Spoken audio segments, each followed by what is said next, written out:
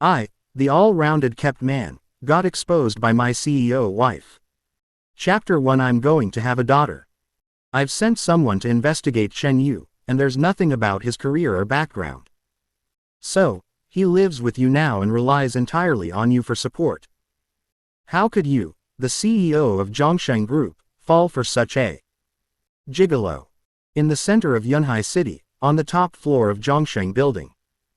Zhang Ziyun listened to her father's angry questioning and just smiled lightly. Dad, he's so handsome, how can you say that to him? Besides, I have the money, and he's in charge of being handsome, so that's all. What's the problem? She wore an off-white suit that highlighted her slender figure. Her long hair was loosely tied behind her head, with a few strands hanging down at the side of her neck. The smile at the corner of her lips carried a hint of nonchalant pride. When Zhang Xicheng heard this, a look of shock and anger suddenly appeared on his face. What are you talking about? I can't believe this is coming from my daughter's mouth. What is the status of Zhongsheng Group in Yunhai City? If you find out that you're just a gigolo, where will I, Zhang Xicheng, put my face? He walked to the floor-to-ceiling window and looked down at the glittering city below. The neon lights of Yunhai City cast a dazzling array of light and shadows on his glasses, but his tone was so heavy that it seemed like water was about to drip out. The daughter of the Zhang family can't just find a man casually. Dad, what era is this? Why are we still talking about matching up?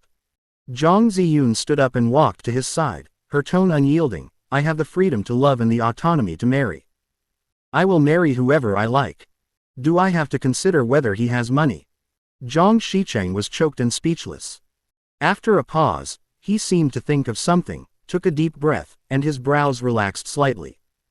Then he turned around and asked, You adopted a baby girl some time ago, right? Zhang Ziyun raised an eyebrow. Why are you asking this suddenly? Her name is Nian Nian, and she's about to be discharged from the hospital. Although she's fine now, she's forgotten a lot of things. Zhang Xicheng's eyes were as sharp as an eagle, revealing his habitual majesty. A friend of mine is organizing a parent-child reality show and is in need of a guest.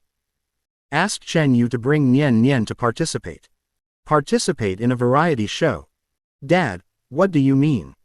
Zhang Ziyun couldn't help but frown. It was obvious that his father was trying to target Chen Yu. Zhang Xicheng sneered, You are so paranoid, I can't do anything about it. Then let the whole country see whether this Chen Yu is suitable to be your man. If the audience thinks he's qualified, Zhongsheng Group will be handed over to you. If not, then it's time for your brother to try for the CEO position. My brother. Zhang Ziyun's face changed. Dad, Hao only knows how to play racing all day. He's not cut out to manage a company. That's none of your business. Zhang Xicheng turned his back and said in a tone that brooked no argument. This is my final concession. Let Chen Yu participate in the show, or give up the position of CEO now. It's your choice. Zhang Ziyun bit her lip, looked at her father's tough back, and finally lost her temper. I know. Zhang Xicheng pointed to the phone on the table and said, Call him now, remember to turn on the speakerphone. All troops attack.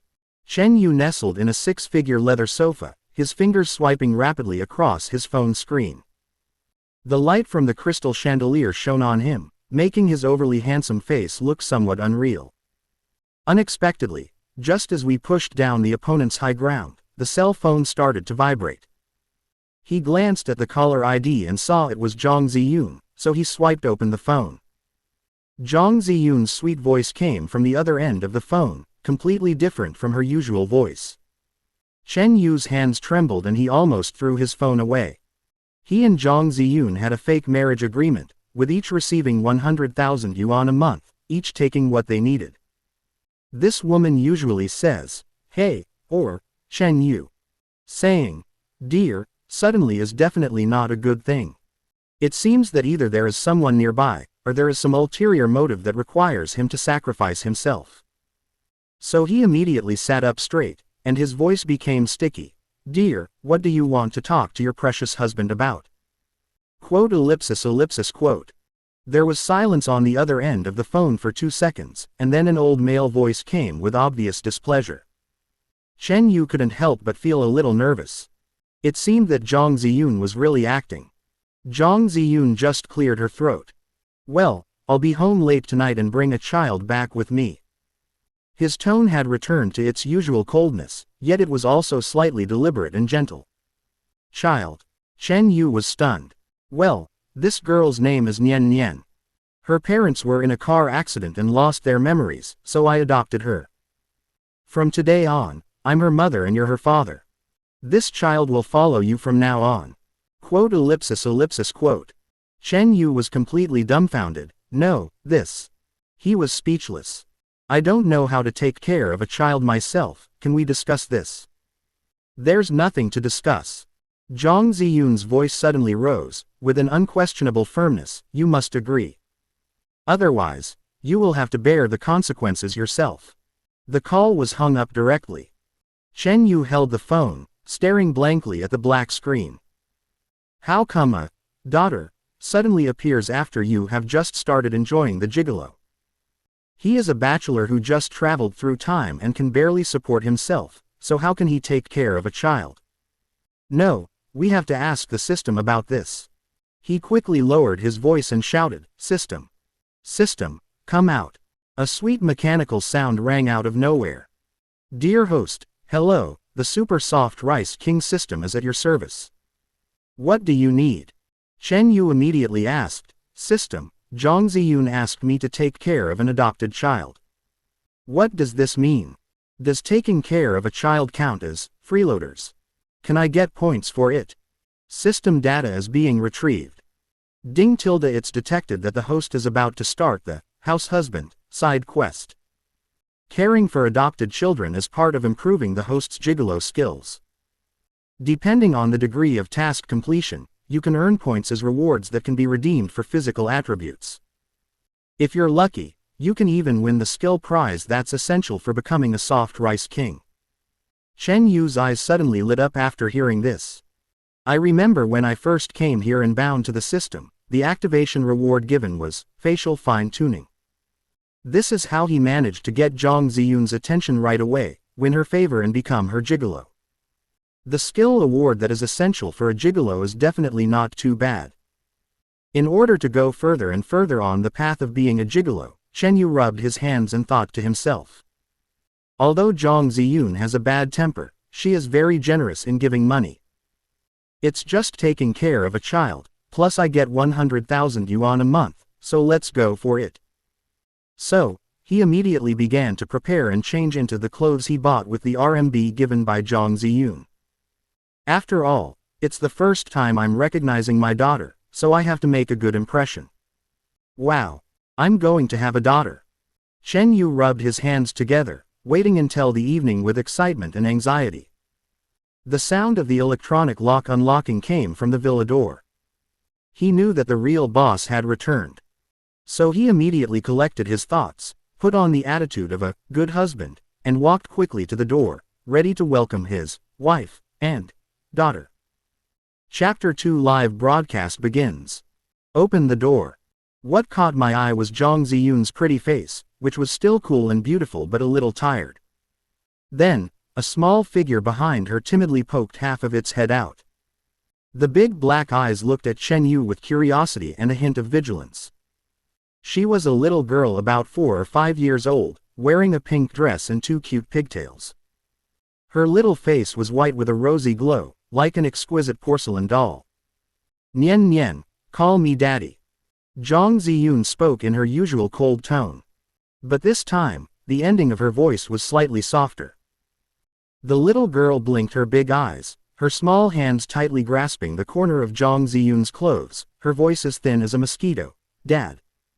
Dad. When Chen Yu heard the soft voice, a feeling of wanting to protect her came over him. He squatted down, and the smile on his face became much more sincere. Hey. Nian Nian, be good, I'm your dad. As he said this, he stretched out his hand, wanting to touch Nian Nian's little head. Nian Nian subconsciously shrank behind Zhang Ziyun.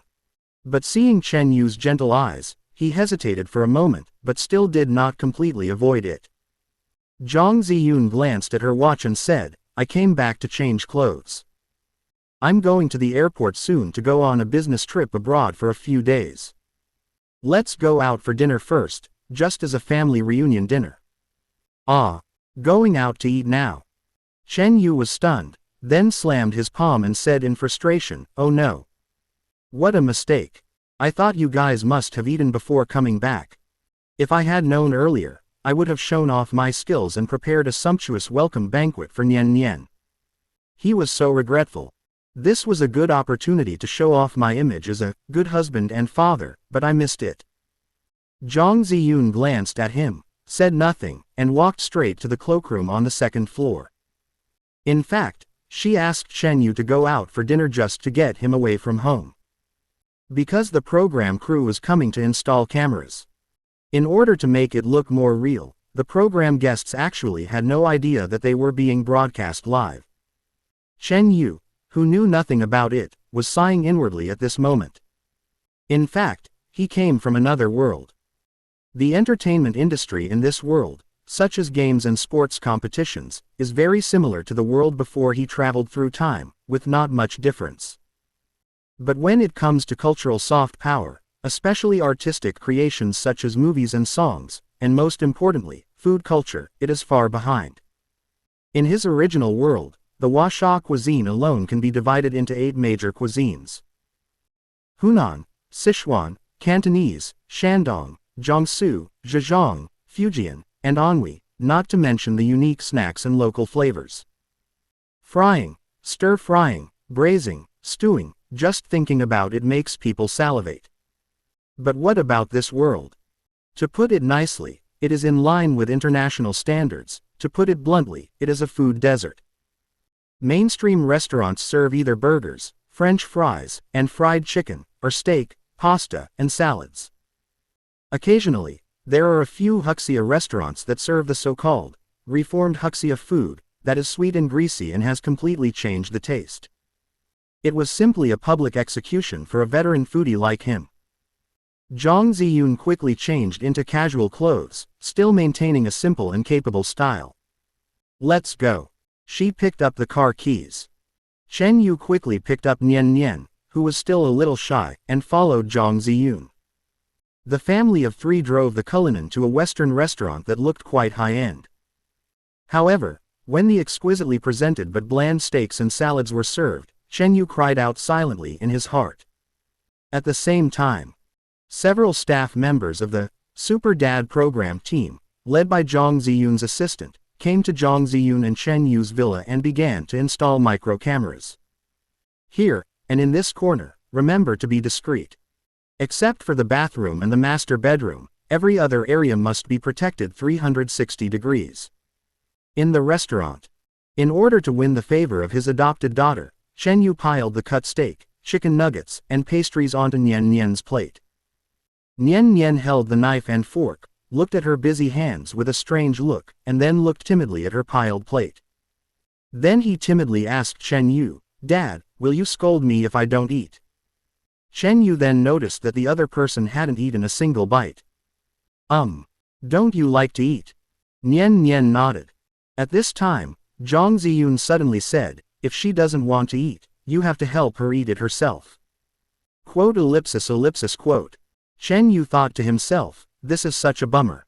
But before he could finish his breath, Zhang Ziyun's harsh voice came again. During the days I'm away, you must take good care of Nian Nian. Everything should be based on her first. If she comes back and complains to me, I'll be very angry, and the consequences. She didn't finish her words, but the threat in her tone was beyond description. Chen Yu listened to these words and could only nod his head repeatedly. At the same time, he was comforting himself in his heart. It's just an agreement marriage, it's not real, so it can't be considered a huckster. Yes. I'm doing this for the 100,000 RMB a month. There's nothing we can do about it. Who told him to be a gigolo? Dinner ended in a slightly eerie atmosphere. Back at the villa parking lot, Zhang Ziyun glanced at her watch and said, it's almost time. I'm going straight to the airport. I'll leave Nian Nian to you. Drive carefully. After she finished speaking, she turned and walked towards another sports car driven by her assistant. Chen Yu held Nian Nian, who was already feeling drowsy, and watched Zhang Ziyun start the car. The red taillights drew an arc in the night and gradually went away. Zhang Ziyun held the steering wheel, glanced through the rearview mirror at the father and daughter waving at each other, and frowned slightly. She didn't know what had gone wrong with her at the time, to actually gamble with her father and stake the entire Zhongsheng group's future on such a. Besides being good-looking, the man also seems to be honest. This Chen Yu, apart from his face and seemingly mild temper, is completely useless. Can he really play the role of a qualified father in front of the national audience and win everyone's favor? Alas! An almost inaudible sigh dissipated in the night wind. Chen Yu drove Nian Nian back to the villa, and the little girl was already asleep in the car. He carefully carried Nian Nian to the children's room, covered her with a quilt, washed up briefly, and fell into a deep sleep. Taking care of a child is much more tiring than he imagined. The next day, at 6 in the morning. It was just dawn. The live broadcast of Super Dad Transformation has quietly started. Countless viewers who were waiting on the Yunhai TV live broadcast platform and major cooperating video websites rushed into the live broadcast room at the first time. The barrage instantly exploded. It's finally started. I've been waiting all night. I heard there are 3 families participating this time, and the moms are all big celebrities. The whole thing was kept secret from my husband and live broadcasted. It was so exciting. I wonder if these amateur dads can hold on. Looking forward to the final reveal of the mother's identity. It's definitely going to be a Shura scene. Chapter 3 Performance Art. At the same time, a group of the most powerful people in Yunhai City gathered in a luxurious VIP room in the Yunhai TV headquarters building. Zhang Shicheng, chairman of the Zhang Group, was among them, and sitting next to him was Zhang Ziyun, who had just returned from a multinational conference. Zhang Ziyun's younger brother Zhang Haoyu is a typical lazy rich second generation. He also followed over with a smile on his face as if he was going to enjoy the show. In addition, there were several other prominent figures in the private room. They are either the sons of a listed group or the daughters of a political tycoon, and many of them are Zhang Ziyun's fanatical pursuers. Zhang Haoyu leaned close to Zhang Ziyun's ear and jokingly said, "Sis, your secret brother-in-law is said to be 100 times better than all these young talents combined. I want to take a good look today to see what it is about him that he can catch my sister's eye." Zhang Ziyun glanced at him coldly and said nothing. On the big screen, the director cut out the images of the 3 parent-child live broadcasts at the same time and divided them into 3 small windows. When the audience's attention focused on the live broadcast window in the middle belonging to the guest named Chen, everyone was stunned. The next second, the entire live broadcast room and the VIP room were filled with exclamations and uproar. What the hell? This guest surnamed Chen, what is he doing? Just see on the screen. A man in loose pajamas with messy hair was standing in a luxurious kitchen that looked very expensive. He held the spatula in one hand and with the other, he was posing coquettishly. Bangchi, pungchi, pungchi. A rhythmic electronic music suddenly came out from the screen, and the volume was quite loud. Then, the man seemed to have pressed a switch. The arm holding the spatula suddenly swept to the back of his head, and the other hand lightly pressed on his crotch in an extremely coquettish posture. In the VIP room, Zhang Haoyu spat out the coffee he had just drunk, spraying the back of a young man in a suit in the front row. Ahem. Is this G performance art? Your secret husband? How can PFFT be so funny? Zhang Ziyun also froze in place.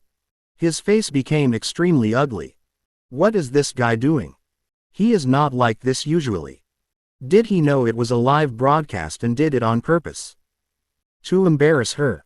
At this moment, she really wanted to rush into the live broadcast room and strangle this guy to death. However, the performance on the other side of the screen is obviously not over yet. Under everyone's stunned gaze, Shen Yu opened his mouth and sang in a voice that could be described as a ghost howling.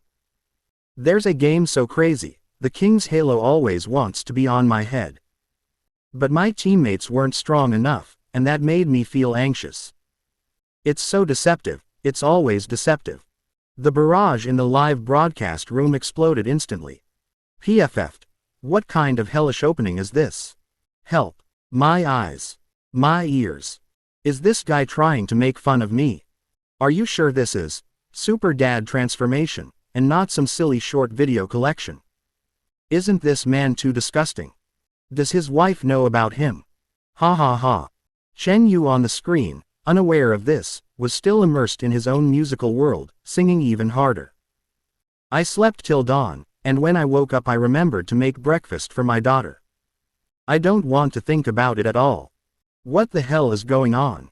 I was forced to do this. The lyrics and tune, combined with his enchanting dance moves, were like magic that filled the ears and made people unable to bear to watch.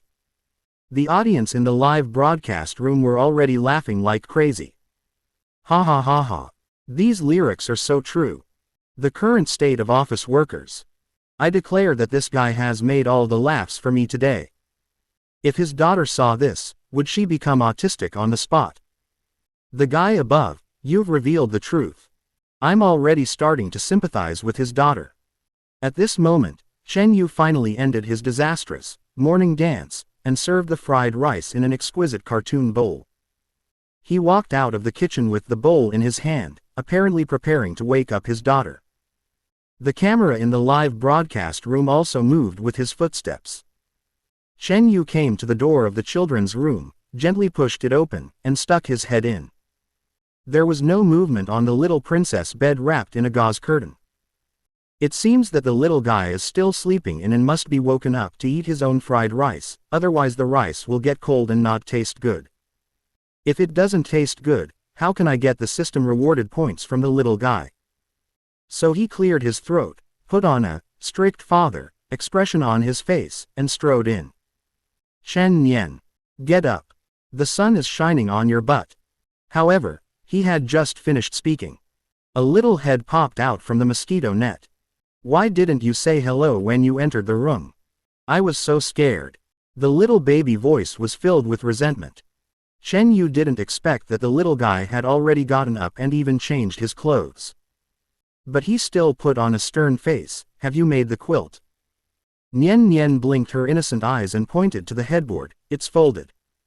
Shen Yu walked over suspiciously, lifted a corner of the mosquito net and looked inside.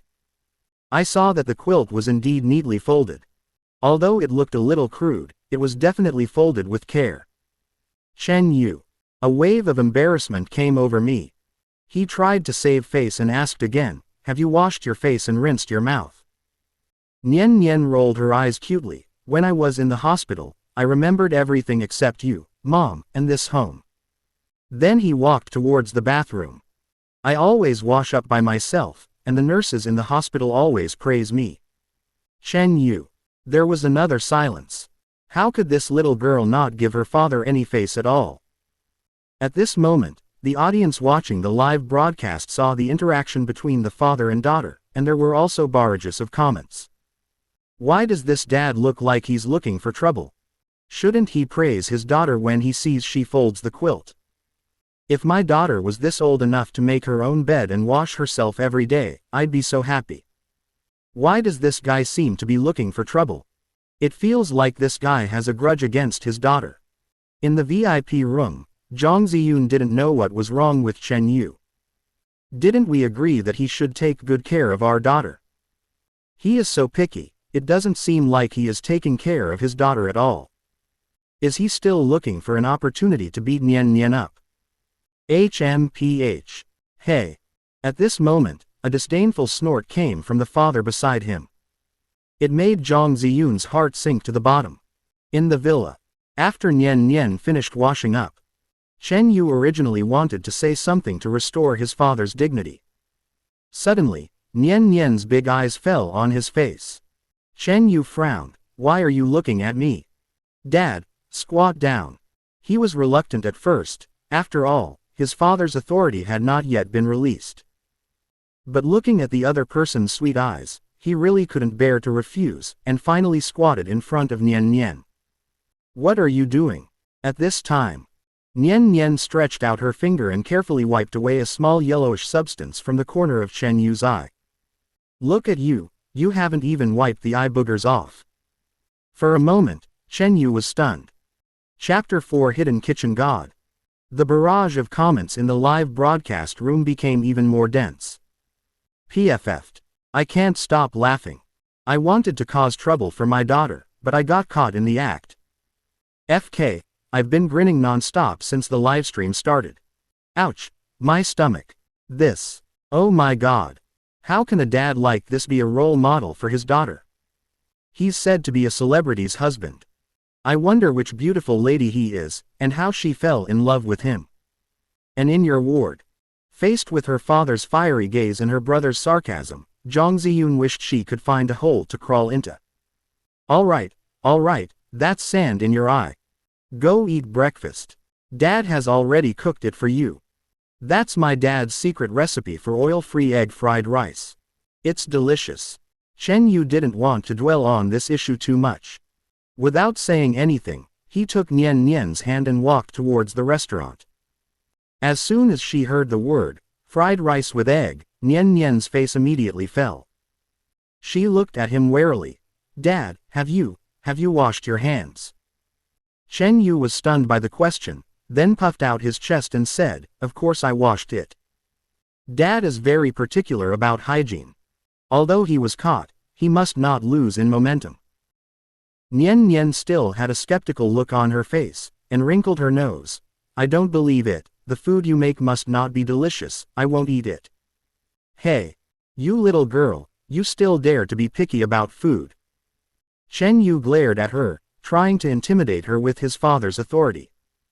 However, Nian Nian didn't buy his tricks at all. She curled her lips and turned her head away. A stubborn expression that said, I won't eat it, what can you do to me? Chen Yu was suddenly at a loss. If the hard approach doesn't work, I'll have to try the soft approach. He squatted down and said in an almost pleading tone, Nianian, be good. This is the first time Daddy cooks, so just take a bite, just one bite, okay? Give Daddy a little face. Nian Nian remained unmoved. Chen Yu rolled his eyes and began to tempt him. As long as you eat this fried rice, Dad will. I will take you to King of Glory.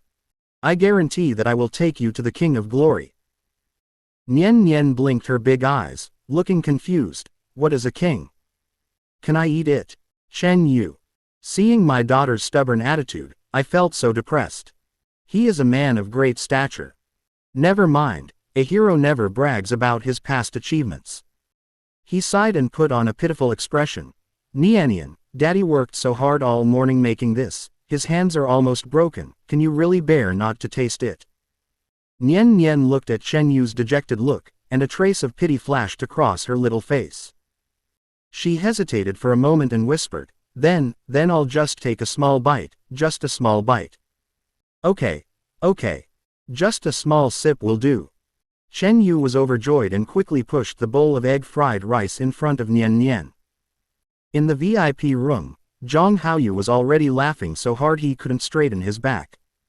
Is he trying to coax a child, or is he acting out a heartbreak? This is hilarious. Beside him, a rich girl dressed in charming clothes couldn't help but say to Zhang Ziyun. Ziyun, do you know who this guy's husband is? I hope he won't get divorced when he gets back. She is Zhang Ziyun's best friend Jiyu Ningning. The Jiyu family's influence in Yunhai City is almost the same as that of the Zhang family. Zhang Ziyun's face was still ashen, but there was a hint of complex emotions in her eyes. On the screen, Nian Nian picked up the small spoon, carefully scooped a small mouthful of egg fried rice, and slowly put it into her mouth with a fearless expression. Unexpectedly, the next second, the little girl's eyes suddenly widened. As if he had eaten something delicious, he chewed it quickly with his little mouth and a surprised expression on his face. So delicious. Nian Nian exclaimed incoherently, then scooped another large spoonful and began to eat it voraciously. The greedy look of the little cat made the audience in the live broadcast room hungry. Oh my God. Is it really that delicious? Look at the expression on this little girl's face, she doesn't look like she's pretending. This reversal came too suddenly, didn't it? I thought it was some kind of dark dish. Could it be that this, silly, dad is actually a hidden culinary genius? Zhang Ziyun was also stunned. She knew her daughter. Although Nian Nian was young, she was very picky about taste. It was difficult for her to show such an expression with ordinary food. Could it be that this Chen Yu could actually cook? And cook deliciously. Soon, Nian Nian finished the bowl of egg fried rice. She licked her lips with satisfaction and looked at Chen Yu eagerly. Dad, is there any more? Chen Yu raised his chin proudly. How is it?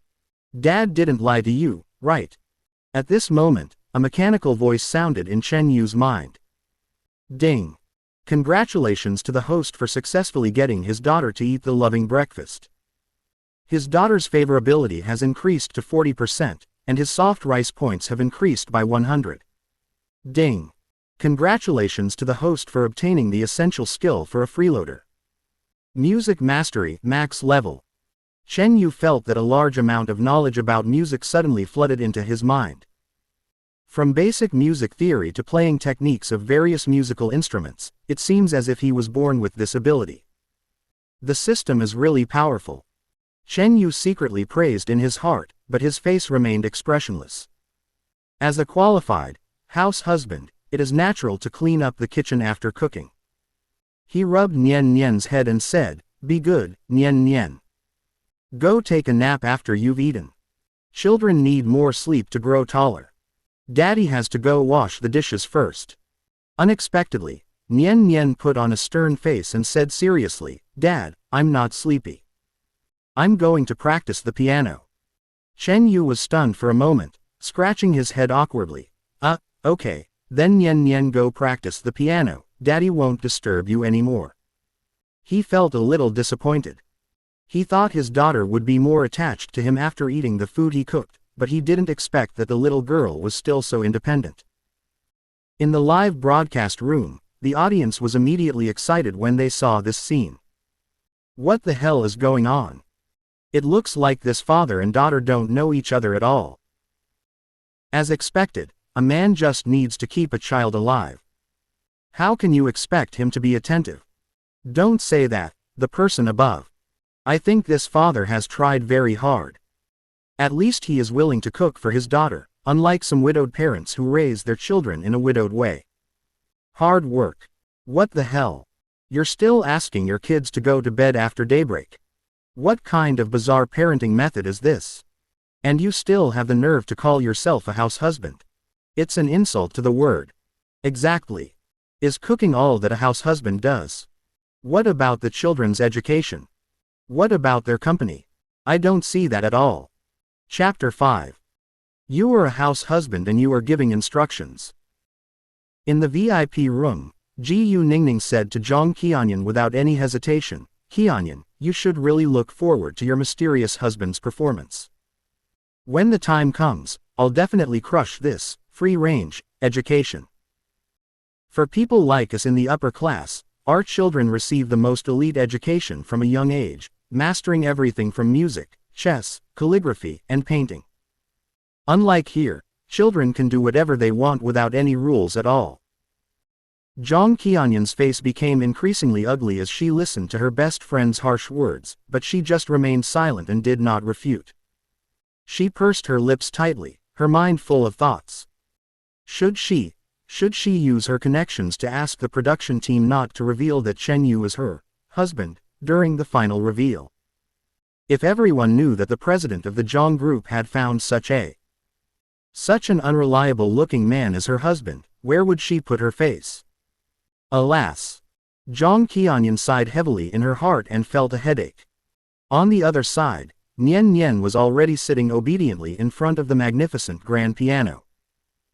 Her small fingers danced nimbly on the black and white keys, and a string of smooth and pleasant notes flowed out from the strings. Although it was just a simple etude, Nian Nian played it very seriously, with a look of concentration on her little face. The comments in the live broadcast room were instantly flooded with praise. Wow! This little girl is amazing. She can play the piano so well at such a young age. This is what a rich girl should look like. Multi-talented. AWSL. This piano music is so healing. I feel like a fairy. It's obvious that this child has received a good education since childhood. She's in stark contrast to her unreliable father. In the kitchen, Chen Yu had just finished washing the last dish and wiped his hands when he heard intermittent piano music. He frowned. This piano sound, why did it sound a little off? He followed the sound of the piano and walked towards the independent piano room step by step. The door of the piano room was ajar. Chen Yu gently pushed it open a crack and saw his daughter's small figure sitting in front of the piano, playing hard. However, when a familiar melody sounded, Chen Yu frowned even more tightly. "Hey, Nian Nian," Chen Yu couldn't help but say, "it seems like you've never played this tune correctly." As soon as Chen Yu finished speaking, the live broadcast room completely exploded. "Did I hear correctly? What is he saying? He said Nian Nian played the wrong note. Holy shit, is this dad crazy? He's nothing, and yet he dares to give orders." I'm dying of laughter. A house husband who can't even recognize the whole musical notation dares to question a child who can play etudes so smoothly. The person in front of me, you overestimate him. I bet a bag of spicy noodles that he doesn't even know how many keys there are on a piano. Oh my god, I feel suffocated for Nian Nian. How depressing it must be to have such a self-righteous father. He's trying to stifle the self-confidence of a genius. Isn't this a classic case of ignorance is bliss?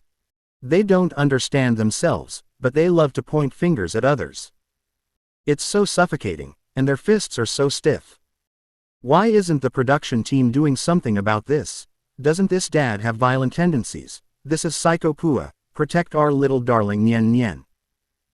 Haha, it's really a disaster for a man to take care of a child. If it were a mother, she would definitely be there to gently encourage them, instead of rudely interrupting and blaming them like he did. The audience's simple emotions made them naturally stand on the side of the genius child, Nian Nian. In their view, Chen Yu's behavior was no different from a drunkard pointing at a glass of Romani Conti and saying that the wine was diluted with water at a world-class wine tasting event. It's both ridiculous and sad. In the VIP room, just when everyone thought Chen Yu was talking nonsense, a woman who had been silent in the private room suddenly said, "Huh." The woman's surname is Wang.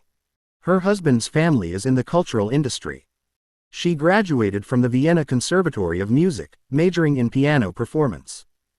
She is a recognized musical talent in the circle.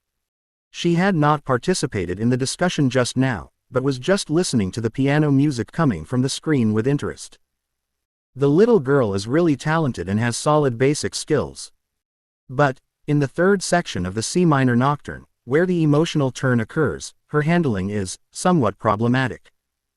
As soon as these words were spoken, the entire private room fell silent. The smile on Ji Ningning's face froze.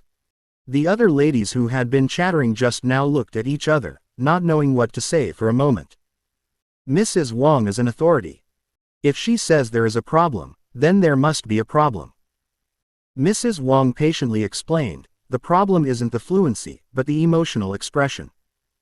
The essence of Chopin's nocturnes lies in that complex mix of delicate, melancholic, and sweet emotions.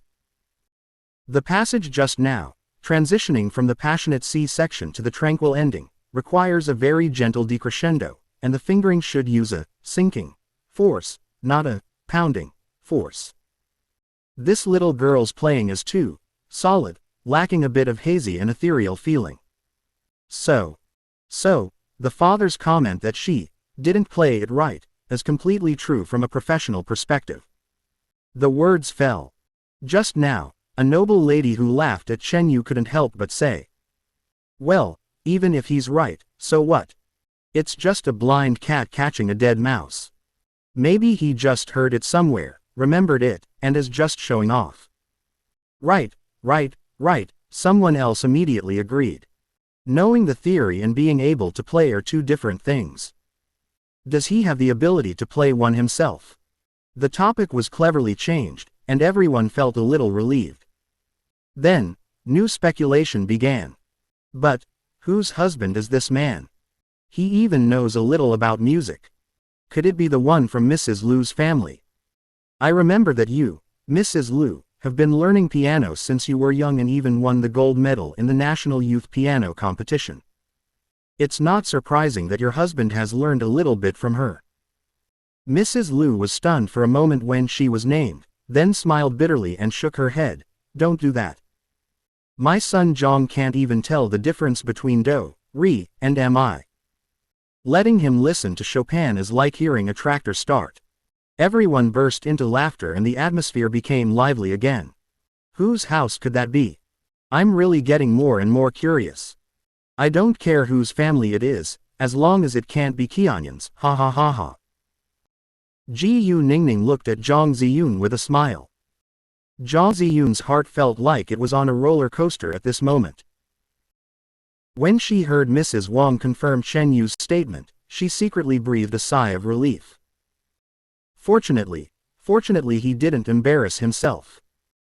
At least he wasn't talking nonsense. Zhang Ziyun even felt a small sense of relief in her heart, which she herself was not even aware of. Chapter 6. Is this person a master of pitch? It seems that this man is not completely useless. However, before she could completely relax, the scene on the screen made her heart rise to her throat again. However, Chen Yu did not leave triumphantly after pointing out the problem as the audience and the ladies had expected. Instead, he bent down and said to his daughter in a very gentle tone, "Nian Nian, come here. Daddy tells you that the feeling you have during this period shouldn't be anger, but a feeling of, well, a feeling of missing someone very much." Nian Nian raised her little face and looked at him with a confused look in her big eyes. "Miss you?" "Yes, just like when you miss your mom sometimes." Chen Yu's voice softened. "That kind of missing isn't about shouting, 'Mom, I miss you,' out loud. Instead, it's about sitting quietly by the window, looking at the moon, and quietly thinking, 'What is Mom doing now?' It feels a little bit bittersweet, and a little bit sweet, understand?" As he spoke, he stretched out his fingers and lightly stroked the back of his daughter's small hand. "Your fingers should play with this feeling. They should be light and soft, like a feather falling on the water, not a stone falling in." Nian Nian blinked, seeming to be attracted by her father's novel metaphor. She lowered her head, looked at her fingers, then looked at the piano keys, a thoughtful expression on her little face. The barrage in the live broadcast room erupted again after a brief silence. But this time, it was no longer all ridicule. "Why do I feel like what he said makes some sense? A feather falling on water, what a beautiful metaphor. Even though I don't understand, he seems pretty impressive. Could he really understand? Playing tricks. You talk so well, if you can, play it. All talk and no practice is just a show."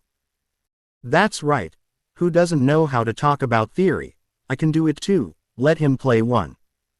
Zhang Ziyun's whole body was tense. Even if others don't know, how could she not know? Chen Yu came from an orphanage. How could he have the opportunity and money to learn this kind of money-burning art? Where did he get these hearsays from? It's over, he's going to be exposed.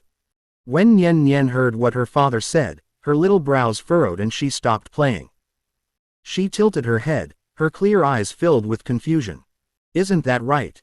But that's how my piano teacher taught me."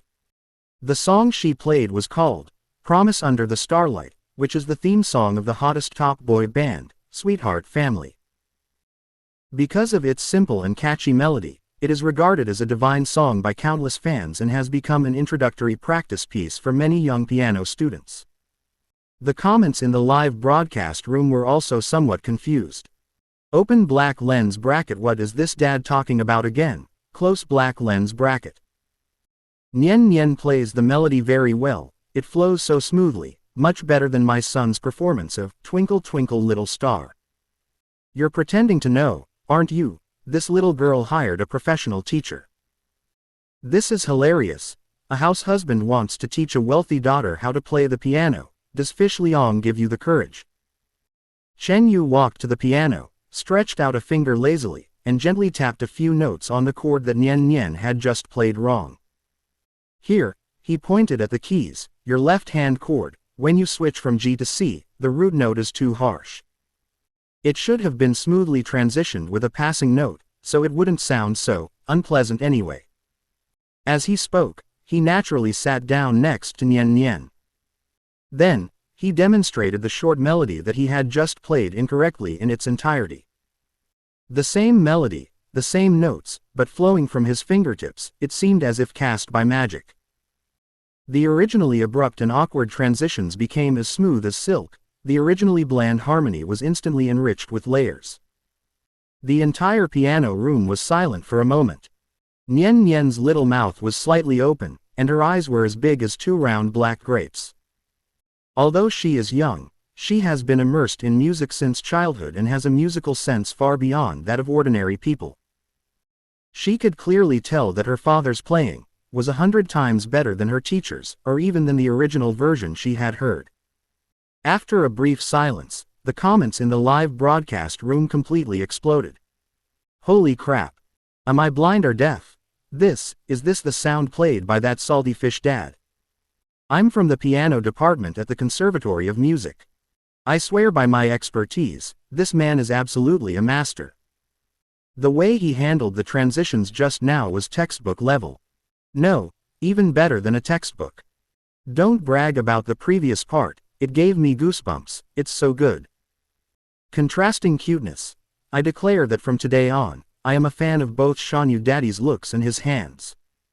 What about the person who said he pretended to know everything? Does his face hurt? I'd come out and get beaten. In the VIP room, the smiles on the faces of the ladies who had just looked so excited about the show froze. Zhang Qianyan's pupils trembled. Is this Chen Yu? Doesn't he have any special talents besides being handsome? Where do so many surprises come from? If Chen Yu were in front of her, she would almost want to say, "Whoever you are, get off Chen Yu quickly." In the piano room, Nian Nian was the first to react. Her little face was filled with an expression of immense admiration, and she almost hung on Chen Yu. Dad, you're so awesome." The little girl's tone was very excited and surprised. "I understand. So this is how you have to play it to make it sound good." She looked at Chen Yu excitedly, her big eyes sparkling with anticipation. "Dad, can you sing this song? You sing and I'll accompany you. Let's play it together, okay?" This was the first time she had so sincerely invited her new father to cooperate. The audience in the live broadcast room instantly became extremely excited. Ensemble, I want to hear a father-daughter duet. A fairy daughter and a mysterious father, this combination is my favorite. Hurry up and agree to her, please. However, amidst everyone's anticipation, Chen Yu's mouth twitched unnaturally. He looked at his daughter's little face, which was filled with admiration and expectation, but instead of showing a relieved smile, he refused with a look of disgust. "No," he said firmly, "this song is too bad. It doesn't suit my voice." The air solidified again. The smile on Nian Nian's face froze.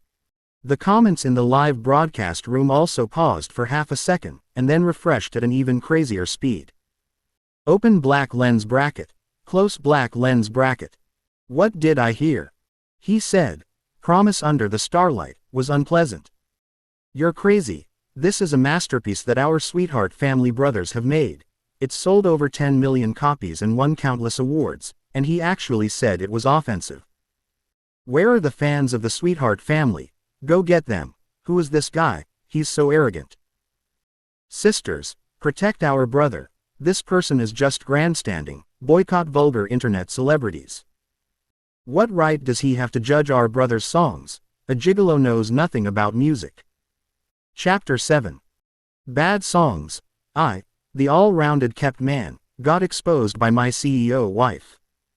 Fiction Zone. Fiction Zone. I, the all-rounded kept man, got exposed by my CEO wife. Suddenly, a large number of fans of the Sweetheart Family flooded into the live broadcast room, and all kinds of insults and attacks instantly flooded the screen, and the situation was out of control for a while. Of course Chen Yu couldn't see it. He now calmly began his popular science lecture to his daughter, who looked puzzled. Nianian, you have to know that songwriting is like cooking. A good chef can create delicious dishes with the simplest ingredients. A bad chef, even if you give him top-notch Wagyu beef, will only make mediocre stir-fried pork slices. He paused, pointed at the music sheet, and criticized mercilessly. This song is a classic example of the latter.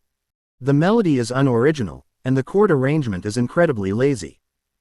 It's just the same old routines from beginning to end. As for the lyrics, things like, "A promise under the starlight is a promise," and, "Please treat me as your only faith," it's simply a collection of corny love lines from 10 years ago. It's a compliment to give you this kind of cheesy song as an etude. The entertainment industry in this parallel world has developed somewhat abnormally. The status of celebrities, especially singing and dancing singers, is extremely high, and the fan economy is extremely developed, but their real creative ability is seriously lacking.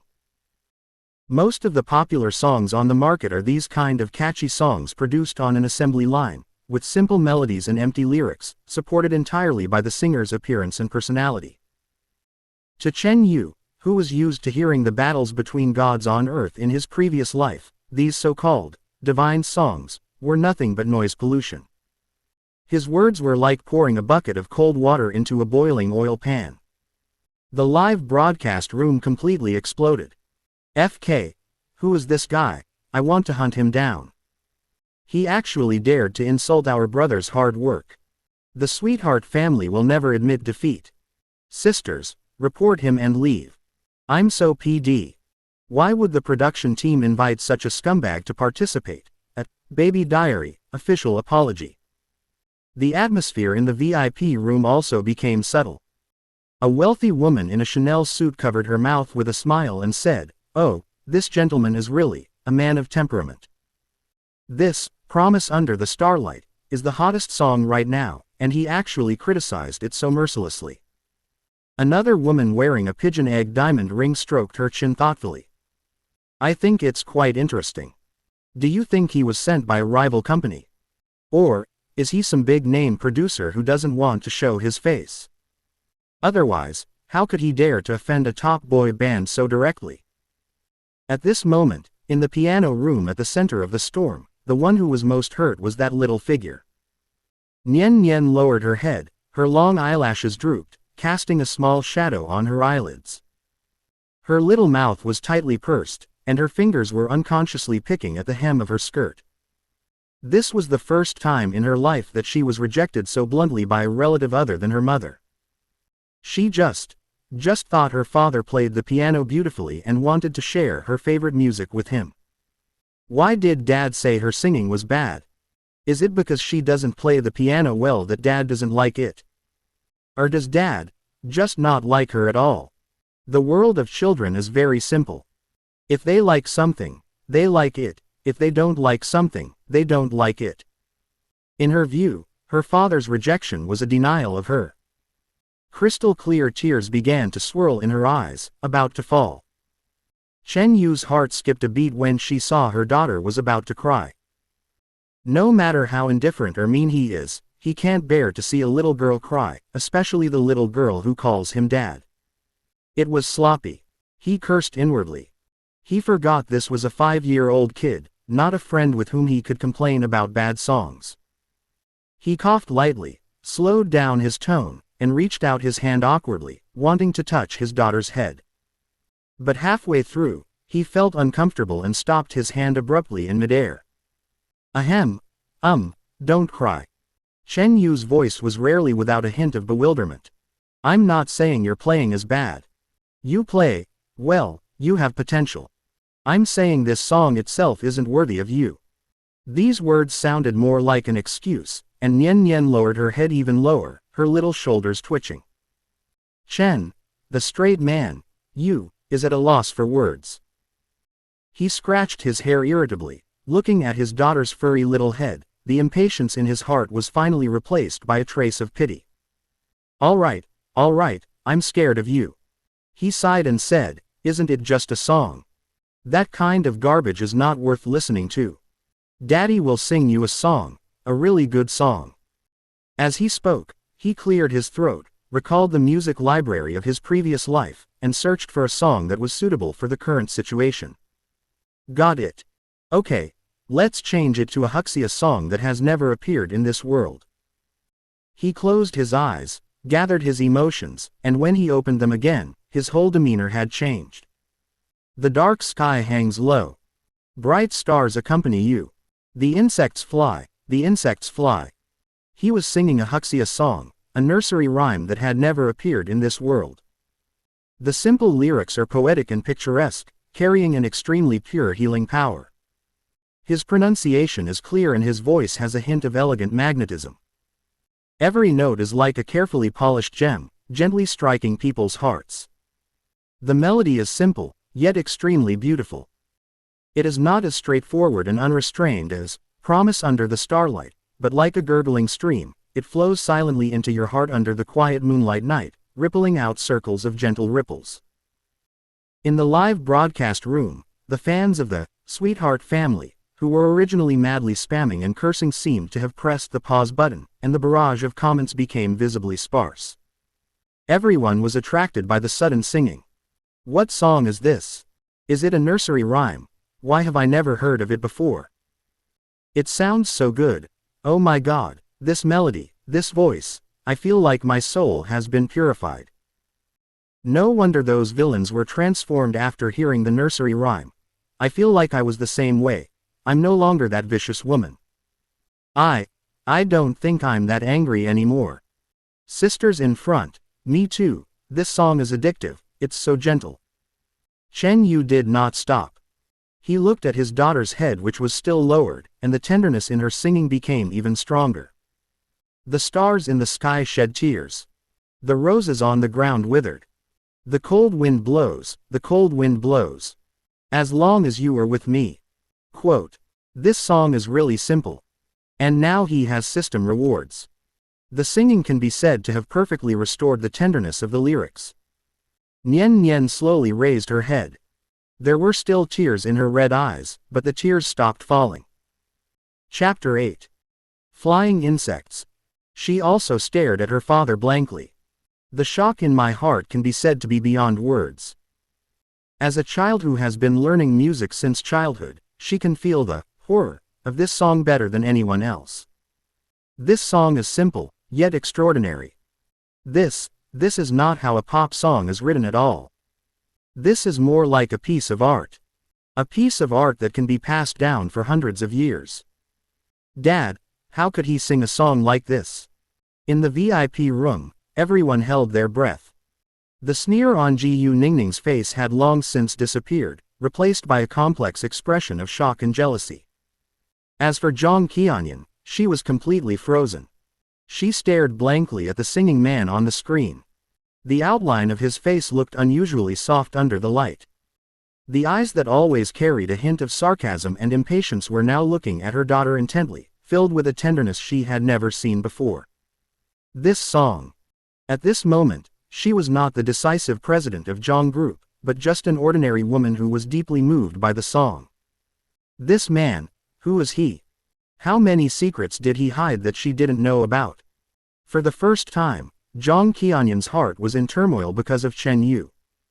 When the song ends, the lingering sound remains. There was silence in the piano room. After more than 10 seconds of silence, the live broadcast room erupted in an unprecedented frenzy. Ah! What kind of magical song is this? I'm crying. Is this his original song? It's definitely his original song. I've searched my entire music library and can't find it. This is so beautiful, so poetic.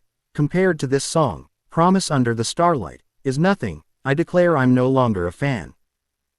Sister in front, take me with you. I was wrong, Dad, I was wrong. You're right, that song is garbage. Request the audio source. Request the full version. Dad, please debut soon, I'll give you 100 million votes. I take back everything I said about him, and I'm willing to punish myself 3 times. This is what a true musician is like. The reputation of the singer underwent a dramatic reversal in just one song.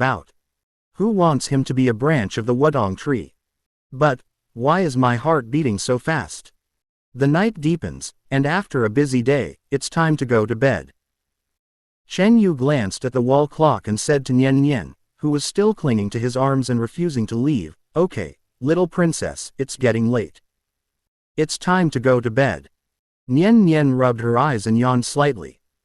When she was at home, her nanny, Aunt Zhong, helped her wash, change into pajamas, and pack her small school bag for the next day every night. But now, Aunt Zhong is not here. Nian Nian raised her head and said to Chen Yu in a soft, slightly coquettish tone, "Dad, can you help me, please?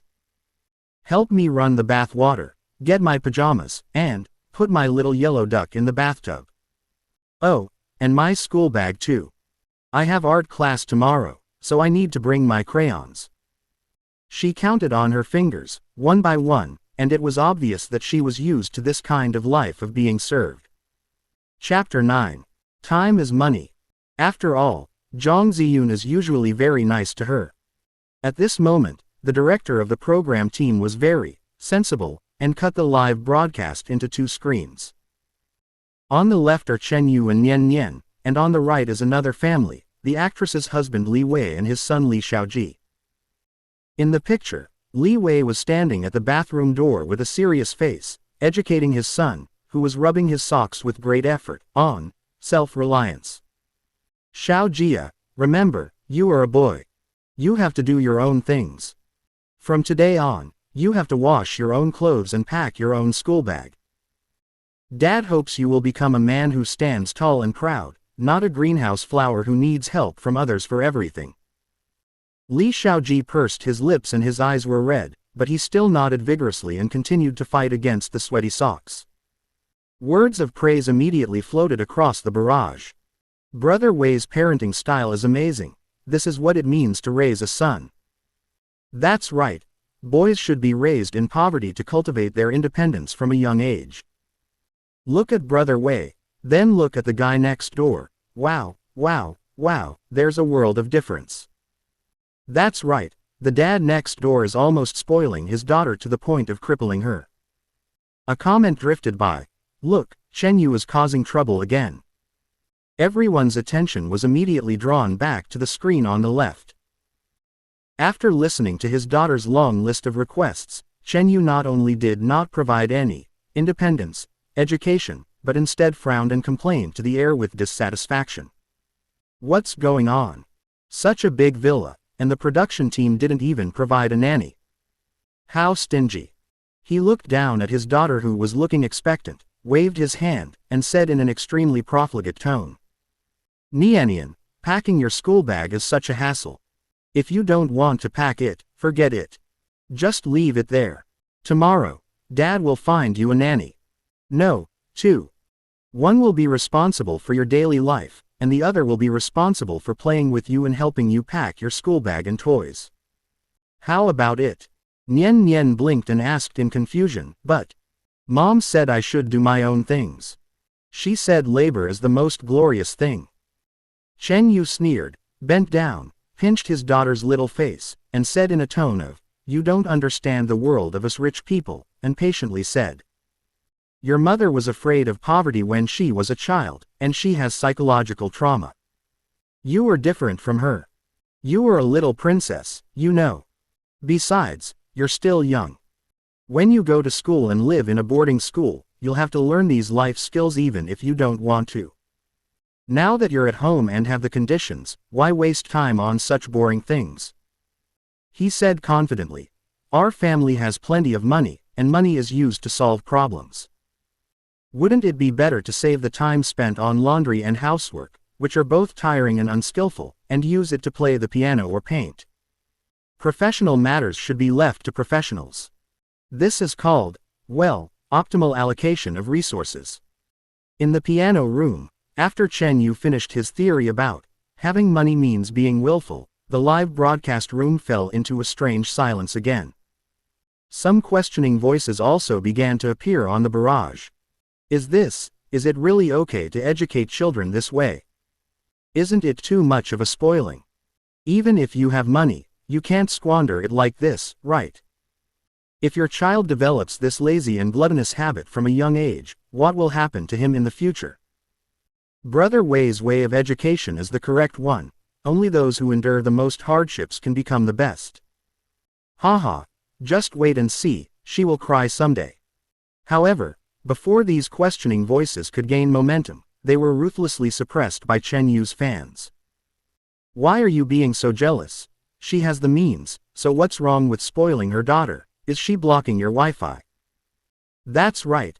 They have money, so they can raise their pets however they want. It's none of your business. It's ridiculous that a bunch of poor people are thinking about the rich. I support Chen Yu. Daughters should be raised in wealth. Let them enjoy the best life from a young age. Chen Yu Yyds, I love this kind of doting like a doting boss. Of course, some people commented. He is obviously a gigolo, but he still has to pretend that, I have money and I am happy. It's really disgusting. Jong Kianyan also frowned. Chen Yu's educational method is completely contrary to the elite education philosophy she has always upheld. She has always believed that children should develop the ability to be independent from an early age, and should be made aware that every penny is hard-earned and that they should learn to cherish and be grateful. Is it because Chen Yu acted so confidently that she felt that there was some truth to it? Unlike Jong Kianyan's self-doubt in the piano room and the polarized quarrel in the live broadcast room, at this moment, in the VIP viewing room, there was a wave of approval. At first, when Chen Yu's nanny theory came out, there was a brief silence in the room. After all, the education they received since childhood was mostly about diligence and thrift, and self-discipline. But whether this rhetoric is just a polite remark for outsiders or a true family creed is another matter. Interesting, this one called Chen Yu is quite interesting. Old Li, do you think he's right? Isn't this pure spoiling? What if the child turns out to be a loser? The man called Old Li is Li Siwan, the founder of a top domestic investment company. He chuckled when he heard this. Old Wang, think about it carefully. Ask yourself, would you spend time every day researching how to clean your office toilet more cleanly?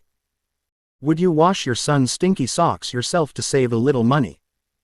Mr. Wang was stunned by the question and shook his head subconsciously. How is that possible? I make hundreds of thousands of dollars a minute, and I do that. Isn't that crazy? Isn't this the end? Li Siwan spread his hands. What Chen Yu said is absolutely right. Every minute of our time should be spent where we can create the most value. The so-called hard work and perseverance, and independence and self-reliance, who are they talking to? They are talking to ordinary people. The other people in the room all showed expressions of sudden enlightenment. Soon after, Mr. Wang followed suit. I tell my son every day to do his own thing, but what happens? He takes half an hour to fold the quilt, and it makes me anxious. In that half hour, I asked him to memorize 20 more English words. Which one will yield higher returns in the future? He recalled that he had forced his son to attend a hardship summer camp, but when he came back he had lost 10 pounds and was as dark as a coal ball. He treated him like an enemy when he saw him. At that time, he thought it was a way to exercise his will, but now thinking about it, it was so stupid. Chapter 10. Soft rice is not a stable rice bowl. In the VIP room, Ji Yu Ningning said to Zhang Ziyun without any hesitation. Ziyun, you have to look forward to your mysterious husband's performance. When I make my debut, I will definitely crush this free-range upbringing. After all, I still trust your Zhang family's tradition. Upon hearing this, several female CEOs and first-line actresses around also giggled, and their eyes drifted towards Zhang Ziyun vaguely. They all wanted to see what expression this icy female CEO, who always looked down on others and was decisive in the business world, would have at this moment. However, Zhang Ziyun's face still had the same cold expression that had remained unchanged for thousands of years. She didn't even look at Ningning, but just glanced at the back of the man on the screen who was covering her daughter with a quilt. She cursed in her heart. Just a few casual words can cause such a sensation. However, she felt that what Chen Yu said actually made some sense. Even the comments and VIPs at the scene echoed what he said. To be honest, although it sounds a bit crude, it seems to be the truth. A second-tier actress mused, our children are the same way. They're forced to learn this and that every day, and their little faces never smile. Yeah, another wealthy wife chimed in. My mother-in-law keeps harping on about cultivating aristocratic qualities, piano, equestrianism, golf. Her schedule is even busier than mine. But the child is as skinny as a bean sprout. It's heartbreaking to see him. Looking at it this way, although this amateur dad looks ordinary, he really cares about his child. Look at how gentle he is when he tucks his daughter in. Quote. Listening to the discussions around her, Ji Yu Ningning's face became a little embarrassed. She snorted. What's the point of being gentle? For a man, career is the most important thing. What kind of future can you have by just hanging around children all day? When this was said, no one refuted it. After all, in this circle, everyone understands that a man's value is ultimately measured by wealth and status. No matter how nice a house husband sounds, he is ultimately dependent on a woman. Zhang Ziyun's fingertips tightened slightly. But for some reason, when she saw Chen Yu quietly leaving the room and closing the door on the screen, without a trace of self-satisfaction or complacency on his face, the inexplicable irritation in her heart actually subsided a little. At least, he was pretty nice to Nian Nian. Ellipsis ellipsis. In the children's room, a soft night light casts a warm glow. Chen Yu tucked in the quilt and looked at her daughter's peaceful sleeping face, her heart softening. This little girl is truly an angel.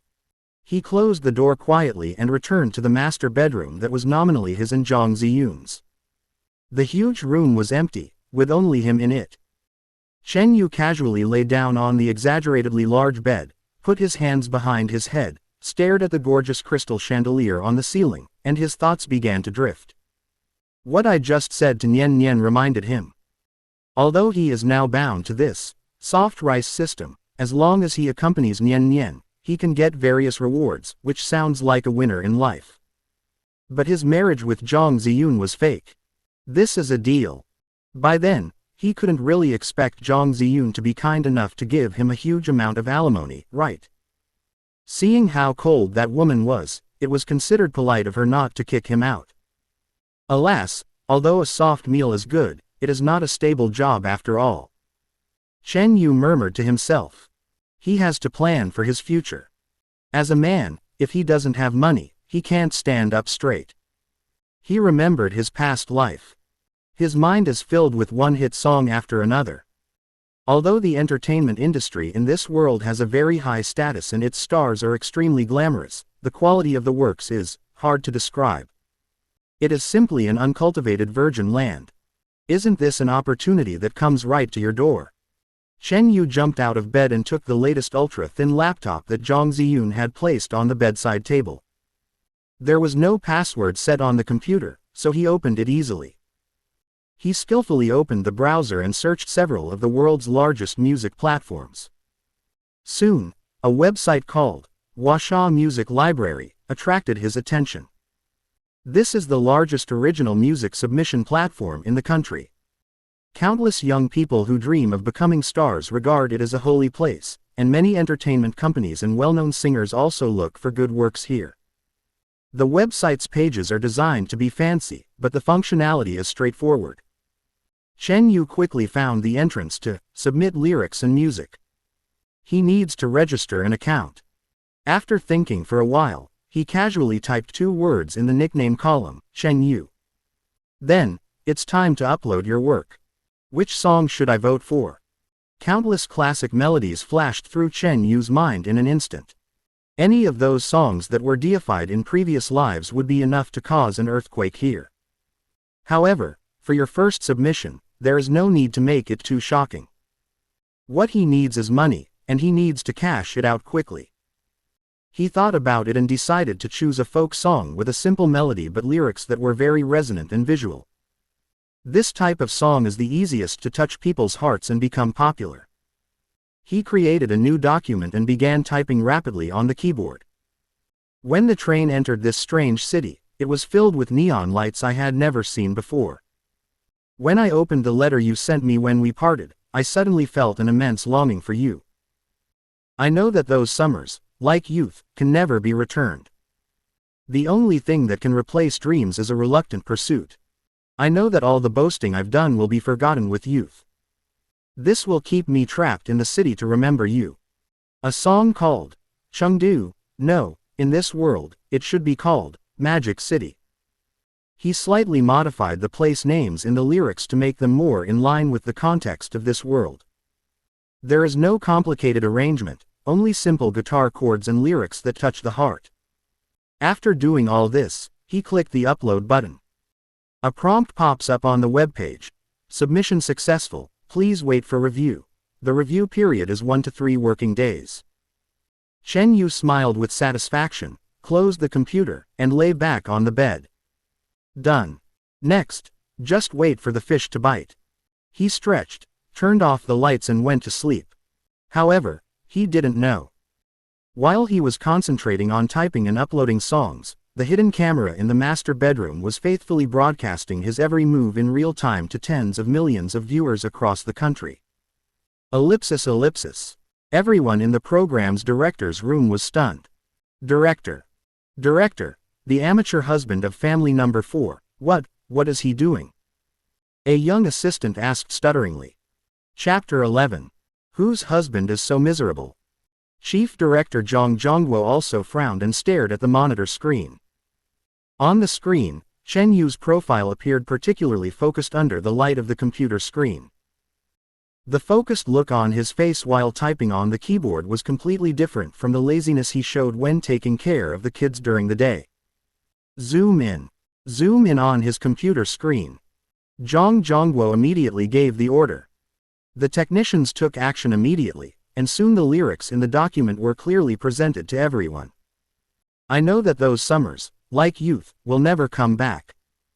I know that all the boasting I've done will be forgotten with a smile along with my youth.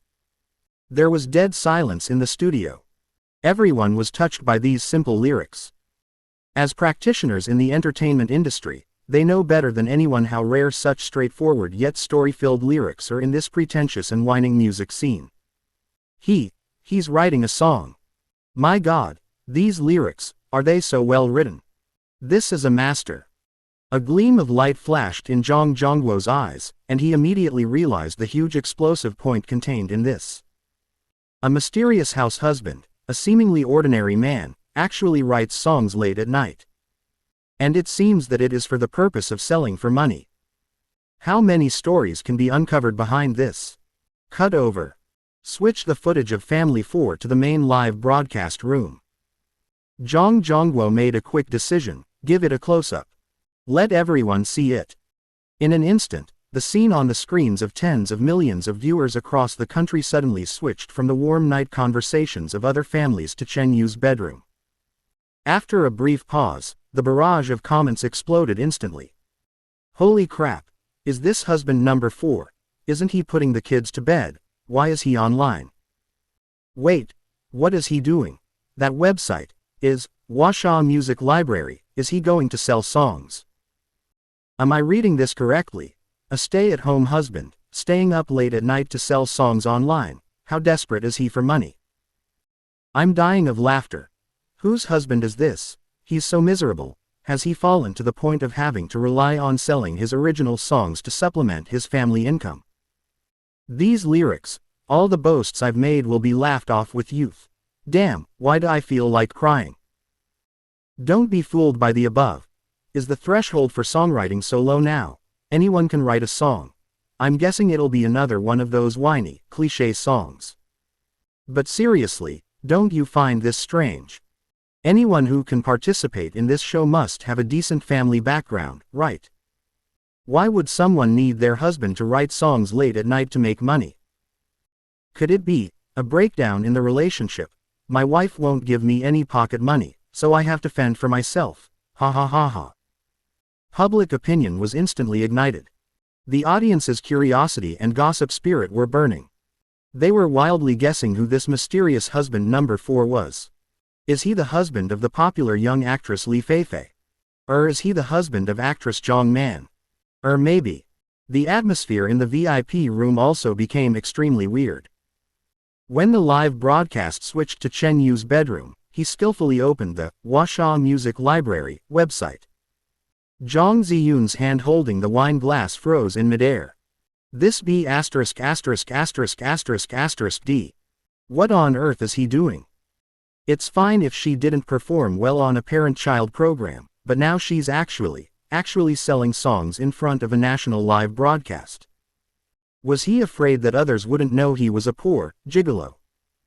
Did he think Zhang Ziyun hadn't been embarrassed enough? Puff. An undisguised sneer broke the silence in the private room. Ji Yu Ningning laughed so hard that she almost spilled the wine in her hand. She pointed at the screen and said to Jang Ziyun bluntly.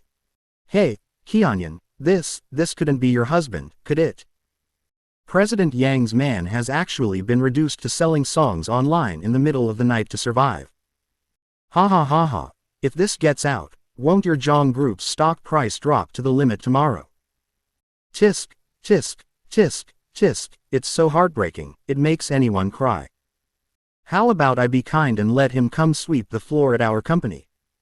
He'll pay me 3,000 a month, with food and lodging provided. It's better than being a low-level writer on the internet, right? Jang Ziyun's face had become extremely cold. Chen Yu. Just wait for me. 100,000 yuan is not enough for you, right? When I come back I'll kill you with my money. Beside them, Ji Yu Ningning continued to chatter, fanning the flames. Hey, but then again, this is definitely not your husband, Mr. Jang, right? With your wealth, how could you let your man be so shabby? This must be a mistake made by the production team, right? As she spoke, she looked at Jang Ziyun with an, I understand, look, as if saying. Just keep talking tough, let's see how long you can hold out. Jang Ziyun took a deep breath and forced down the rage surging in her heart. She raised her eyes and swept her cold gaze across Ji Yu Ningning's gloating face. Mr. Ji Yu is so concerned about my family affairs. If you don't know, you might think you are the housekeeper I hired. If you have this free time, you might as well pay more attention to your company's financial report. I heard that GU Group's profits last quarter didn't seem ideal. This one sentence hit Ji Yu Ningning right in the heart. Ji Yu Ningning's smile froze on her face, and her expression turned ashen in an instant. The atmosphere in the private room instantly dropped to freezing point. The next morning, sunlight shines through the huge floor-to-ceiling windows onto the soft wool carpet. Chen Yu was sleeping soundly when he suddenly felt someone pushing him gently. Dad! Dad, wake up! A soft and sticky voice sounded in my ears. Chen Yu struggled to open one eye and saw Nian Nian lying on the edge of the bed, her big black eyes looking at him expectantly. Nian Nian, why are you up so early? Chen Yu yawned, his voice still thick with sleepiness. Dad, Nian Nian is hungry. The little girl rubbed her belly and said in a baby voice, Nian Nian wants to eat the egg fried rice made by Daddy. The best egg fried rice in the world. Egg fried rice. Chen Yu then remembered that the egg fried rice he made yesterday seemed to have captured the little girl's heart. He sat up helplessly and rubbed his messy hair. Okay, Dad will do it for you right away. At the same time, in the live broadcast room, countless early risers and fans waiting in front of the screen were also cheered up. Here they come. Father and daughter number 4 are up. Ah, baby Nian Nian is so cute, her sweet voice makes my heart melt. The highlight is the egg fried rice. Seeing Nian Nian eating so deliciously yesterday, my mouth was watering. Today we finally get to see this mysterious husband number 4 show off his skills. Guys, get your notebooks ready, let's learn how to make egg fried rice that will drive your kids crazy. That's right. Seeing how badly his music sales were yesterday, I have to support his cooking skills today. Maybe he can even start a food livestream in the future. That's a way out. Chapter 12. Let's order takeout. In the VIP room, after a night of fermentation, everyone's emotions were aroused. Today I want to see if this musician's cooking skills are really that amazing. Ji Yu Ningning said sourly. The others were also staring at the screen with interest. Under everyone's gaze, Chen Yu stretched lazily and walked into the kitchen, with Nian Nian following behind him like a little tail. He opened the huge double-door refrigerator, which was filled with a wide variety of ingredients, from top-quality Wagyu beef to fresh organic vegetables. However, Chen Yu just glanced at it and then closed the refrigerator door. He took out his phone from his pocket, unlocked it, and then skillfully opened a yellow app with a picture of a kangaroo. Food delivery software. Everyone was stunned.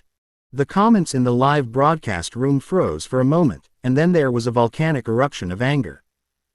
Holy shit! What is he doing? He's actually ordering takeout. What the hell?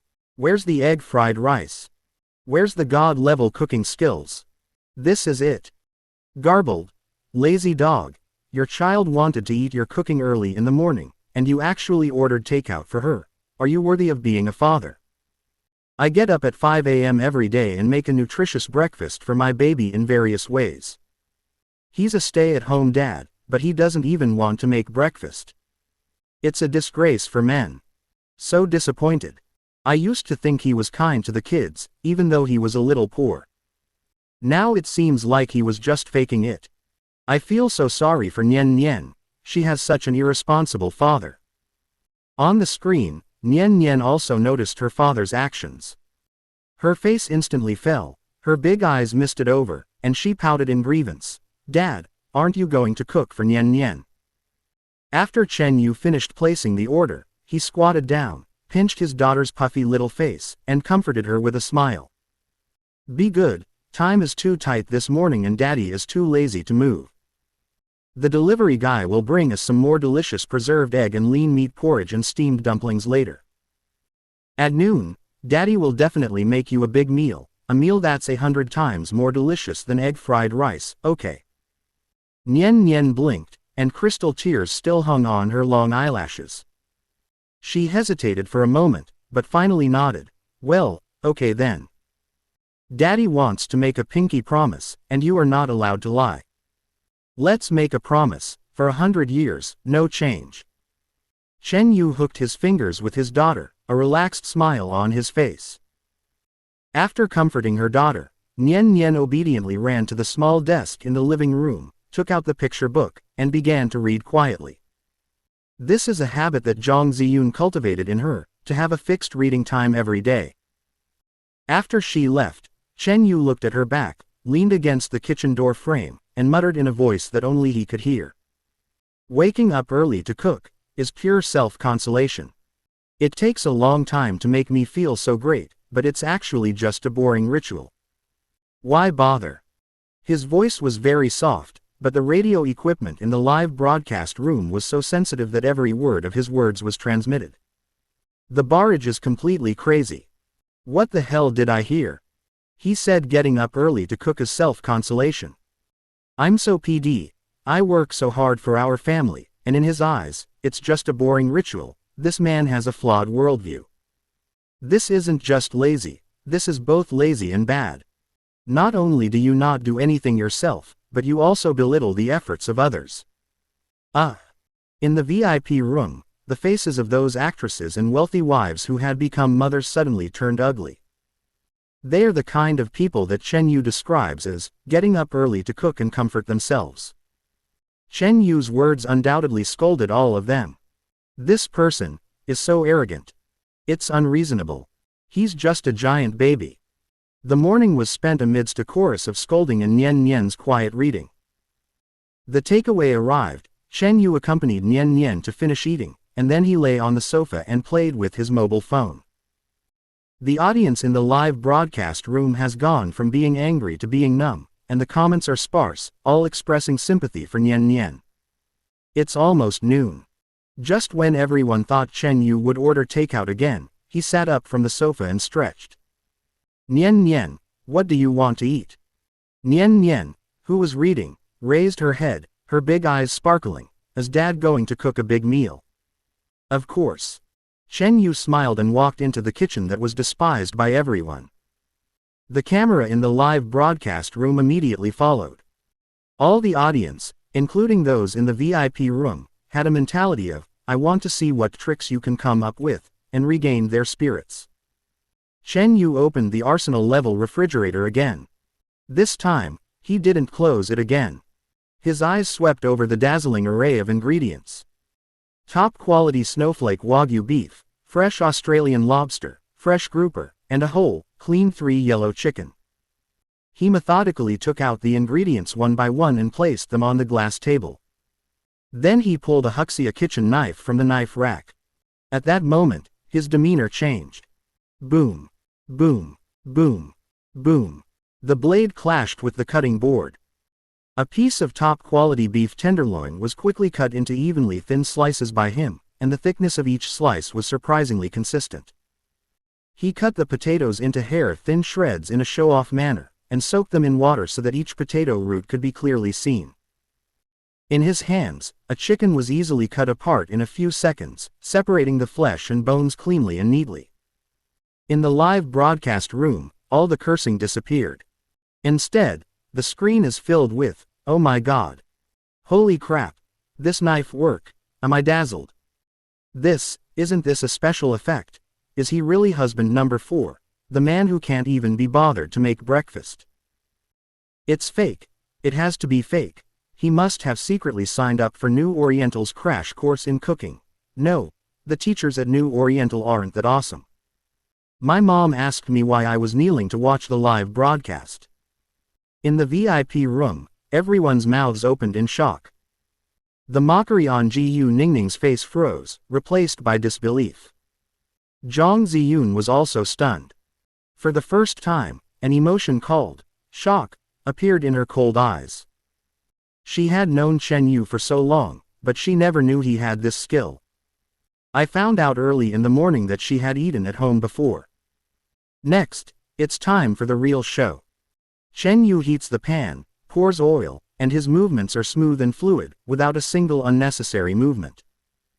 Stir fry over high heat, the green peppers and beef are rolling in the pan, and the aroma seems to overflow through the screen. A plate of shiny and fragrant, stir-fried beef came out of the pot. Next, heat the oil in a pan, add the shredded potatoes, stir-fry quickly for a few times, add seasonings, and a plate of crispy and refreshing, sour and spicy shredded potatoes is ready. Chapter 13. A full banquet. Then came the precious grouper. He used the most technically demanding steaming method, controlling the heat just right. After taking it out of the pot, he drizzled it with boiling hot oil, and the freshness and fragrance of the fish were instantly stimulated. Finally, here is the dish with the most complicated preparation process: Buddha jumps over the wall. Although it is a simplified home version, abalone, sea cucumber, fish maw, scallops are all included.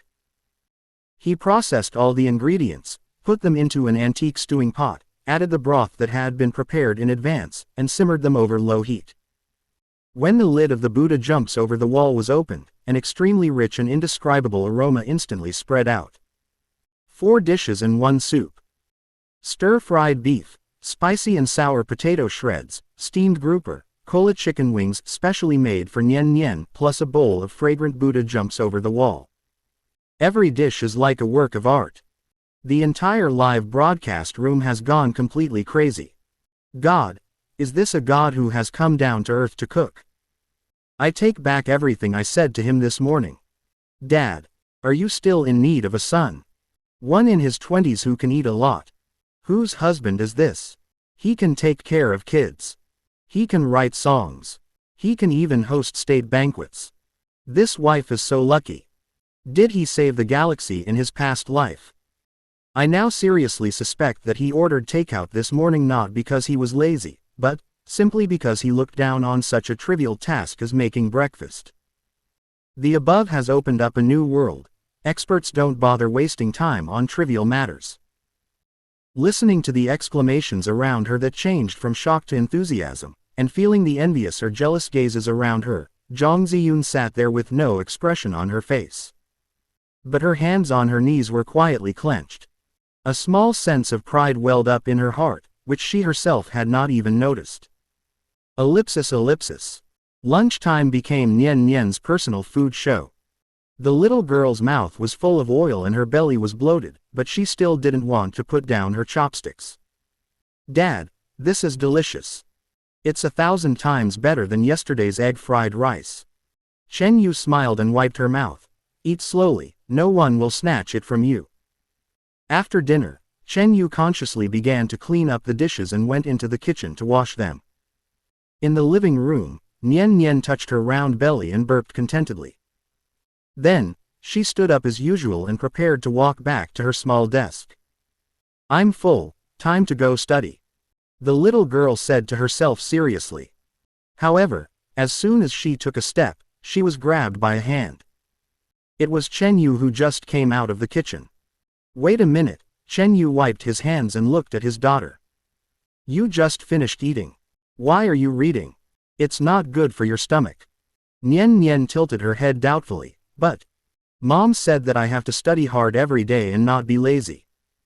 In her world, her mother's words are the imperial decree. Chen Yu sneered when he heard this, with undisguised disapproval in his voice. He squatted down, looked at his daughter at eye level, and then took out his cell phone from his pocket like a magic trick. Don't listen to her. Chen Yu stuffed the phone into Nian Nian's hand. She knows nothing about raising children. Children need a balance between work and rest. All study and no play will easily turn them into nerds. Here, Daddy has his phone for you to play with. He's downloaded Happy Match, which is really fun. Take a break, play for half an hour, and then go read a book. Nian Nian widened her eyes, her little face full of confusion and bewilderment. Play with your phone. Mom never allows it. My mother said that mobile phones are electronic opium, and that children will become stupid and their eyes will be damaged if they touch them. Nian Nian held the still warm phone as if she was holding a hot potato, and her small palms began to sweat. VIP room. Zhang Ziyun looked at the father and daughter with complicated eyes, but did not say a word. But inside I was already screaming like a groundhog. Letting Nian Nian play with her phone. And right after he'd just showcased his godlike cooking skills and garnered praise online. What on earth was Chen Yu trying to do? Doesn't he know how bad an impact this behavior will have on the child? Doesn't he know that this will ruin the perfect dad persona he has just established? Zhang Ziyun's nails dug deep into her palm, causing a sharp pain. At this moment, the comments in the live broadcast room also confirmed her concerns. Am I seeing this correctly? He lets his child play with his phone. Holy crap! He just finished praising me and it went wrong. Does this dad know how to take care of his child? How can a 3-year-old play mobile games? The perfect persona I mentioned earlier was all fake. I was saying, how could there be such a perfect man? Turns out he's just a jerk dad who only cares about his own pleasure and doesn't care about his children's education. Why doesn't Zhang Ziyun do anything? She just watches. Is this how the Queen of Heaven educates her daughter? No, are you guys sick? What's wrong with letting the kids relax after dinner? Don't you understand the importance of a balance between work and rest? You're allowed to use your phones all day, but you can't let other people's kids play for 10 minutes. You're such a hypocrite. That's right, and didn't you hear me? He said play for half an hour. Not all the time. I think this dad is quite genuine, much better than those parents who only preach. This is bullshit. Children have such poor self-control that they can't stop once they start playing. This is definitely a wrong example. The comments were full of controversy, dividing the group into two distinct factions. One group thinks Chen Yu is a degenerate dad and irresponsible. The other group thinks he has a unique parenting philosophy and advocates relaxation within limits. But Chen Yu and Nian Nian, who were at the center of the storm, knew nothing about all this. Chen Yu looked at his daughter's face, which was so tangled that her facial features were almost twisted together, and clicked his tongue impatiently. Why are you hesitating? Just play if you're told to. He reached out and clicked on the colorful little icon, and cheerful background music immediately started playing. Look, just swipe like this, and 3 of the same kind will disappear if they are connected together. Chen Yu swiped twice randomly, and immediately cool special effects and the sound of gold coins falling appeared on the screen. He put the phone back into Nian Nian's hand and said, "Come on, give it a try. Once you pass this level, you can go read a book." Nian Nian felt a little dizzy from the cheerful music and flashing images. She timidly stretched out her little finger and carefully poked the screen. A purple bear was moved by her, but nothing happened. No. Chen Yu's brows immediately furrowed. Can't you see the 2 purple ones next to it? Swipe over there. You little idiot, you don't even know how to use your phone. Your mom has made you a nerd. Ha ha ha. I'm dying of laughter. Is this mysterious husband's patience only at full capacity when he's cooking? Chapter 14. Aren't we brothers? This disdainful tone, he must be my biological father. Nian Nian. I'm just a 3-year-old baby, why should I endure all this? What's going on? I've seen so many model dads who hold their children in their arms, and now I see this simple and rough one, and it actually feels really good. There's something wrong with you in front, but I also find it quite exciting. What a contrast. Absolutely amazing. A man who can prepare a state banquet can't even teach his daughter how to play match 3. I declare this is definitely the funniest livestream I've seen this year. Nian Nian had no idea how heatedly the outside world was discussing her interactions with her father. She just felt wronged. My eyes became hot and misty. Her voice was tearful and sounded very pitiful. If it were another father, seeing his daughter like this, he would probably have picked her up and comforted her out of heartache. But Chen Yu just raised his eyebrows. No. Why not? He pointed at the screen. A 3-year-old can understand this. Look, here, and here, they can all be eliminated. Use your little brain. He paused and threw out his final, trump card. I'm telling you, Chen Nian. If you can't get through this today, he lazily leaned back on the sofa, crossing his legs, you won't be able to read this afternoon or tonight. When you finish the game, you can read the book. This sentence was like a bolt from the blue to Nian Nian. No. No reading allowed. How can this be? Reading is her greatest pleasure and the thing she looks forward to most every day. Nian Nian was confused. She looked at her father in disbelief, her little head full of big question marks. Is this correct? Why does playing games become a task, while reading books becomes a reward? Why are what mom teaches and what dad does completely different? But no one saved her now. VIP room. Zhang Ziyun took a deep breath and slowly closed her eyes. She was afraid that if she continued watching, she would rush over and smash the damn screen, and by the way, smash that B***************** D Chen Yu's head as well. Nian Nian is a little confused now.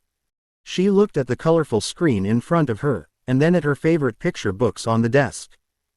An unprecedented fighting spirit surged out of his tiny body. For reading. Fight. The little girl sniffed, held back her tears, and refocused her attention on the phone screen. She began to observe carefully, moving her little fingers on the screen, looking for 3 identical little animals that could be connected in a line. A failure. Twice. Failed again.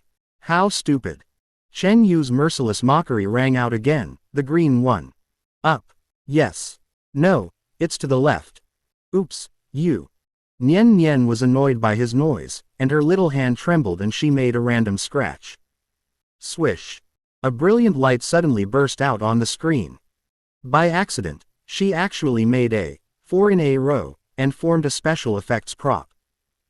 Immediately afterwards, that special effects prop combined with another special effects prop next to it, triggering a chain explosion on a larger scale. Open black lens bracket boom, close black lens bracket. Various small animals jumped up and down on the screen, and gold coins fell down like rain. Open black lens bracket. Congratulations on passing the test, close black lens bracket. 3 big words jumped out accompanied by triumphant music. Nian Nian was stunned. She cleared the level. Chen Yu was also stunned for a moment, then curled his lips with an expression that said, "See, I told you it was very simple." He sat up from the sofa, stretched out his hand to Nian Nian, and said lazily, "Okay, I'm done. Give me your phone and go read your book, little nerd." That tone seemed like a great gift from heaven. It feels like I have been pardoned. She practically threw the phone back into Chen Yu's hand, and then, without looking back, ran quickly to her small desk like a deer escaping from a hunter's trap. She threw herself onto her little chair, hugged her favorite picture book, The Little Prince, on the table tightly, and buried her face deeply in it. The fragrance of paper and ink made her feel unprecedented peace of mind. So scary. That thing called happy match is simply the most terrifying devil in the world. It's 10,000 times more terrifying than an injection. Nian Nian swore secretly in her heart. She never wants to play games again. Reading is so good, but the happiest thing is to read quietly. From then on, Chen Nian's love for books reached a new and unprecedented level. Chen Yu, the hero of all this, took back his phone with peace of mind, collapsed on the sofa, and slowly played the next level by himself, leaving behind a group of viewers in the live broadcast room who were stunned by this amazing display. So, this is a new, reverse, immersive approach to internet addiction treatment. I've finally realized it. This dad is a true master of education. He's not just teaching his kids to play games, he's using the terrifying aspects of games to highlight the beauty of learning. Great. Truly great. Look at Nian Nian, she's so relieved, rushing towards the ocean of knowledge. I bet she'll never be addicted to games again. Case solved. It turns out he ordered takeout in the morning to save time thinking up a recipe, and forced his child to play games in the afternoon to make her more interested in studying. This husband is terrifying. Am I the only one who thinks that he simply dislikes Nian Nian Kai and is too lazy to coax her? Don't tell me what happened before, give the boss some face. In the living room, this strange yet harmonious scene is unfolding. Chen Yu was playing games leisurely, immersed in the world of books. And Zhang Ziyun, after a brief moment of surprise and anger, looked at her daughter's focused profile, and her mood, actually slowly calmed down. I felt a sense of absurd identification. Perhaps, Chen Yu's unconventional logic is sometimes quite useful. In fact, this is what Chen Yu thought. As for my daughter, if I always suppress her and raise her to be a good girl, if the rebellious period rebounds in the future, it will be impossible to suppress it. He didn't want his daughter to run away with Wang Mao just because he was good at playing games. Although as a member of the Zhang family, this probability is low. But it's not completely impossible. For example, I am actually a yellow-haired person who has no money. But didn't Zhang Ziyun still marry me? It's better to be prepared. Over there, I saw Nian Nian reading a book seriously. Chen Yu is really a bit boring. In the past, he could go out and play whenever he wanted, and the 100,000 yuan living allowance was enough for him to squander. But now I have children at home and I have to look after them. Chapter 15. Good figure. After completing a new level, Chen Yu threw down his phone in boredom. He stretched, and his joints made a series of crisp popping sounds. The room was too quiet. Apart from the slight rustling sound of Nian Nian turning pages in the distance, the only sound was his own breathing. He glanced at the small, focused figure at the desk. Forget it, I can't just grab her and play games with her again, right? Seeing her expression as if she had seen a ghost just now, Chen Yu guessed that if he mentioned, happy match, again, the little girl would run away from home on the spot. Boring, so boring. Chen Yu stood up from the sofa and paced around the living room. His eyes scanned the nearly new set of exercise equipment in the corner of the living room. Zhang Ziyun didn't know when she bought it, probably on a whim. It had been collecting dust for longer than it had been in use. Chen Yu walked over, picked up a dumbbell and weighed it. Yeah, the weight is okay. A thought came to his mind. Since you are a gigolo, you must have the professional ethics of a gigolo. A beautiful face is something you are born with, but a good figure is something you have to maintain. The sponsor doesn't like a fat and pot-bellied man. If you want to receive this high salary stably and long-term, a good appearance that makes you look thin when dressed and have muscular body when undressed is definitely one of the core competitive advantages. Thinking of this, he tore off his t-shirt indifferently and threw it on the sofa, revealing his muscular upper body. The camera in the live broadcast room followed his movements perfectly. In an instant, the barrage of comments that were originally discussing the reverse internet addiction treatment exploded as if a depth charge had been thrown into it. Open black lens bracket. Oh my god. Oh my god. Oh my god. Close black lens bracket. Is this the legendary abdominal muscles and mermaid line? Oh my god, these lines, these contours, are even more perfect than ancient Greek sculptures. Calm down, sister in front. My drool is all over the screen. But, wow, I want to drool too, this figure is so amazing. I take back what I said about him being a slacker. A man who can maintain a physique like that must have incredible perseverance and self-control. It's definitely not something that can be achieved overnight. Wait, have you forgotten what he does? He's a gigolo. Is this the legendary professionalism? The above user, you've got the truth. In order to serve our sponsors well, we must maximize the hardware conditions. I've realized that this is true professionalism. Wow, I want to eat this kind of gigolo. No, I want to support this kind of gigolo too. Don't even mention 100,000, I'd be willing to pay 200,000. In the VIP viewing room, Jang Ziyun's mood, which had just calmed down, was once again stirred up by a huge wave because of the sudden scene on the screen. She sat up straight almost subconsciously, her cold eyes fixed on the shirtless man in the center of the screen. The smooth shoulder lines and broad back muscles stretched during the movement, forming a perfect inverted triangle. The firm chest muscles are clearly outlined, and below are 8 abdominal muscles. Sweat beads slowly slide down the grooves of the muscles. Finally, it disappears under the mermaid line, which represents the ultimate male sexiness. Jang Ziyun clearly heard the sound of herself swallowing saliva. Her cheeks suddenly felt hot in an instant. She had lived for more than 20 years, and was surrounded by either young talents or business elites. Those people were either well-mannered, gentlemen, or fat-headed, successful people. When had she ever seen such an aggressive male body? This was a stark contrast to her impression of a lazy, decadent, and useless, giant man. This man, how many sides of him does he have that I don't know about? Chen Yu had no idea what kind of uproar his unintentional action had caused. He simply wanted to find something to do and vent his excess energy. He grabbed the horizontal bar with both hands and did a standard pull-up. 1, 2, 3. His movements were standard and rhythmic, his breathing was steady, and he didn't seem to be struggling at all. The barrage in the live broadcast room has gone completely crazy. Help! This pull-up, this back muscle, I'm dying.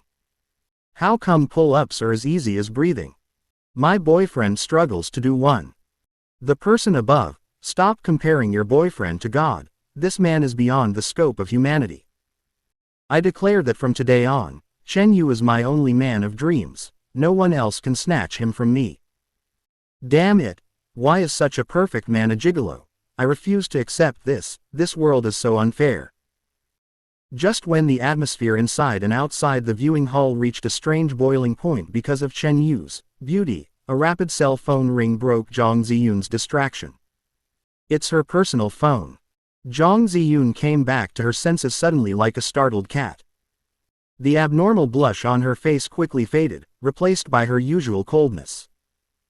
She glanced at the name displayed on the screen, Assistant Jang, and immediately pressed the answer button, then stood up and walked into the quiet corridor outside the viewing hall. Speak. There was no emotion in her voice, as if the woman who was blushing and her heart was beating fast in front of the screen just now was not her at all. Mr. Jang, a competent female voice came from the other end of the line, her tone tinged with anxiety. I just got word that the bidding for the Galaxy Bay real estate project in the east of the city has leaked. Xingyuan. Jang Ziyun frowned slightly. This project is one of the most important strategic goals of the Jang Group in the second half of the year. There are countless competitors, and the biggest threat is the powerful Lin Group. For this project, she has stayed up all night for several days to come up with the plan. What's that rumor? She asked in a deep voice.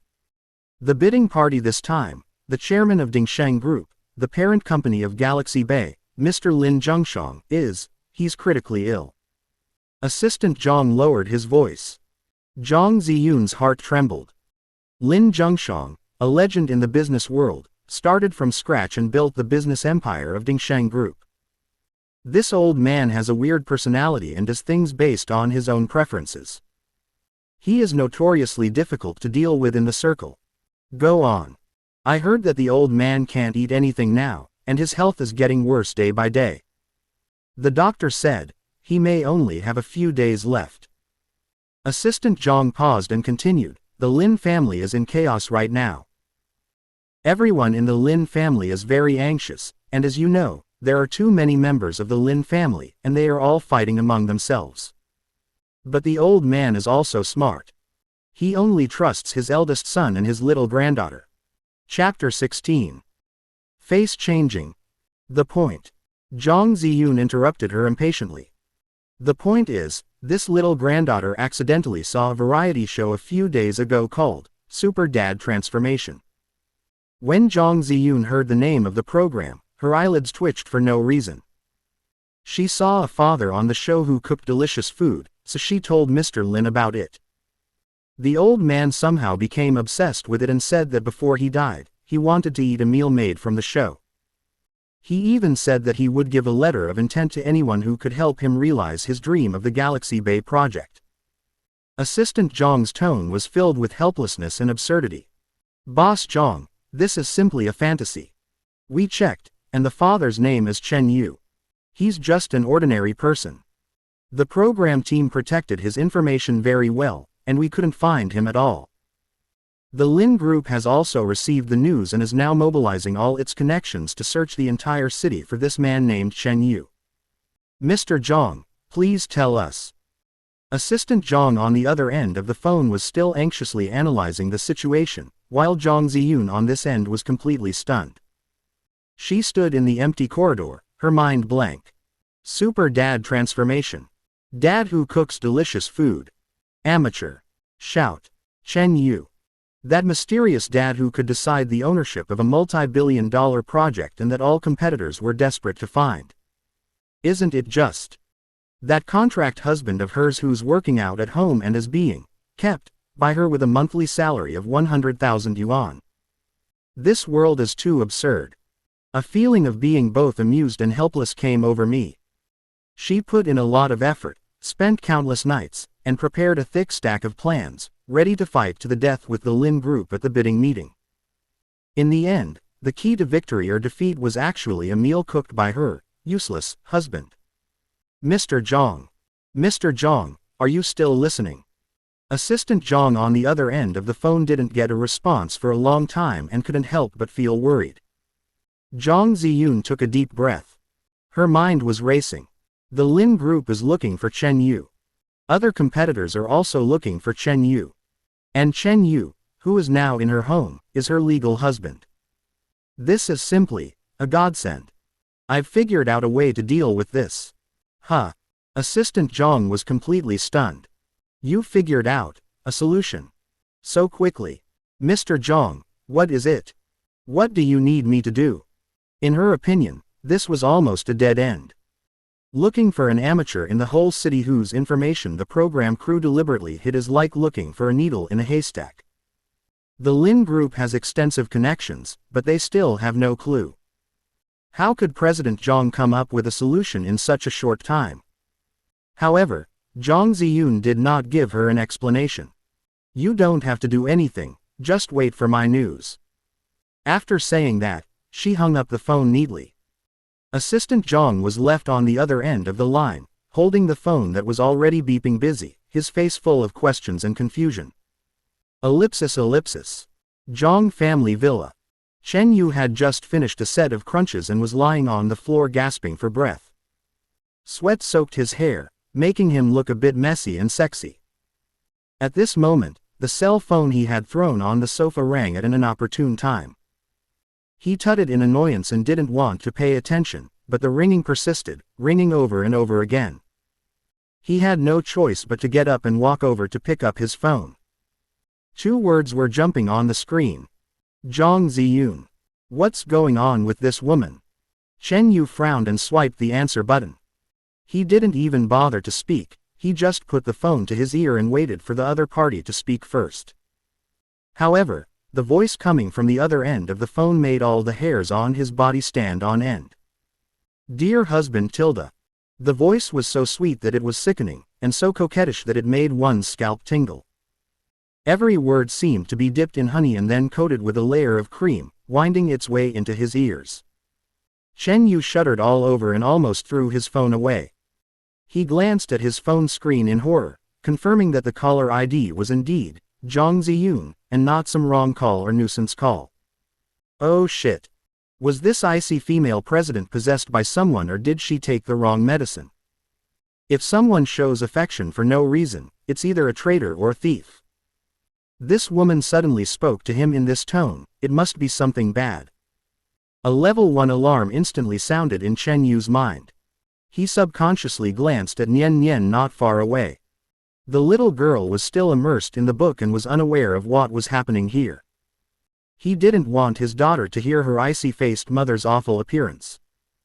Chen Yu immediately grabbed his phone and slipped into the empty room next door like a thief, then locked the door with a click.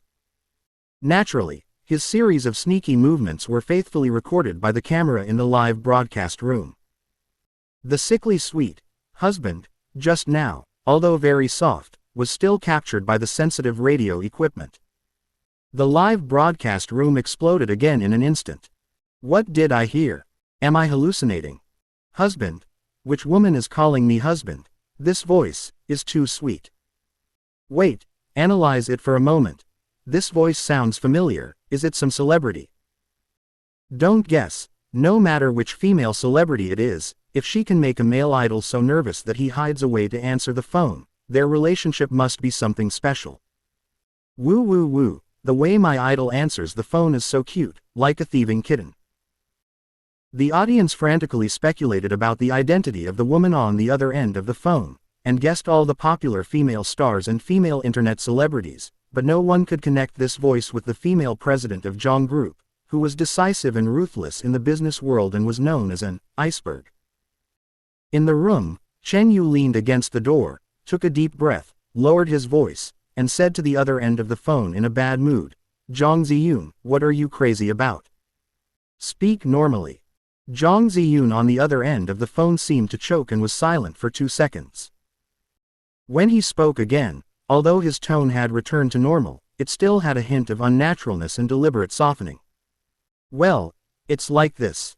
I have a business friend here, and his father, well, he's dying.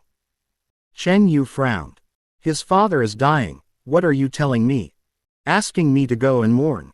I'm not a professional, I'll have to pay extra. No. Zhang Ziyun was almost choked by him. She suppressed the urge to curse and patiently explained, before his father died, he had only one wish, which was to eat a meal cooked by you. I cooked the meal.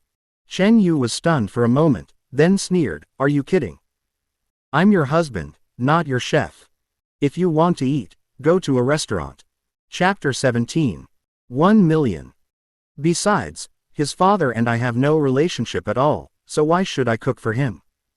He, Chen Yu, is here to live off someone, not to be a slave. He cooks for Nian Nian because she is his nominal daughter. I cook for Zhang Ziyun because of the 100,000 yuan I get every month. What kind of hospice package would you give to an unrelated old man? He's not that compassionate. No, Chen Yu said flatly, I'm very busy and have to take care of the kids. He spoke in a firm tone, leaving no room for negotiation. Zhang Ziyun on the other end of the phone seemed to have expected this reaction. She was silent for a moment, then, in a calm voice, yet with fatal allure, she gently uttered 3 words. 1 million. In the room, Chen Yu's words of refusal were on the tip of his tongue, but the moment he heard these 3 words, they were stuck in his throat. He blinked, suspecting he had heard wrongly. Quote ellipsis ellipsis. How many?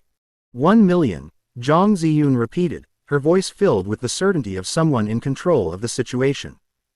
1 million for a meal. The money can be transferred to your card right now. The air seemed to freeze.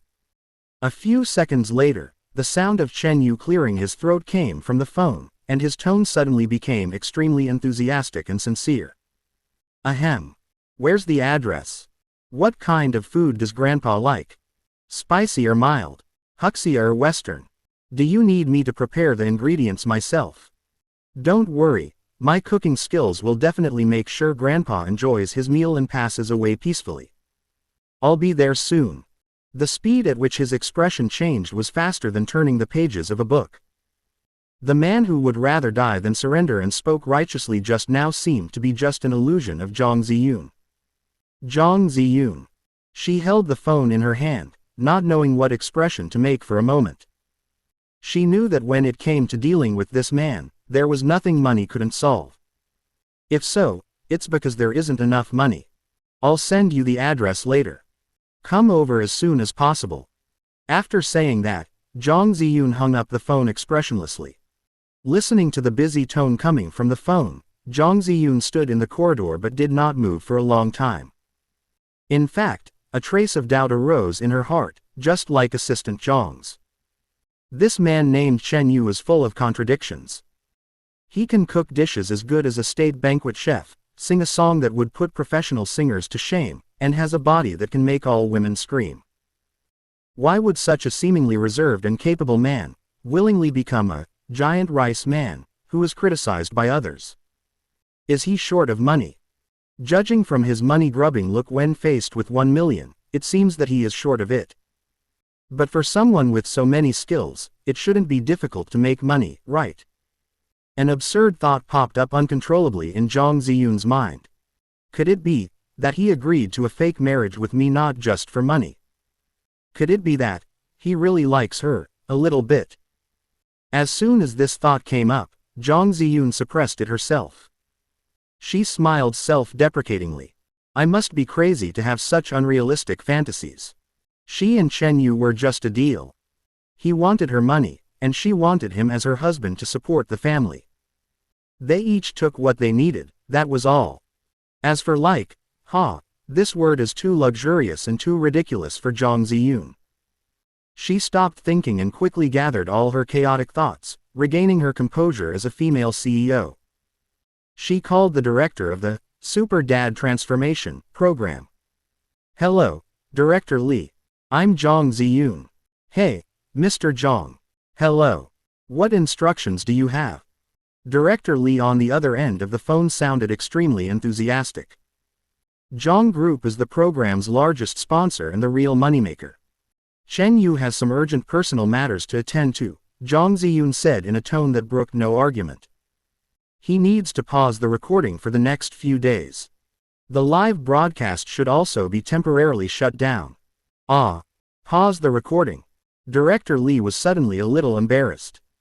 Boss Jong, right now, Chen Yu and Nian Nian's group is the most popular, and the audience is waiting to see it. If we suddenly stop the show, I'm afraid. Why, is there a problem? Jong Zi-yoon's voice turned cold. No problem. Of course no problem. Director Lee shuddered with fear and quickly changed his tone. Don't worry, I'll make arrangements right away. We'll also send an announcement to the audience explaining the situation. Are you kidding? If he says no to his sponsor, does he still want to be a director? After hanging up the phone, Jong Zi-yoon immediately sent the address and related information to Chen Yu, then turned around and left in high heels. Ellipsis. Almost at the same time that Jong Zi-yoon hung up the phone, the hundreds of millions of viewers watching TV and watching on their mobile phones saw that the originally clear live broadcast picture suddenly froze and then turned into a static announcement picture. Announcement. Due to a personal emergency, guest Chen Yu has temporarily suspended the recording of this program. Please stay tuned for official notification regarding the resumption date. Thank you for your understanding and support. The audience in front of the screen were dumbfounded. Open black lens bracket. What happened? Is the show off? Close black lens bracket. I've already taken off my pants, just waiting to see my idol continue working out, and you show me this. Emergency.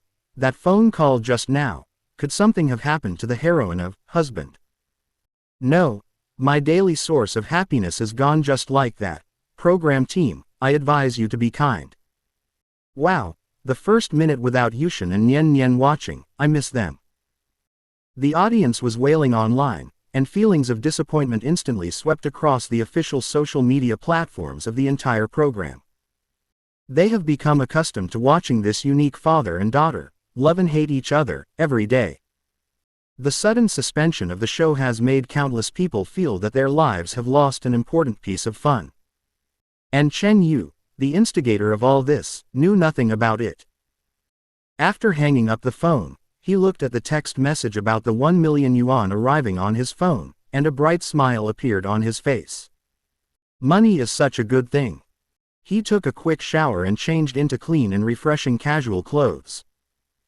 Standing in front of the mirror, he scratched his still wet hair, looked at the face in the mirror which was still infuriatingly handsome, and nodded with satisfaction.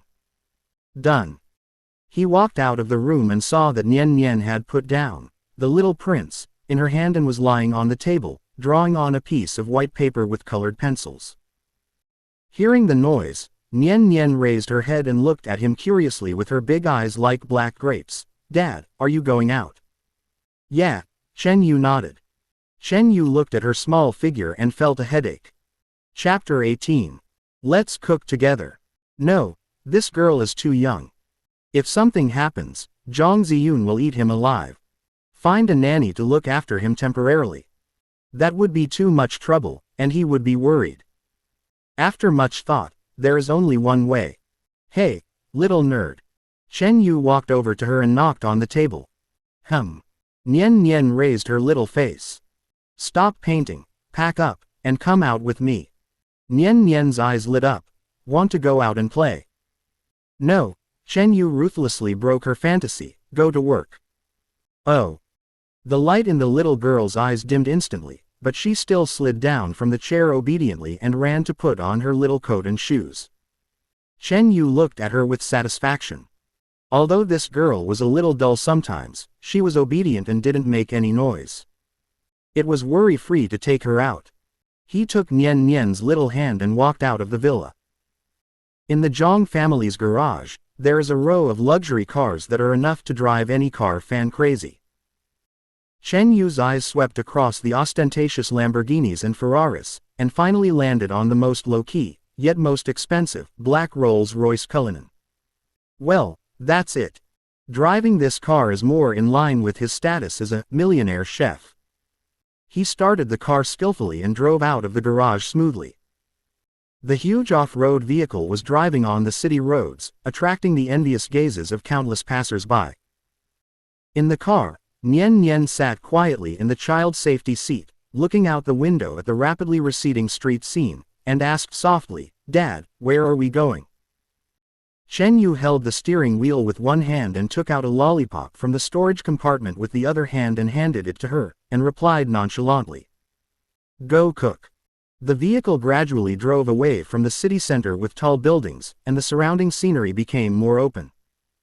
According to the address given by Zhang Ziyun, Chen Yu drove the car into a more private tree-lined avenue. After driving for about 5 minutes, a magnificent Huxia-style manor appeared at the end of the site. In the guard booth next to the gate, 2 security guards in black uniforms and with upright postures immediately came out when they saw the Cullinan approaching. Anyone who can drive a car like this here must be rich or noble. Chen Yu parked the car smoothly in front of the door and lowered the window. One of the security guards stepped forward and bowed slightly. Although his tone was respectful, he remained alert. Sir, do you have an appointment? Chen Yu said lightly, I'm here to cook. The 2 security guards looked at each other and saw a hint of surprise in each other's eyes. Driving a Cullinan as a chef. Is this some kind of novel lifestyle experience? However, their professionalism allowed them to quickly suppress their surprise. One of them picked up the intercom and whispered a few confirmations. Soon, he put down the walkie-talkie and the expression on his face became more respectful. It's Mr. Chen. Sorry for the long wait. The housekeeper has already given instructions. Please come in. With a dull sound, the heavy vermilion lacquered door slowly opened to both sides. Chen Yu rolled up the car window expressionlessly, stepped on the accelerator, and drove into the manor called Lin Family. The wheels rolled over the bluestone road, making a slight click sound. Nian Nian's little mouth opened slightly. Dad, this place is so big. She couldn't help but exclaim in a low voice. Chen Yu hummed, his eyes scanning the surrounding environment, but he was secretly calculating in his heart. It seems that this client is richer than that woman Zhang Ziyun. But that's true. The person who could make Zhang Ziyun call personally to arrange it and asked for a reward of 1 million is definitely not an ordinary person. The vehicle stopped in front of a 3-story annex in front of the main house. This seems to be a place for staff such as servants, drivers and cooks to live and work. As soon as the car stopped, a middle-aged man in his 50s, wearing a gray Zhongshan suit and with his hair neatly combed, came up quickly. "Excuse me, are you Mr. Chen Yu?" He opened the car door for Chen Yu and bowed slightly. "I'm the housekeeper of the Lin family. You can call me Uncle Zhang." Chen Yu got out of the car and threw the car keys to him. "Find a place to park." Uncle Zhang took the key steadily, feeling the cool touch of metal in his palm. He glanced at the distinguished R logo on the car key, and a hint of subtle surprise flashed across his eyes, but he still maintained a perfect smile on his face. "Okay, Mr. Chen." Chen Yu walked around to the other side, opened the back door, and took Nian Nian out of the safety seat. Nian Nian looked at the strange Uncle Zhang in front of her with some shyness, and subconsciously shrank into Chen Yu's arms. Uncle Zhang's gaze fell on Nian Nian, and his smile softened a little. "Who is this?" "My daughter." Chen Yu's answer was simple and clear, without any unnecessary explanation. He put Nian Nian on the ground and took her hand. "Where is the kitchen?" "Mr. Chen, please follow me." Uncle Zhang led the way in front, observing the father and daughter behind him calmly as he walked. He is young, incredibly handsome, drives a luxury car worth tens of millions, has a daughter who is as beautiful as a doll, but his identity is a chef. This combination is really weird. Having worked for the Lin family for more than 20 years, Uncle Zhang considered himself knowledgeable and experienced. He had received all kinds of dignitaries, celebrities and superstars, but this was the first time he had met someone like Chen Yu. There was an indescribable sense of contradiction about him. Just as Uncle Zhang was secretly speculating, Chen Yu's cell phone rang. He glanced at the caller ID and saw it was Zhang Ziyun. Chen Yu swiped the answer button and said calmly, "Hello. Chen Yu, I have a multinational video conference here and can't leave. I can't come to see you. When you're done, you can just take the Lin family's car back, or have their driver drive you back in your car." Zhang Ziyun on the other end of the phone seemed to choke, probably because she didn't expect his reaction to be so cold. She paused and added, "I've asked my assistant to transfer the money, you should have received it." "Okay, got it." Chen Yu's mouth curled up with a hint of satisfaction. 1 million, received. This is what he cares about most. As for whether Zhang Ziyun came or how she came back, he didn't care at all. "That's good. You do your best. The Lin family is very important." Zhang Ziyun gave another businesslike instruction and simply hung up the phone. Chen Yu put away his phone, and the smile on his face disappeared. He looked up and saw Uncle Zhang leading him to a set of heavy double doors. "Mr. Chen, this is the kitchen," Uncle Zhang said respectfully. Chen Yu didn't go in immediately. He just stood at the door, his nose twitched slightly, and his brows wrinkled unconsciously. Chapter 19. The chef's question. Although there is no fire in the kitchen yet. But he had smelled a lot of bad things. For example, the smell of cooking fumes in the kitchen. This is a smell that cannot be avoided in professional kitchens. Not to mention, once the fire is started, the billowing smoke is enough to suffocate people to death. He himself doesn't care, but he doesn't want the little girl Nian Nian to stay in such an environment. He turned his gaze to Uncle Zhang and asked, "The kitchen is too fumed and not suitable for children. Do you have a library or study at home?" Uncle Zhang was stunned for a moment. I didn't expect that the chef would ask this question first. He thought the other party would start cooking right away. It seems that this young man looks cold but very thoughtful. And there is a sense of responsibility. Uncle Zhang's evaluation of Chen Yu inadvertently underwent a subtle change. Yes, of course. He immediately came to his senses, and the smile on his face became much more sincere. The gentleman's study is on the second floor of the main building. It has a rich collection of books and is absolutely quiet. I will take this young lady there. Chen Yu looked down at Nian Nian. Nian Nian was a little nervous. After all, I came to a strange environment. Dad didn't even take her with him, as if he wanted to leave her alone. For little kids, it's very scary. Of course Chen Yu also noticed it. Chen Yu squatted down and looked at her at eye level. He reached out and smoothed out the messy hair on her forehead. Little nerd, can you please go to the study room by yourself for a while? His voice lowered, a rare occurrence. There are a lot of books in there, much more interesting than your worn-out copy of The Little Prince. I'll pick you up after I finish cooking. Nian Nian bit her lower lip and asked softly, will it be quick? Very soon. Chen Yu gave an affirmative answer. He stood up and nodded to Uncle Zhang. Then I'll trouble you. It's not a bother, Mr. Chen, you're welcome. Uncle Zhang gave Nian Nian a kind smile and said, young lady, please follow me. Nian Nian looked at Chen Yu, then at Uncle Zhang, and finally nodded obediently.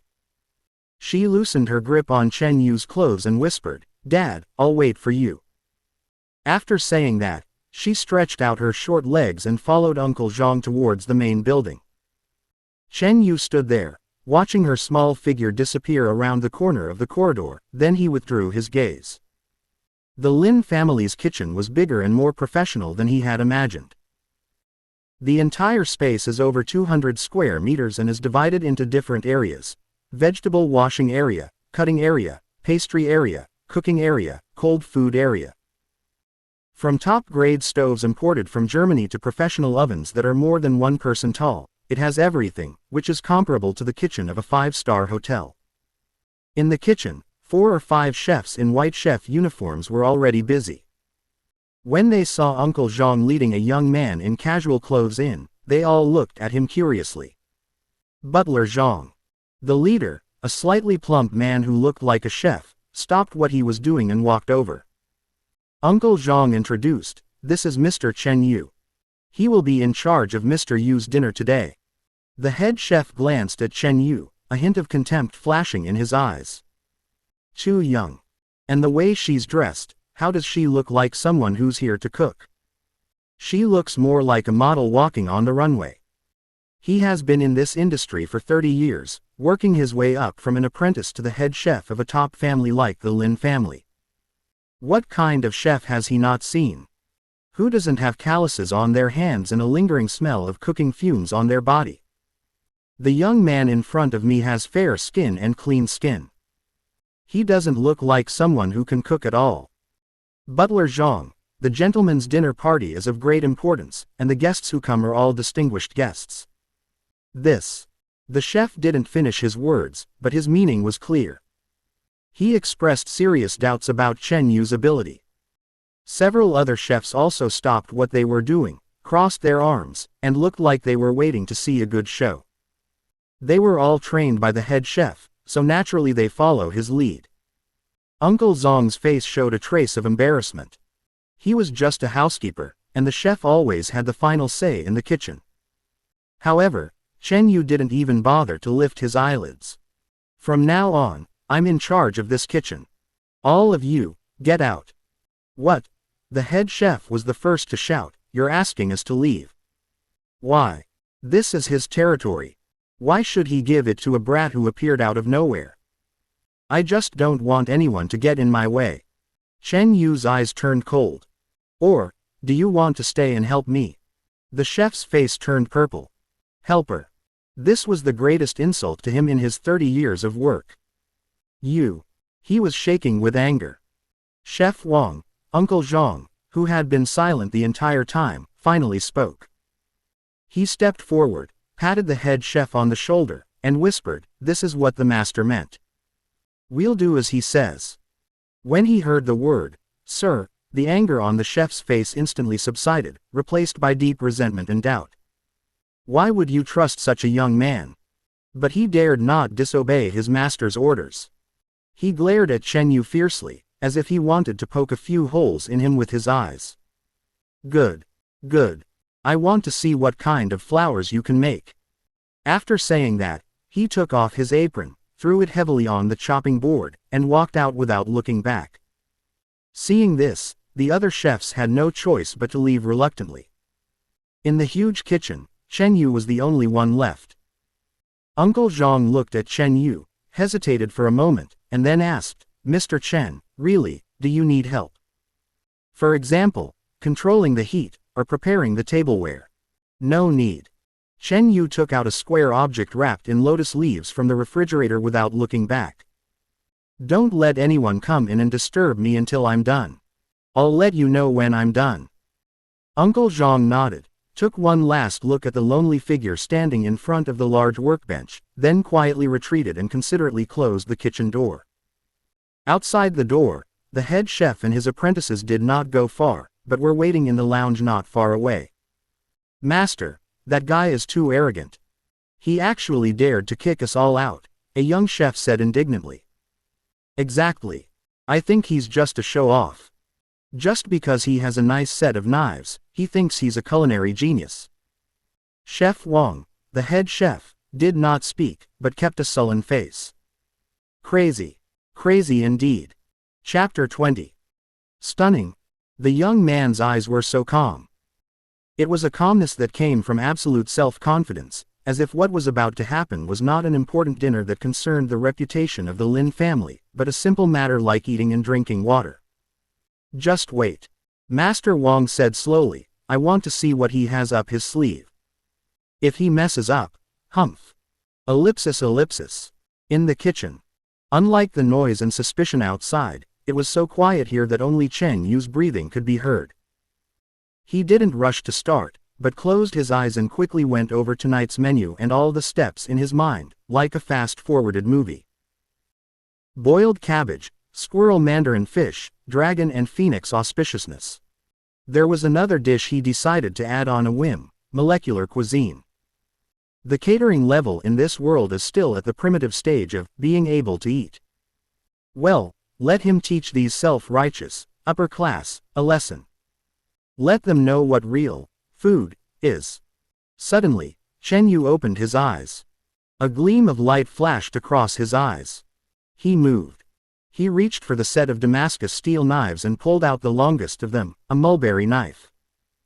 He picked up a piece of white tofu with his left hand, and with a flick of his right wrist, the mulberry knife that looked quite heavy became as light as a feather in his hand.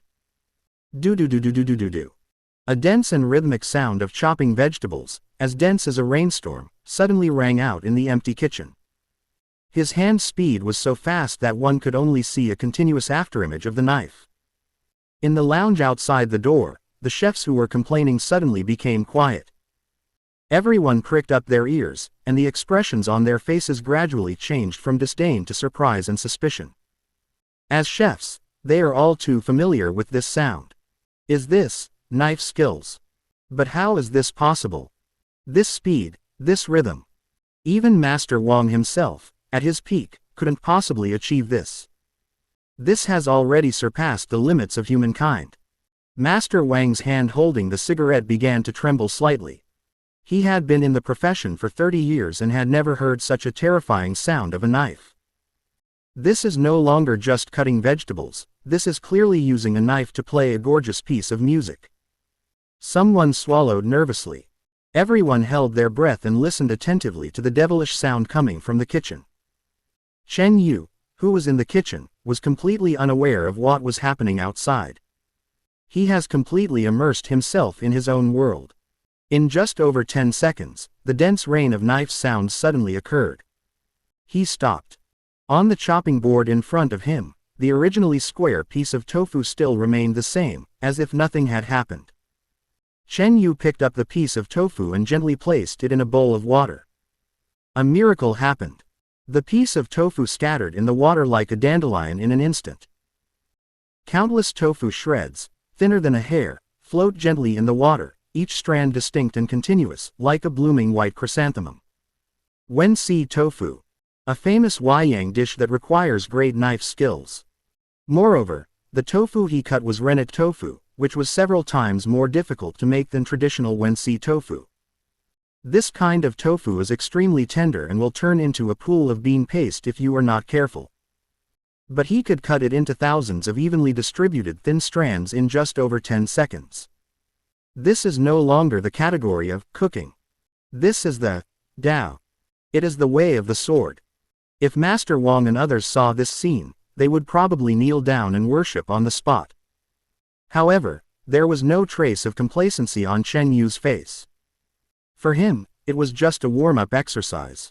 He put the cut Wensi tofu aside and began to process other ingredients.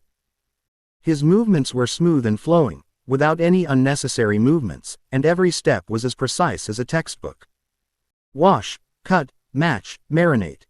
Time passes by every second. Master Wang and others outside the door experienced a long and painful ordeal. After the terrifying sound of the knife, the kitchen became quiet.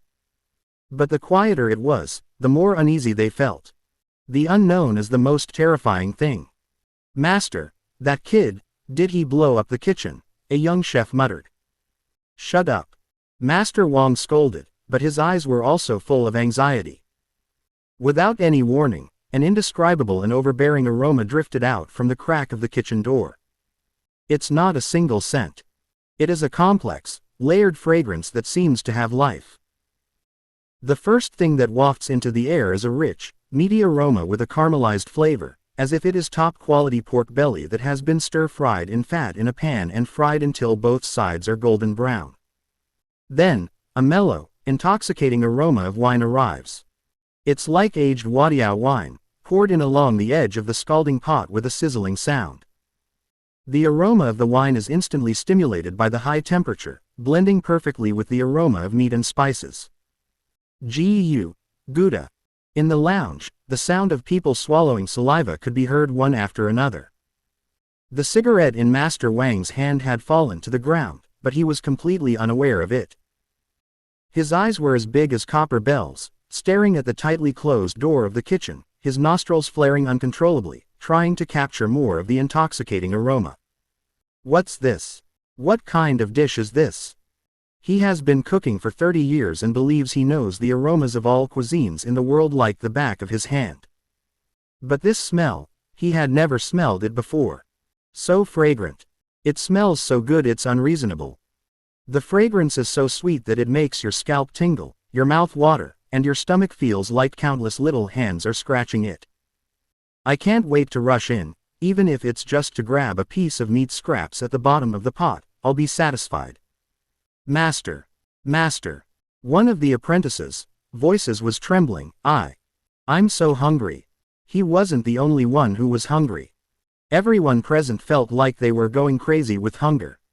They had just had their work lunch, but now, when they smelled this aroma, they felt like they could swallow a whole cow. This overbearing aroma quickly spread throughout the entire annex building.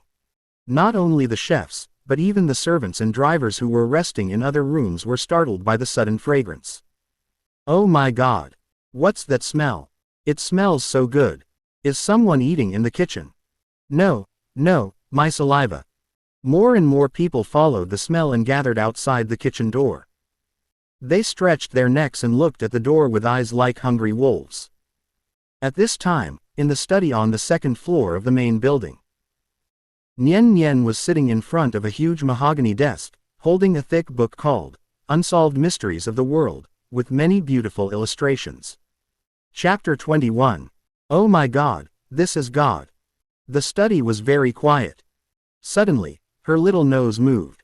A faint but particularly pleasant smell drifted in from the gap in the window. Nian Nian put down the book, slid down from the high chair, stood on tiptoe, lay on the windowsill, and sniffed hard. It tastes like Daddy. Although it was different from what she smelled before, she was sure that this was the smell of her father cooking.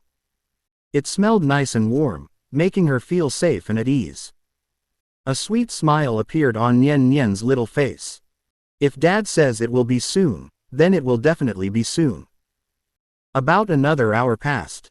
To the people anxiously waiting outside the kitchen, this hour seemed longer than a century. Instead of weakening, the enchanting aroma became stronger, more complex, and even more unbearable. Master Wang didn't know how many cigarettes he had smoked, and there were cigarette butts all over the ground under his feet. His expression also changed from gloomy at first, to shock, and then to numbness. Finally, there was only a kind of awe that was almost like a pilgrimage. He no longer had to look. Just by smelling this unique fragrance that he had never heard of or seen before, he knew that he had lost. A complete defeat. I lost with all my heart. That young man is not a young boy at all. He is a true, hidden, godlike chef. Just when everyone was about to be driven crazy by the fragrance, the intercom in the kitchen suddenly rang. A calm young man's voice, without any emotion, came from inside. "The food is ready. Send someone to serve it." The sound was not loud, but it was like a thunder, exploding in everyone's ears. Uncle Zhang reacted almost immediately. He rushed to the intercom, his voice trembling with excitement. "Okay. Okay. Mr. Chen. We'll be right there." He turned around, looked at the pairs of green eyes behind him, took a deep breath, and shouted with all his strength. "What are you all standing there for? Hurry up. Prepare to serve the dishes. Be careful. If anyone dares to break a plate, I'll make him get out of the Lin family immediately." After saying that, he took the lead and walked quickly towards the kitchen door. His heart was pounding wildly in his chest. He had a strong premonition. What he was about to witness next was a culinary miracle that would go down in history. He stretched out his hand, and with an almost pious mood, slowly pushed open the kitchen door that separated heaven and earth. The door opened. An aroma that was 100 times stronger than before, as if it were real, suddenly burst out. Like a tsunami, it instantly swept over everyone present. At that moment, everyone's brain went blank. It seemed as if an illusion appeared before their eyes. All imaginations about beauty are embodied by this fragrance at this moment. Uncle Zhang was the first person to come back to his senses from the impact of the fragrance. He staggered a step and held onto the door frame to avoid kneeling on the spot. He resisted the urge to bow down and looked into the kitchen. Then, he was completely petrified. His pupils shrank to the extreme in an instant. His mouth opened uncontrollably, wide enough to fit an egg. His face was filled with extreme shock, something he had never experienced in his life. He saw it. 4 dishes and a soup were quietly placed on the huge stainless steel workbench in the center of the kitchen. A dish of squirrel mandarin fish. A dish of boiled cabbage. A dish of longjing shrimp. There is also a dish called Yangzhou fried rice. How can this be called a dish? This is clearly a work of art. A crisp sound broke the dead silence. It's Master Wang. The cigarette butt in his hand had fallen to the ground at some point. This is the real dish. This is the real dish. The chefs behind him, one by one, all looked ashen and their bodies were shaky. This is no longer a crushing victory on the technical level. This is a dimensionality reduction attack. It is God's most ruthless judgment on mortals. Chen Yu wiped his hands, threw the tissue into the trash can, and then slowly turned around. Seeing this scene, my lips couldn't help but twitch. What the hell, is this what happens when I cook a meal? But thinking about how bad the cooking skills in this world were, he accepted it and said, "What are you kneeling for? Is that indecent?" Uncle Zhang shuddered and suddenly came to his senses. He didn't bother to help Master Wang, nor did he bother to pay attention to the distraught chefs. He swallowed hard. "Bring it. Bring it. Mr. Chen. We'll bring it right away." He turned around and shouted angrily at the group of chefs who were still in a daze, lowering his voice. "What the hell are you all standing there for? Didn't you hear what Mr. Chen said? Serve the food. Serve with your lives. If anyone dares to spill a drop of soup, I'll make his entire family disappear from Donghai City." These words are indeed serious. The chefs trembled all over and finally recovered from the huge shock. Master Wang also reacted. He rolled and crawled to his feet, his old face flushed the color of liver. He rushed to Chen Yu, and when he was 3 steps away, he knelt down again with a plop. This time, he prostrated himself. "Master Chen. Master Chen. Please, please accept me as your apprentice. I, Wang Defa, have been cooking for 40 years, but today I realized I've never even touched the kitchen door. What I used to cook, that was all pig food. Master, please have mercy and let me stay by your side. Even if it means just washing vegetables and dishes for you, I'll be willing to do it." After saying that, he began to kowtow. This scene shocked everyone. Wang Defa is the leading figure in the Donghai city chef world. Many five-star hotels wanted to invite him out of retirement but were unable to do so. Yet, at this moment, he was like the most humble apprentice, kneeling in front of a young man, just begging for the qualification to wash dishes. However, Chen Yu just glanced at him. I'm not interested in taking in an apprentice, and I don't need anyone to wash dishes. He walked around Master Wang as if he was walking around a roadside stone pillar and headed straight out of the kitchen. As he passed by Uncle Zhang, he paused and added a sentence. That pot of chicken soup is for the old man. Remember to let him drink it while it's hot. After saying that, he left without looking back. All that was left behind was shattered self-esteem and a group of dumbfounded so-called famous chefs. Uncle Zhang looked at Chen Yu's departing back, and a huge wave of emotion rose in his heart. Too crazy. But this madness seems so natural. Uncle Zhang didn't have time to think too much at this point. He immediately directed the chefs who had come to their senses. The 4 dishes and 1 soup were carefully served on a special insulated dining cart. Chapter 22. So delicious. He personally held the pot of chicken soup that condensed the essence of life and walked in front. Wherever the food truck passes, the aroma fills the air. All the servants and bodyguards he met in the corridor stopped in their tracks and sniffed sharply. Oh my God, what's that smell? Is this the taste of heaven? Why do I feel like I'm about to fly? Uncle Zhang ignored these people's misbehavior. Walk straight towards the independent Huxia-style building in the backyard. There is the real core of the Lin family, Mr. Lin's bedroom. Ellipsis. The atmosphere in the small building was so oppressive that it was hard to breathe. Lin Zhongguo, the current chairman of the Lin Group, was sitting by the bed with a haggard look on his face, looking at his father who was lying on the bed with a pale face and weak breathing. Several of the country's top medical experts stood beside him, but at the moment, they were helpless. Director Lin, the old man, his vital signs are very weak. The leading expert sighed, all organs are failing. Now everything is being maintained by equipment and medication. You must be mentally prepared. Lin Zhongguo's eyes were red and bloodshot. He waved his hand and said in a hoarse voice, I understand, you guys go out first. The experts bowed and retreated quietly. In the room, only the father and son were left, and the beep, beep sound of the instrument. Just then, there was a slight knock on the door. Come in.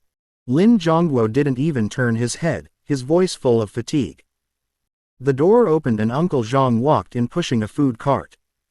Lin Zhongguo turned around abruptly. He was stunned for a moment, then frowned. Old Zhang, didn't I tell you to take all that away? How can Dad eat in this state?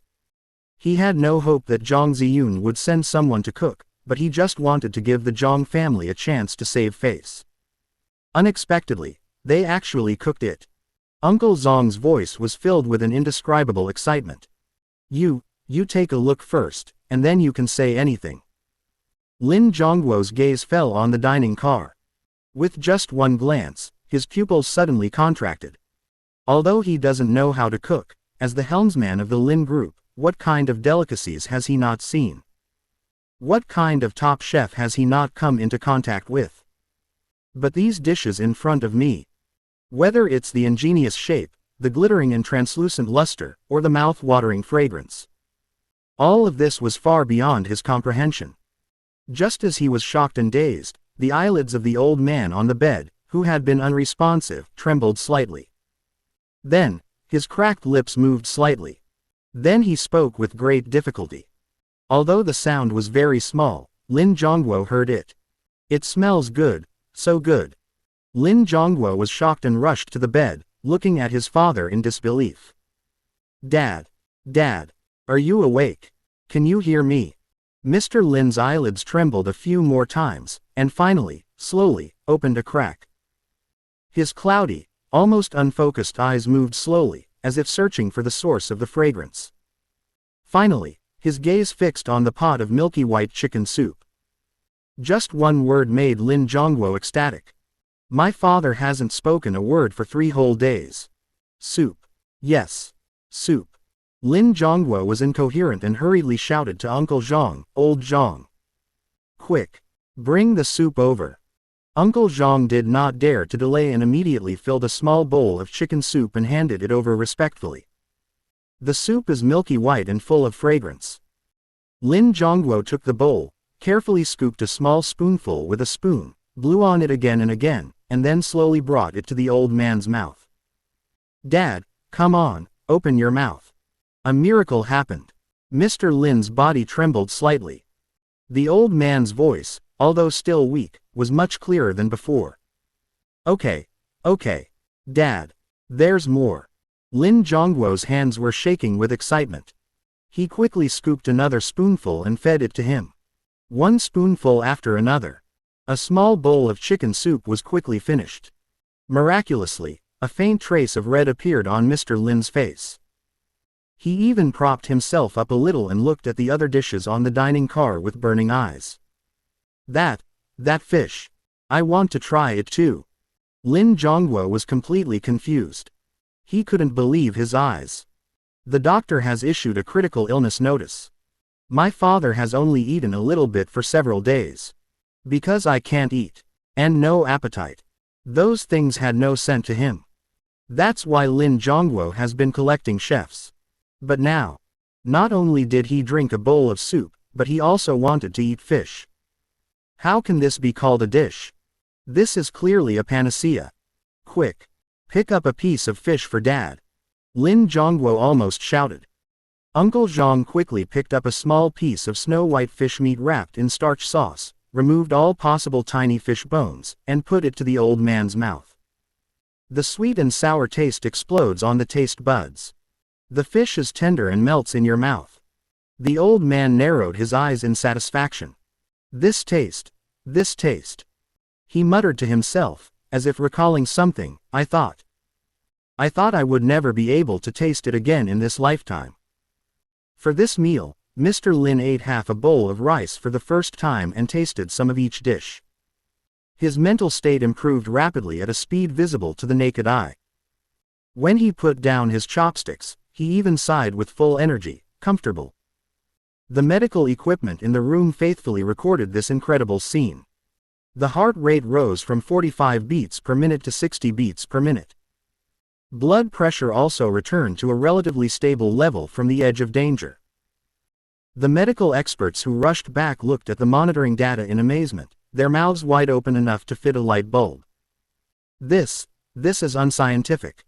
This is a medical miracle. The patient's vital signs are actually improving. Those dishes, could they be elixirs? Looking at his father, whose spirit had obviously improved, Lin Zhongguo felt so ecstatic and grateful that he could not describe it in words. "I owe you this huge favor." He turned around and looked at Uncle Zhang. "Old Zhang. Notify everyone immediately. Our Lin Group has accepted the Zhang Group's bid. We've partnered with the Zhang Group on the Binjiang New District project. Have the legal department draft the cooperation agreement immediately. As quickly as possible." Uncle Zhang nodded heavily. "Yes, Chairman. In addition, who the hell is this chef, this Chen Yu? Find him out." Chapter 23.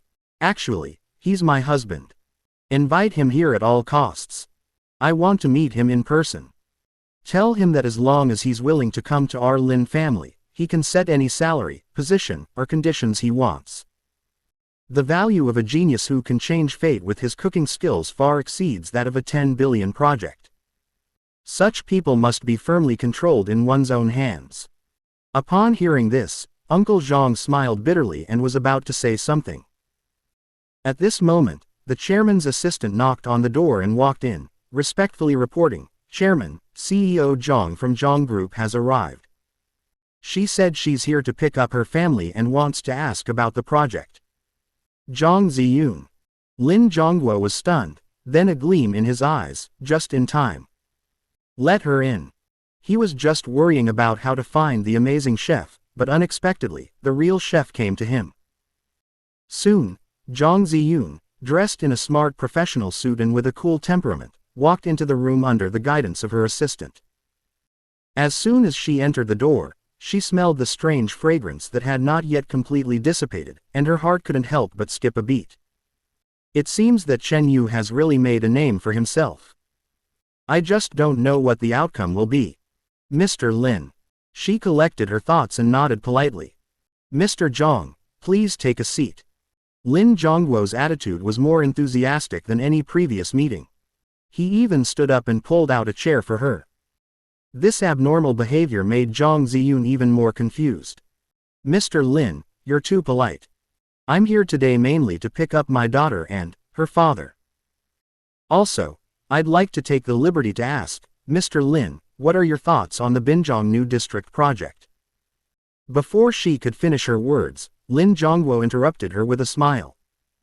Don't worry about the project, Mr. Zhang. Lin Zhongguo waved his hand with a smile on his face. I have decided that this project will be jointly developed by our Lin and Zhang companies. Zhang Ziyun's prepared remarks were instantly blocked. She was stunned. Just like that, it's done. She hadn't even started negotiating yet, and the other party agreed directly. Is Chen Yu's cooking so awesome? In fact, she was just trying to save the situation. But I didn't expect Chen Yu's food to be so delicious. Is it really that delicious? Looking at Zhang Ziyun's surprised expression, Lin Zhongguo laughed. He did not explain about the project, but changed the subject and got into the topic he cared about most. Boss Zhang, I asked you to come here today because I want to ask you about someone. Please speak, Mr. Lin. Does your company have an employee named Chen Yu? Lin Zhongguo's eyes became extremely eager. It's the chef who came here today to cook for my father. Zhang Ziyun's heart skipped a beat. Here it comes. The thing she was most worried about finally happened. Chen Yu's cooking skills obviously conquered the Lin family. Now, Lin Zhongguo is here to poach people. But Chen Yu is not an employee of Zhang Group at all. He is the fake husband that I agreed to marry. He is the lazy dad who livestreams his baby. How could she explain this? That he was a temporary worker hired by himself. Then Lin Zhongguo would probably bypass me immediately and contact Chen Yu directly. Say he is. Countless thoughts flashed through Zhang Ziyun's mind, but she rejected them one by one.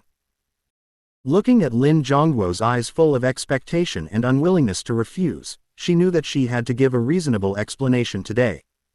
Her cheeks felt slightly hot uncontrollably. This was the embarrassment and a hint of indescribable shyness she had never experienced since she took charge of the Zhang Group. She took a deep breath, lowered her eyes, and her voice was a few notes lower than usual, with a hint of something strange that she herself hadn't noticed. Director Lin. Chen Yu, he is not an employee of our company. Lin Zhongguo raised his eyebrows, a little surprised.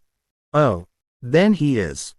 Zhang Ziyun's fingertips curled up slightly, and a layer of sweat appeared on the palms of her hands. She raised her head, met Lin Zhongguo's gaze, and for the first time, publicly acknowledged the relationship that she had always tried to distance herself from. He is my husband. The moment the word, sir, came out of her mouth, Zhang Ziyun felt as if her cheeks were burned by fire. The air seemed to freeze. The smile on Lin Zhongguo's face froze. He stared at Zhang Ziyun blankly, his eyes full of surprise and confusion. Gentleman. Husband. Is the hidden master who can make miraculous dishes the husband of the icy female CEO Zhang Ziyun? How is this possible? Rumor has it that Zhang Ziyun is devoted to her career and is known for her aversion to men.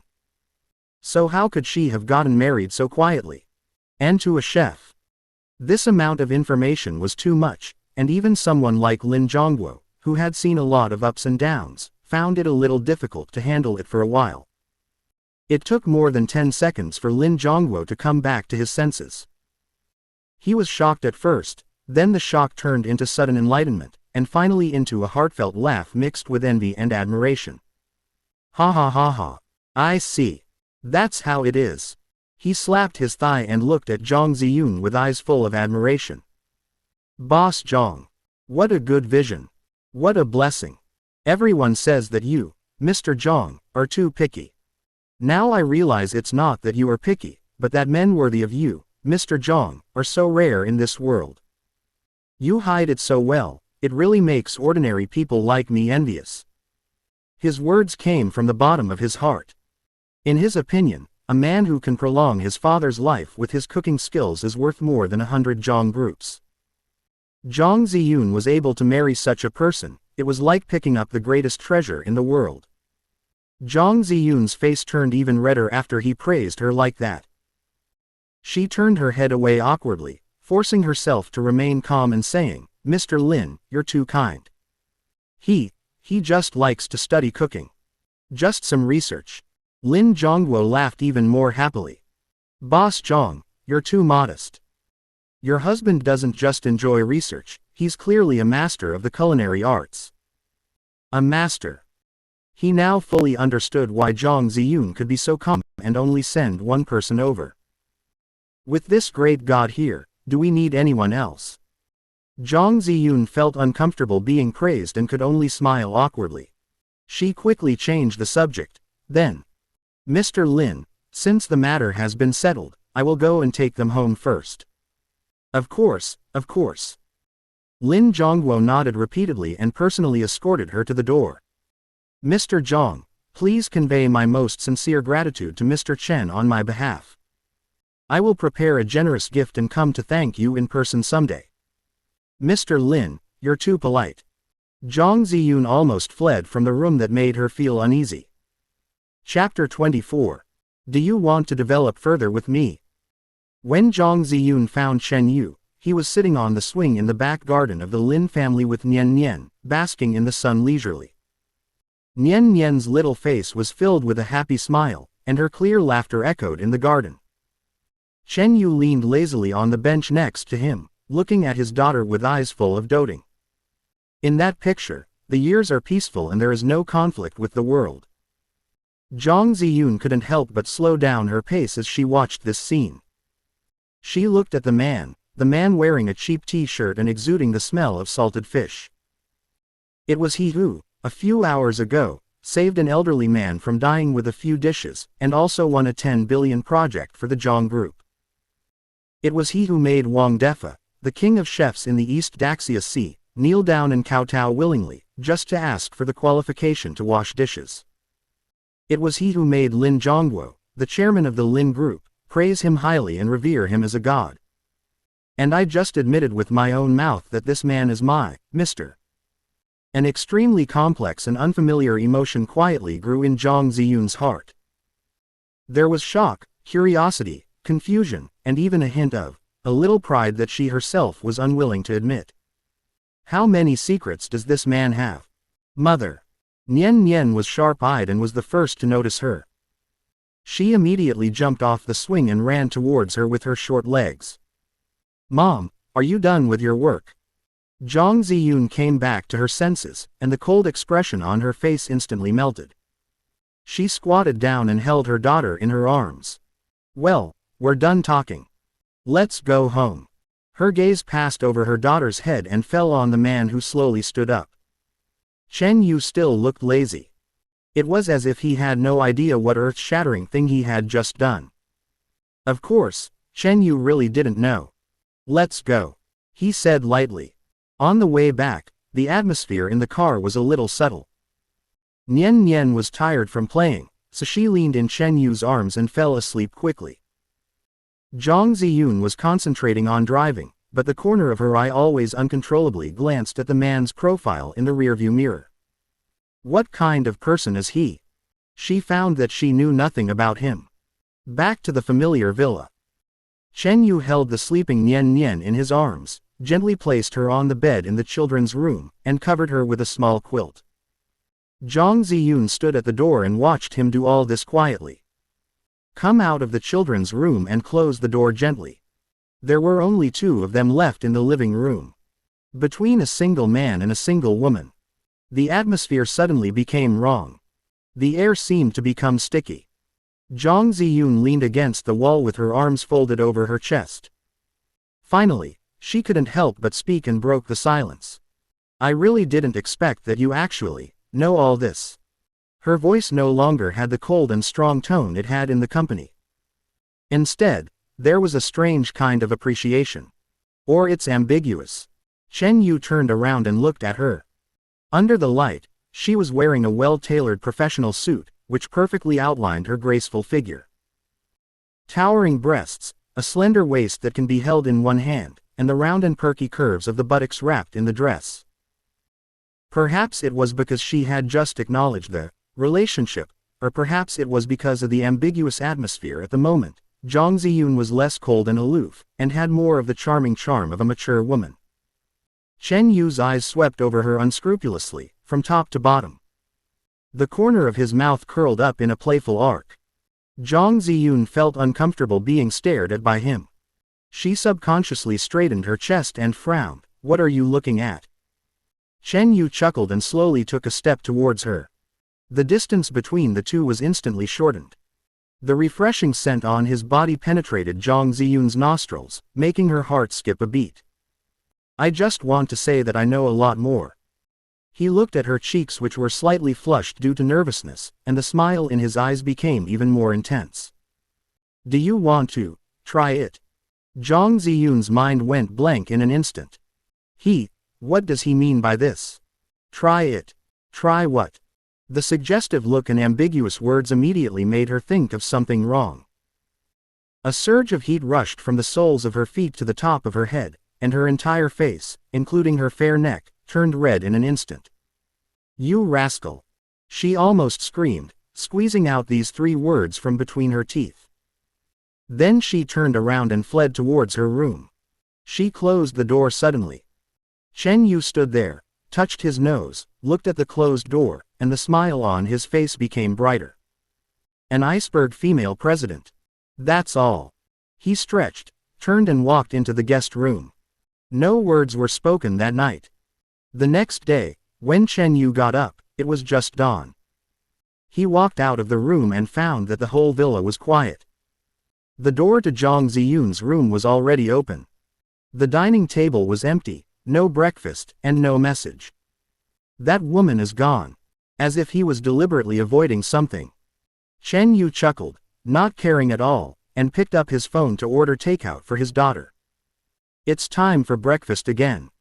On the other side, Zhang Ziyun had already taken the car keys and went to the underground garage to drive.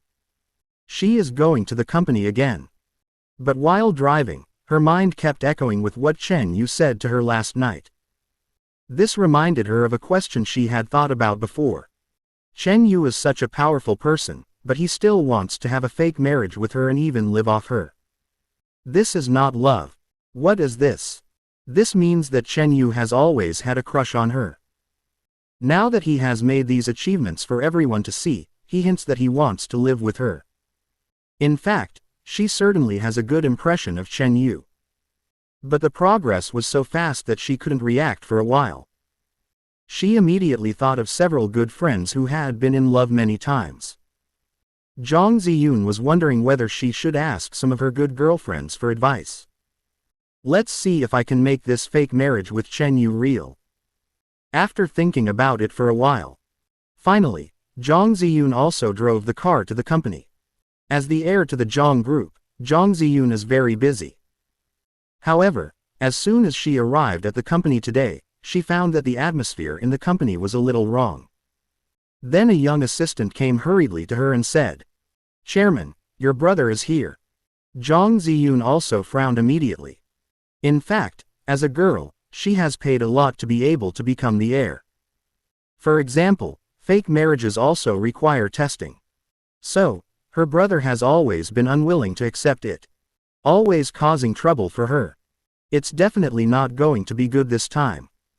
She relaxed her expression and said to her assistant, "Which conference room is this? I'll be there right away." Chapter 25. The project is mine. The assistant reported tremblingly. In conference room 3, President Zhang brought 2 people with him, saying they were his project partners. Zhang Ziyun nodded. Push open the door of conference room number 3. There was a smell of cigarette smoke. She couldn't help but frown. In the conference room, her good-for-nothing brother was sitting in the seat. He looked so proud and proud. He even put his legs on the table. There were two men sitting next to him. One look at his unruly appearance and you can tell he's a second-rate guy who hangs out in nightclubs. Oh, who was it? It turns out to be my dear sister, President Zhang. Zhang Hao didn't even move his butt when he saw Zhang Ziyun. He just said sarcastically, "Why, the big boss is so busy, how can he have time to see a small person like me?" Zhang Ziyun ignored his provocation, walked straight to the main seat, and gently placed the documents in her hand on the table. She pulled out a chair and sat down, her eyes coldly sweeping over Zhang Hao and his two partners. "If you have something to say, I only have 5 minutes." Zhang Hao was hurt by her condescending attitude and suddenly put his feet down from the table with a loud noise. "Zhang Ziyun, what the hell are you pretending to be?" He slammed the table, spit flying everywhere. "Don't think you're great just because you're in charge of the company now. I'm telling you, I'm here today to give you a chance." He seemed to feel that he was very powerful. He puffed out his chest proudly, picked up a crumpled document from the side and threw it in front of Zhang Ziyun. "Look carefully, this is money. This is the future." He pointed at the document and shouted loudly, "Don't sit in the office every day, you know nothing. I'm not here to ask you for your pocket money. I'm here to do something big." Zhang Ziyun didn't even raise her eyelids. She just picked up the coffee that the assistant had just brought in and blew away the hot steam gently. Her indifference completely infuriated Zhang Hao. "FK. Are you deaf?" Zhang Hao stood up and cursed, pointing at Zhang Ziyun's nose. "I'm here to tell you something serious. Someone introduced me to a big project, the Galaxy Bay real estate project. You know what I mean. Galaxy Bay. The most prime location in Binhai City. As long as this project is successful, not to mention your position as CEO, the entire Zhang Group will have to rely on me, Zhang Hao, for everything." He became more and more excited as he spoke. Haha. He laughed triumphantly and looked at his two companions who also had wretched expressions. "Just wait. Once I succeed this time, Dad will naturally know who is the man who can truly carry the Zhang family's banner. The identity of the heir. That's mine. You, Zhang Ziyun, should just go home, find a man to marry, and raise children." The two men beside him also laughed, their eyes becoming even more presumptuous. Zhang Ziyun finally put down the coffee cup. "Zhang Hao, I really admire your ignorance." Zhang Hao's smile froze on his face. Zhang Ziyun sighed, as if she no longer had the energy to be angry. She rubbed her brows tiredly. "Don't bother with that anymore. Go home and stay well. I'll have the finance department transfer enough money to you every month. It's enough for you to live lavishly. As for Galaxy Bay, the bidding for that project has ended. The winning company is the Zhang Group. In other words, the project is now in my hands." The air froze instantly. The expression on Zhang Hao's face changed from smug to angry. It only took a few seconds. "You fart. You're G lying to me. You just don't want to give me money. You just can't stand seeing me doing well." He simply didn't believe it, or rather, he didn't want to believe it. In his simple mind, the only explanation for Zhang Ziyun's words was that she was jealous of him and wanted to use this clumsy lie to fool him and hinder his success. "Zhang Ziyun, you vicious woman.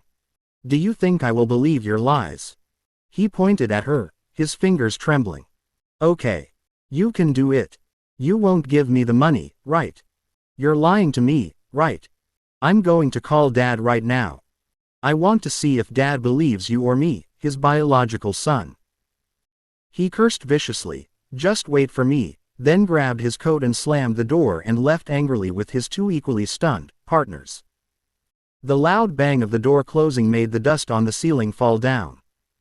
The conference room finally returned to dead silence. Zhang Ziyun leaned back in her chair, closed her eyes, and felt an unprecedented fatigue. Dealing with this kind of idiot is more tiring than negotiating 10 big projects. She took a deep breath, forced herself to cheer herself up, and prepared to deal with the pile of documents on her desk. But at this moment, her personal cell phone rang sharply. She hesitated for a moment, then swiped the answer button. The person on the other end of the phone barely gave her any chance to breathe before barging questions at her. Zhang Ziyun. Your brother is finally trying to do something useful, why don't you even give him a little money? Do you think you've grown so independent now that you won't even listen to me? Huh. Zhang Ziyun held the phone in her hand, and a huge feeling of grievance surged in her heart. Dad, I didn't. Zhang Hao was deceived by someone. That project. That's enough. Zhang Shicheng interrupted her rudely. Got cheated. I think you're the one trying to deceive. Your brother told me that in order to avoid paying him, you actually lied and said you'd already won the project. How could you become so vicious? You even plotted against your own brother. I'm not lying. Zhang Ziyun couldn't help but raise her voice. Dad, everything I said is true. The Galaxy Bay project bid and the winning notice are in my office. If you don't believe me, you can. I don't believe it. Zhang Shicheng interrupted her again.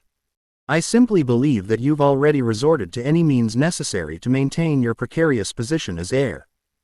Ziyun, I'm warning you. Don't think that just because that kid named Shen Yu you found performed okay on that crappy variety show and attracted some attention, you think the Zhang Group inheritance is yours. As long as I'm here, the Zhang Group will still be named Zhang. No matter how useless Zhang Hao is, he is still my son and your brother. You're on your own. The call was hung up abruptly. Zhang Ziyun held up the cell phone, listening to the busy tone in a daze, and her vision went dark. It turns out that no matter how well she does or how much she gives, in her father's eyes, she is never as good as her younger brother who only knows how to stir up trouble. It turned out that all her efforts were just precarious struggles. Even the glory and halo that Shen Yu brought to her and the family were, in her father's eyes, just a means for her to consolidate her position. Chapter 26. Teaching homework. At the same time, in the cozy little villa, Shen Yu and Nian Nian returned home. With their return, the cameras in various hidden corners of the villa lit up red dots again, interrupting the live broadcast that had been going on all night and restarting it. Open black lens bracket. Ah, you're finally back. I've been waiting all night. Close black lens bracket. Oh my god, I thought it wasn't going to air today. Programming team, I advise you to be kind. My husband and daughter are back. Let me take a sip of fresh Yushen and Nian Nian. What on earth happened last night? Why was the show suddenly stopped? I feel like I missed out on a billion. The barrage exploded. The heat keeps rising. After all, Shen Yu and Nian Nian are now celebrity, father and daughter. Of course, Shen Yu, who was in the villa, was unaware of all this. He was watching his daughter sitting on the couch playing with her phone. On the screen is the game, Candy Crush. Nian Nian, who just started playing this game yesterday, has now mastered it to perfection. Her little face is full of concentration as she clears one level after another with great momentum. Shen Yu watched in amazement, remembering that when he first played this game, it was common for him to get stuck on a certain level for a week. But Nian Nian had been playing for less than 10 minutes when she heard a ding sound and the words, "Congratulations on passing the level," popped up on the screen. Then, the little girl threw the tablet aside, puffed out her cheeks, and sighed deeply. Oh, how boring. Shen Yu was stunned. Boring. He couldn't believe his ears. He walked over, picked up the tablet and took a look. His eyes almost popped out of his head. Oh my god, Nian Nian, you've already reached level 213.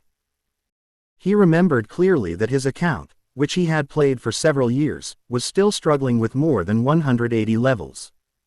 This little guy has surpassed him in less than 2 days of playing. Is this reasonable? It is not reasonable. Nian Nian raised her little head and looked at him as if it was a matter of course. Yeah. It's just clicking. There's no technical skill involved. I feel, it's not as fun as playing Sudoku.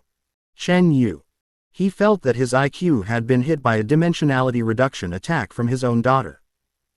In order to restore some of his dignity as a father, he cleared his throat and decided to give this little genius a real challenge. Alright, game time is over.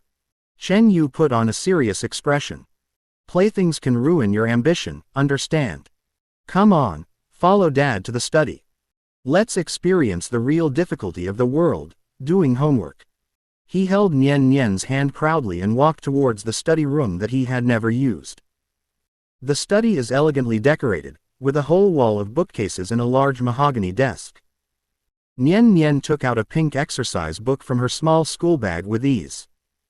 Chen Yu took it with full confidence, ready to experience the fun of tutoring primary school students with their homework. Then he opened his homework book. The next second, the smile on his face froze. In the homework book, there was no 1 + 1 =, or right Huxia characters based on the picture, as he had imagined. What caught his eye were all sorts of complicated graphs, densely packed numbers, and questions that he couldn't understand at all. Chicken and rabbit in a cage problem variation. There are a number of pheasants and rabbits in a cage. The total number of pheasants and rabbits is 100, and the total number of legs is 280. The values of the pheasants and rabbits are different. Each pheasant is worth 120 coins, and each rabbit is worth 250 coins. What are the values of each pheasant and rabbit? Pursuit problem. Two people, A and B, are walking towards each other from two places 36 kilometers apart. A's speed is 4 kilometers per hour, and B's speed is 5 kilometers per hour. A is accompanied by a dog, which is running at 10 kilometers per hour. The dog starts with A, and immediately turns back after encountering B. Then, it turns back again after encountering A, until A and B meet again. How many kilometers has the dog run in total? Logical reasoning. There are 4 people, A, B, C, and D. Their occupations are teacher, doctor, lawyer, and police officer. Given. 1. A and B are not teachers. 2. C is not a lawyer. 3. B and D have seen police officers on duty. 4. D is not a teacher. What are the occupations of A, B, C, and D, respectively? Chen Yu. He felt like he was not looking at a primary school student's homework, but taking a civil service exam. Is this really a question a 5-year-old should be able to answer? He silently closed the exercise book and glanced at the large words written in childish handwriting on the cover: Advanced Mathematical Olympiad Thinking Development Training, Grade 2. Second grade. He felt that he was not even as good as the second graders. Just when he was doubting his life, Nian Nian stretched out her little finger and pointed at the variation of the chicken and rabbit cage problem. She blinked her innocent eyes and asked doubtfully, "Dad, I'm a little confused about this problem. Mom said we can use the hypothesis method or the equation, but I can't understand why we can solve it in the end by setting two unknowns. Can you explain it to me quickly?" The little girl paused and added, "Mom always does it." This sentence was like a thunderclap, exploding in the live broadcast room. Huff. Ha ha ha ha ha ha. What did I see? The Almighty God! You actually revealed his mask of pain in front of an elementary school student's math problem. Help. I can laugh at this expression for a whole year. I feel dazed, confused. Who am I? Where am I? This question is too hard. I'm a 985 graduate, and I have to think for a while. Is this really a second grade question? Are kids this hard pressed these days? Isn't the key point that Mom always does it? That's a lot of information, everyone. Yeah.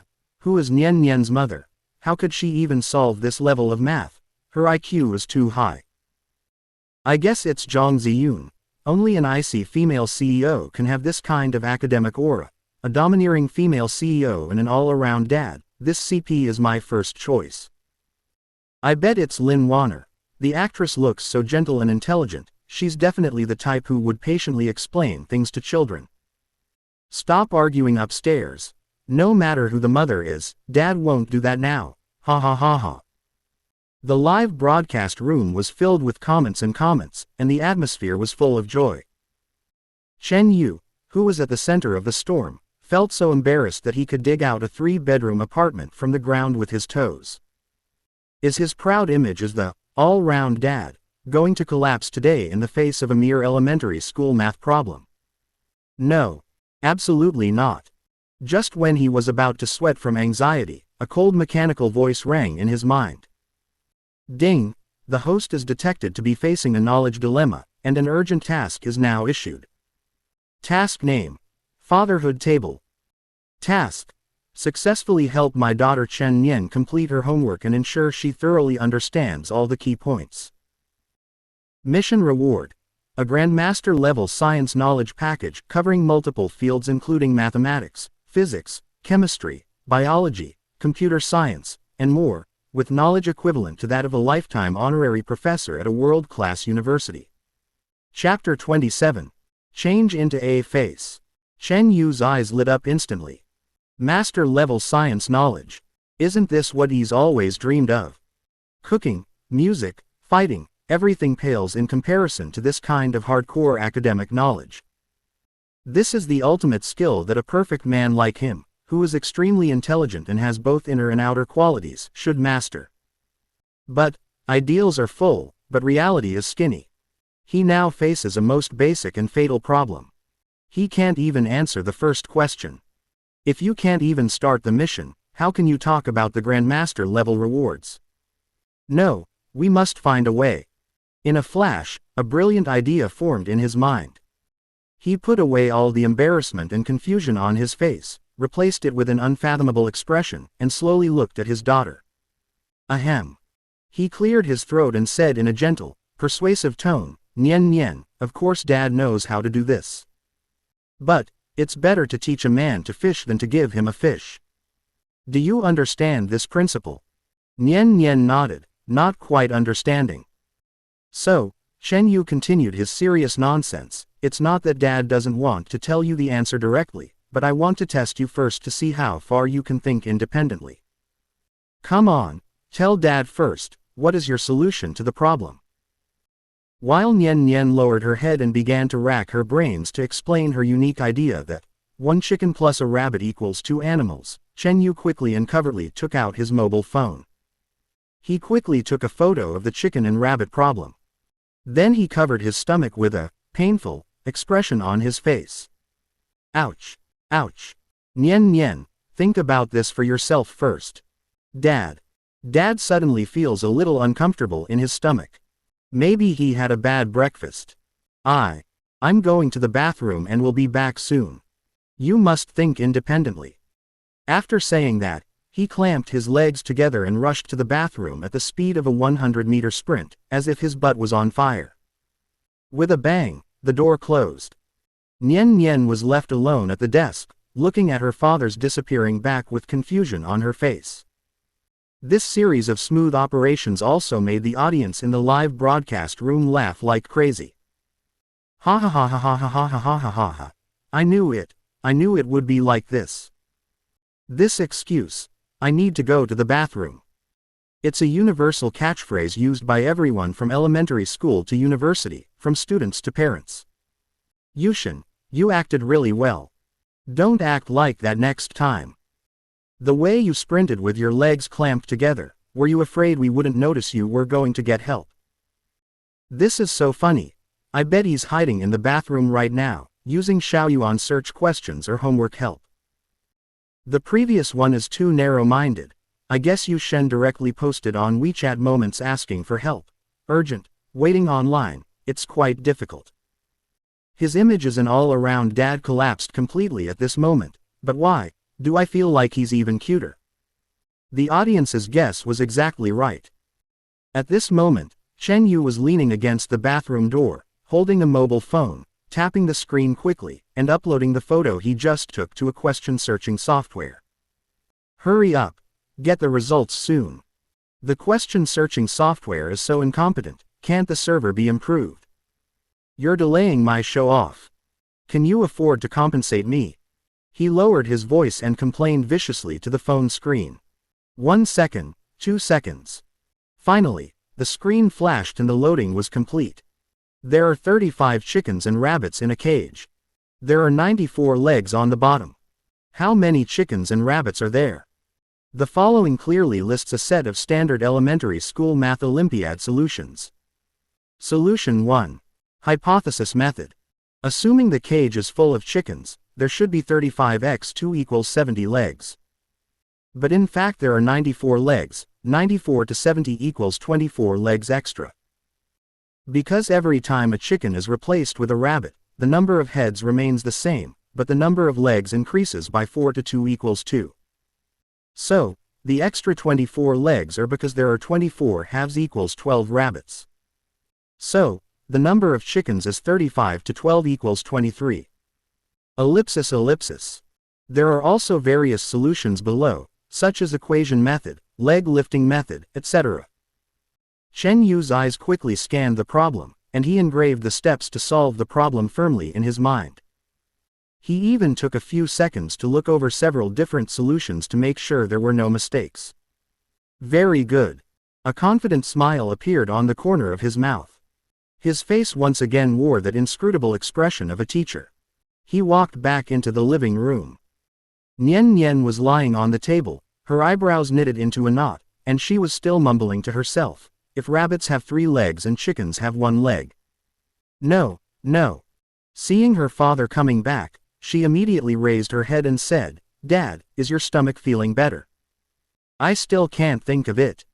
Chen Yu put his hands behind his back and touched her head lovingly. "Nian Nian, don't be anxious. It's normal not to be able to think of an answer. It means you've encountered a good problem that requires some thought." Instead of saying the answer directly, he picked up a pen and tapped lightly on the draft paper. "Come on, let's change our thinking. What did you just think? Tell Daddy again." "I was just thinking, putting a chicken and a rabbit together." Nian Nian's voice sounded a little aggrieved. "Well, this idea is too confusing." Chen Yu nodded, his tone full of affirmation. "Let's do a thought experiment. Close your eyes and imagine that there are only chickens in the cage, not a single rabbit. So, how many legs should there be?" Nian Nian blinked and quickly realized. 35 heads, if they are all chickens, then 35 times 2 equals 70 legs. Excellent. Chen Yu praised generously and wrote, 35x2 equals 70, on the paper. But the question tells us how many legs there are actually. 94. Nian Nian blurted out. "Yes. So what's the difference between our calculated 70 and the actual 94? 94 minus 70, equals 24. Nian Nian's eyes lit up. Chen Yu's smile grew gentler. "Then think about it. Why are there these 24 extra legs?" Nian Nian's little head was spinning rapidly, and she counted on her fingers. Because we mistook the rabbit for a chicken." "Absolutely." Chen Yu snapped his fingers. "Then, if we replace each fake chicken with a real rabbit, what will happen to the number of legs? A chicken has 2 legs, a rabbit has 4 legs, swap 1 leg, and you have 2 more legs." Nian Nian was so excited that she almost jumped up from her chair. She finally understood. So now there are 24 more legs in total. How many rabbits have we replaced? Chen Yu asked the final question. 24 divided by 2 equals 12. There are 12 rabbits. Chapter 28. Brother, you can't be OC. Nian Nian excitedly shouted out the answer. Then the number of chickens is 35 minus 12, which equals 23. Perfect. Chen Yu said proudly, "My daughter is such a little genius." Ding, congratulations to the host for completing the hidden mission, Father's Dignity. Task description. Successfully maintain your all-knowing image in front of your children. Task reward. Grandmaster level science knowledge. Just at the moment when Nian Nian was cheering, a torrent of knowledge instantly flooded into Chen Yu's mind. Mathematics, physics, chemistry, biology, astronomy, geography, all knowledge about science. Chen Yu has learned them all. The whole process takes only a moment. Chen Yu was just slightly stunned. "I feel like I have grown a brain. This feeling is so wonderful. Dad, you're so awesome." Nian Nian hugged Chen Yu's arm. "I just thought about it for a long time and couldn't figure it out. As soon as you explained it, I understood it. It's even clearer than our teacher's explanation." The admiration of his daughter is the best spiritual food for any father. Chen Yu was greatly benefited. Of course. If you have any problems in the future, no matter whether they are in heaven or on earth, just come and ask your dad. There is no problem that your dad and I can't solve. After a brief moment of warmth, the comments in the live broadcast room began to become noisy again. Here we go, the familiar bragging session is here again. Ha ha ha ha, I just finished searching for an elementary school math problem in the bathroom, and you're already claiming to have solved a problem in the sky. Yu Shen, do you know how many stars there are in the sky? I bet a bag of spicy noodles that next time he encounters a problem, he'll have to use the stomachache trick again. Don't be so awkward. Who knows, next time it might be a headache, eye pain, or poop urge. Keep your excuses fresh. Yu Shen, I am not the creator of knowledge, I am just a carrier of knowledge. The place of transportation, the toilet. The audience all thought that Chen Yu's all-round personality was just a performance for the sake of show effect. At this moment, Nian Nian seemed to be the mouthpiece of the audience in the live broadcast room. She turned to the next page of the exercise book, pointed to a more complicated question with a diagram, and asked with her little face raised. Dad, what about this question? It was a question about the area of a figure. It was an irregular figure made up of several semicircles and triangles superimposed on each other, and the student was asked to calculate the area of the shaded part. The difficulty of this question is obviously more than one level higher than the chicken and rabbit in the same cage problem just now. The audience in the live broadcast room suddenly became excited. Great! Nian Nian, great question, great help. Look at Yu Shen's expression. Is the smile on his face stiff? I can almost hear his stomach growling. Open black lens bracket bathroom. I'm ready, you're always welcome, close black lens bracket. Everyone stretched their necks, waiting to see Chen Yu repeat his old trick and perform the toilet escape again. However, to everyone's surprise, Chen Yu just glanced at the question without even a pause of 0.1 second, and smiled as if he understood everything. Oh, this question looks complicated, but it's actually a paper tiger. It doesn't test your calculation ability, but your graphic perception and logical conversion abilities. Look, here, he tapped a corner of the figure with the tip of his pen. Isn't the area of this semicircle exactly the same as the blank semicircle over there? Nian Nian looked in the direction he pointed and nodded. Yes, their radius is the same. That's right. So, we can completely carve out the shaded semicircle and fill it into the blank semicircle. Look, what changes have occurred to the entire figure after this great shift. As he spoke, he quickly drew a diagram on the draft paper. The irregular, creepy shadow area instantly turned into a neat rectangle after he shifted its position. The whole process is smooth and the ideas are so clear that it's outrageous. Nian Nian's little mouth opened into an O shape. Wow, it's turned into a rectangle. Right, Chen Yu said with a smile. Now, isn't the problem simple? All we need to do is calculate the area of this rectangle. The length and width are given in the question. You can figure out the answer yourself. Nian Nian picked up a pen, quickly calculated on paper, and came up with the answer. She checked it with the standard answer at the back of the book, and it was exactly the same. Oh my God! What's going on? What the hell? Why aren't you following the script this time? Where's the restroom? Where's the question searching software? Wait, this solution. I'm a junior high math teacher, and I can responsibly say that this cut and fill method is incredibly clear and absolutely the optimal solution. He wasn't just reciting the answer, he was explaining the concept of problem solving. Are you sure about the teacher in front? Didn't he just recite it in the bathroom? The person above, can you recite one for me? Memorizing the answers to math problems like these is useless. The key is the thinking. His explanation, from the discovery of equal area figures to the concept of cut and fill, and finally the transformation, was seamless. Without a solid foundation in geometry and spatial imagination, this is simply impossible. FK. I'm so stupid. Did we all misunderstand him? He he's really a top student. The audience was completely confused. A second ago, they were still laughing at Chen Yu, saying he was a fool who only knew how to search on Baidu. The next second, he used his amazing problem-solving skills to slap everyone in the face. This extreme contrast made everyone feel dizzy and unreal. Just when the live broadcast room was in chaos, a cell phone rang. Ring, ring, ring. Chen Yu was enjoying his daughter's admiring gaze when he heard the ringtone and took out his cell phone from his pocket. A name appeared on the screen, Zhao Yueru. Chen Yu frowned slightly. This name was a little vague in his memory, but the original owner's memory integrated into the system quickly gave the answer. Zhao Yueru, a college classmate of the original owner, was also the class's arts and literature committee member. She had a neither good nor bad relationship with the original owner, but they had little contact after graduation. Why did she call? Chen Yu muttered to himself and swiped the answer button. Hello, is this Chen Yu? It's me, Zhao Yueru.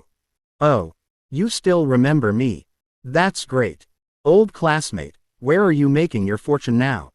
After all these years since graduation, there's no news at all. It's like you've disappeared from the face of the earth. Chen Yu said calmly, I haven't made any money yet, so I'm staying at home. What's the matter? Chapter 29. Class Reunion. Oh, it's like this. My classmates are having a reunion at Golden Splendor this weekend, and you absolutely must come. The class monitor specifically told me to make sure you, the missing person, are found. Everyone misses you so much. Class reunion. Chen Yu's mind suddenly flashed back to some moments from college. The original owner was introverted and not good at socializing. He was a nobody in the class and his relationship with these so-called classmates was as thin as water. To put it bluntly, this kind of gathering is just a large-scale competition and showing-off event, which is boring. What's more, he has to take care of the children. I won't go. Chen Yu refused without a second thought. I have to take care of the kids, it's not convenient. With children. Oh my god. Chen Yu, you're already a father. Her tone was as if Chen Yu was not getting married and having children, but had some incurable disease. Before Chen Yu could answer, a man's harsh, mocking voice could be vaguely heard from the phone. Zhao Yueru, who are you talking to on the phone? Chen Yu. Which Chen Yu? Oh. I remember now, that taciturn guy who stays in the library every day and can't even say a word. What's wrong with him? They said they had to take care of their children and couldn't come to the party. Bringing children. Ha ha ha ha. The man laughed out loud.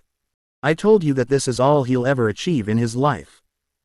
He'll go home and become a house husband after graduation. He's a complete loser. Forget it, don't call him.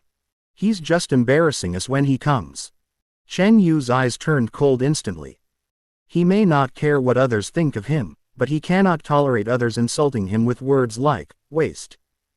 Even if the insult is to the original owner who has disappeared. More importantly, the other party's ridicule made him feel angry.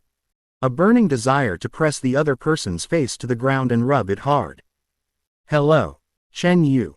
Are you still listening? Zhao Yueru's voice came again, with a hint of embarrassment.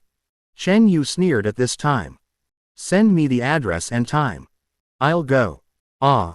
Aren't you going to bring? I'll take the child with me, Chen Yu interrupted her. It's just right.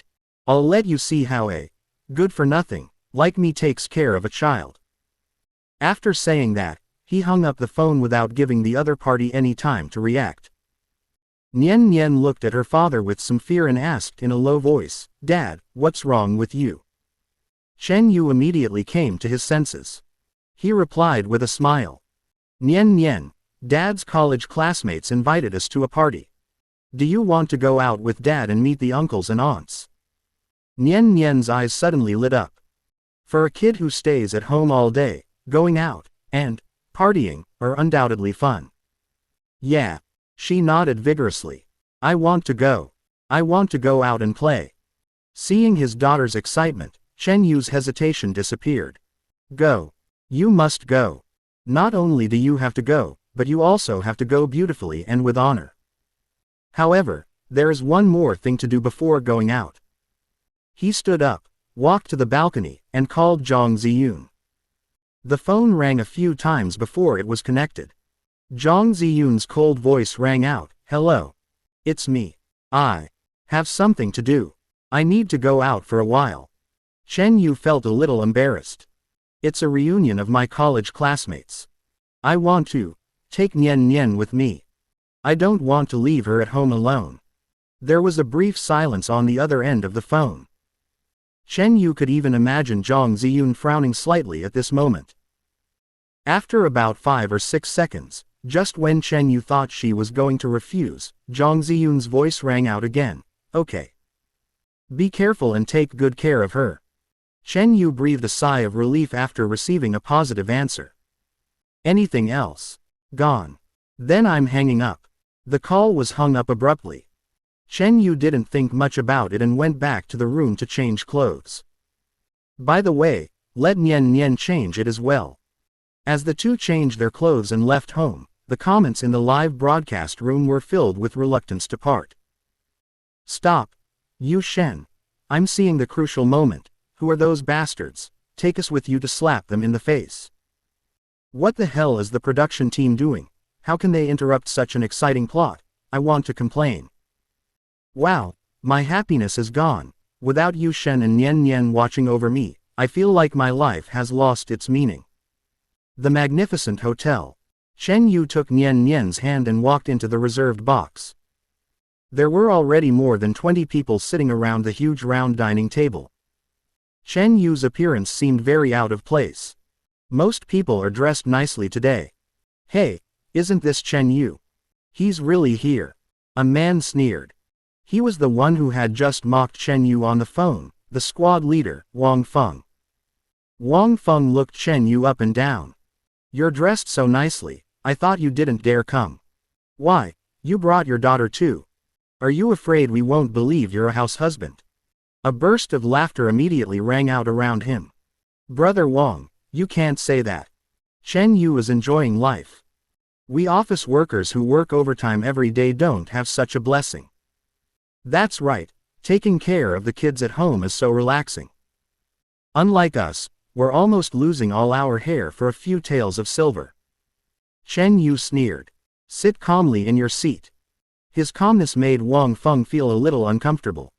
Wang Feng turned his attention to Nian Nian, who seemed to be the easiest to bully. He said to Nian Nian, "Little boy, what's your name? You're so cute." Nian Nian looked at her father, and when she saw that Chen Yu didn't object, she replied quietly, "My name is Nian Nian." "Nian Nian, it sounds so beautiful." Wang Feng continued with a smile, "How old are you this year? Where did you go to kindergarten?" His eyes moved around Nian Nian, and then he said to Chen Yu, "Hey, Chen Yu, I'm not saying anything bad about you. You can't delay your child's education. You're, in a special situation right now.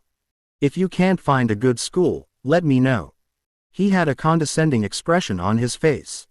"As for me, I'm now a small section chief in a unit under the Municipal Education Bureau. Although I'm not a high-ranking official, I'm quite familiar with the principals of all the prestigious private schools. If you ask, I can recommend a good bilingual kindergarten for your daughter. It shouldn't be a problem." He paused, then added in a more boastful tone, "Of course, it's definitely not as good as the Dulwich International School my son attends. The tuition at that place is over 300,000 yuan a year, so you can't get in just by having money. But the company I introduced you to only makes around 100,000 yuan a year, which is not much better than the others, but better than the others. For you, it should be enough, right?" Chapter 30. Live with dignity and die with suffering. The atmosphere in the box instantly became more subtle. The way everyone looked at Chen Yu was full of undisguised superiority. Most of them are neither good nor bad, but compared to a man who stays at home and lives off his wife, it is enough for them to hold their heads high. "Yes, Chen Yu, the squad leader is doing this for your own good." Someone echoed with a forced smile, "Education is fundamental. Children can't lose at the starting line. If you're short of money, we're classmates. Just let me know and we can chip in some money. That's right, don't be so stubborn and suffer for it. Look at the one in our family. I spend hundreds of thousands of dollars a year to send him to a good interest class, without blinking an eye. A man should be responsible. One sentence at a time. Always mocking Chen Yu. They enjoy this condescending feeling, as if by belittling their former classmates they can prove their current success. Chen Yu's expression remained unchanged. In the eyes of Wang Feng and others, his indifference was like a dead pig that was not afraid of boiling water. However, they didn't notice that Nian Nian, who had been sitting quietly beside Chen Yu like a delicate porcelain doll, tilted her head slightly at this moment. Her big eyes blinked, and Wang Feng's smug face was reflected in her clear pupils. The little guy has a good memory, especially for the names of schools. Dulwich International. Nian Nian's clear voice suddenly rang out. Wang Feng was stunned for a moment, then he smiled even more brightly, thinking that his boasting had worked and even the children remembered this resounding name. He leaned over and said in a coaxing tone. Yes, it's Dulwich International Kindergarten. It's very good. Do you want to go, Nian Nian? If you do, ask your father to ask Uncle Wang. Uncle Wang can, think of a way. He originally wanted to say that it was impossible, but in order to save his face, he changed his words vaguely. Unexpectedly, Nian Nian shook her head, pouting her lips slightly, her expression looking serious and confused. Oh, that's the school. She nodded, as if she finally remembered something, and then said word by word in a very firm tone.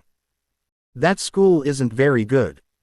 I participated in the city's mathematical Olympiad and English speech competition before, and the kids from that school always ranked at the bottom. Nian Nian's voice instantly exploded in the box. Around the round dining table, more than 20 faces, which had various fake smiles and sarcastic expressions on their faces just a second ago, froze at this moment. 1 second. 2 seconds. 3 seconds. Puff. I don't know who couldn't help laughing first, as if the fuse was lit. Immediately afterwards, a thunderous laughter broke out. Ha ha ha ha. I can't take it anymore, I'm dying of laughter. Chen Yu, you can do it. Not so good. You're ranked so low. Oh my god, who wrote this line for you? It's hilarious. Chen Yu, are you crazy? To save face, you actually taught your daughter to lie like this. Do you even have the guts to be a father? The person who had just been agreeing with Wang Feng was laughing so hard that tears were about to come out. He pointed at Chen Yu and said breathlessly. Chen Yu, it's not shameful if we don't do well. Really.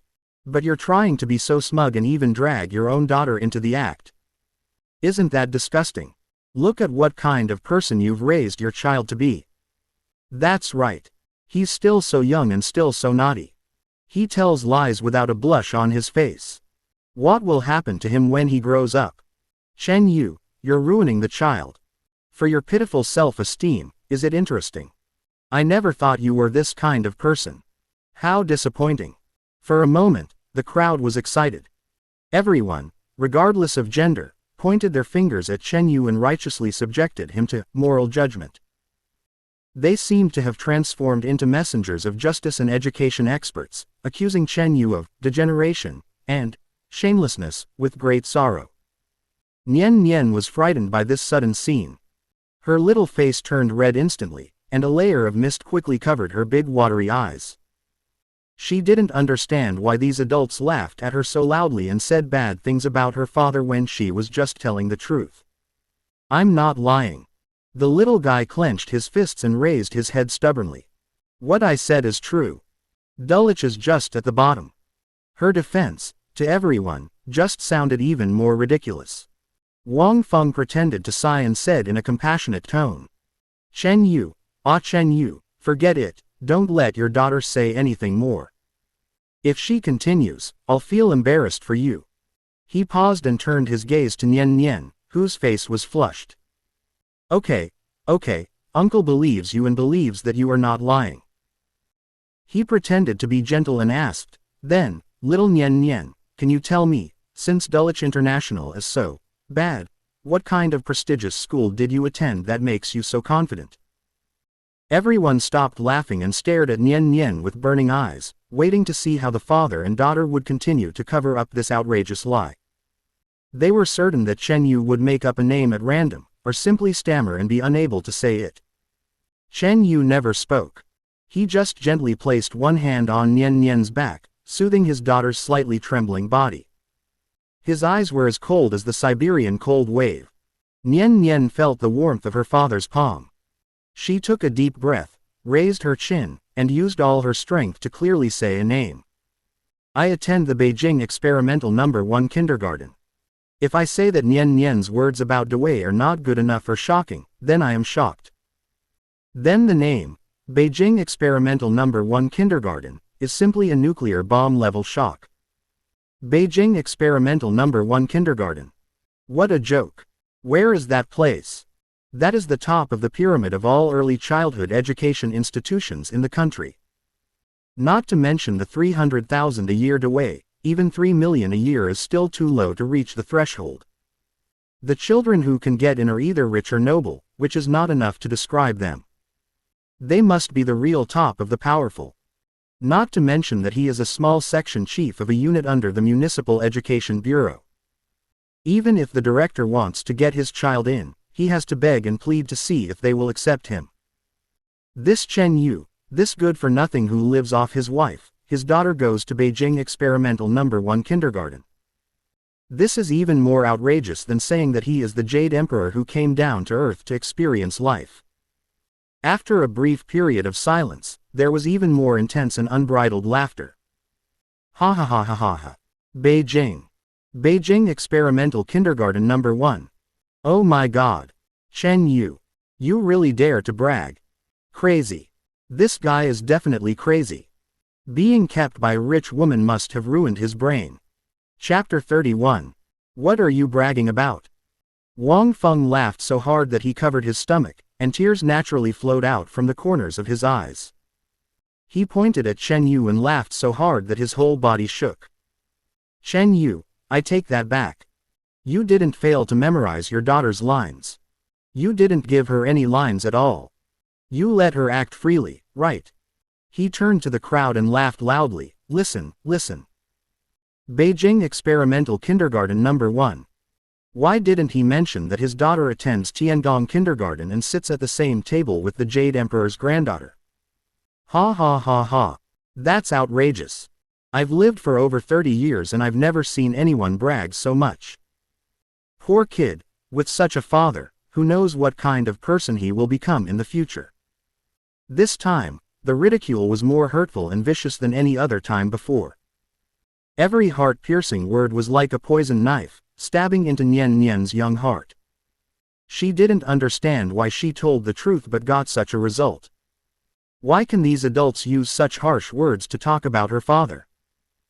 Grievance, anger, confusion, all these emotions intertwined together, making the little guy's eyes unable to bear it anymore. One by one, tears as big as beans rolled down her flushed little face. She wanted to cry, but she bit her lips stubbornly to prevent herself from crying out loud. Her small body was shaking violently as she tried hard to hold back the tears. The moment I saw my daughter cry, the suppressed and indifferent aura of Chen Yu suddenly shattered. Instead, there was a chilling and biting hostility. His eyes suddenly turned gloomy. Is it funny? The crowd who were still laughing wildly paused for a moment and looked at him subconsciously. Chen Yu slowly put down the teacup. His movements were graceful, yet carried a sense of oppression, as if a storm was about to come. His eyes slowly swept over everyone present. A bunch of ignorant fools, like toads sitting in a well and looking at the sky from afar, are you qualified to comment on my daughter? You haven't heard of Beijing Experimental Kindergarten No. 1. That only proves your level of education. You're only worthy of knowing about this rubbish called Dulwich. You have no right to know about the competition my daughter participated in, because your children can't even get into the registration threshold for that level of competition. Did I bring my daughter here today to give you bastards a chance? Chen Yu's voice suddenly rose, mixed with anger that had been suppressed for a long time, and exploded in everyone's ears. Wang Feng, who the hell are you? A small-time section chief in a unit under the Education Bureau. Even with all the talk, isn't he just someone in charge of copying files? With such a tiny amount of power, you're so arrogant. You know the principals of all the famous private schools. Do they know you?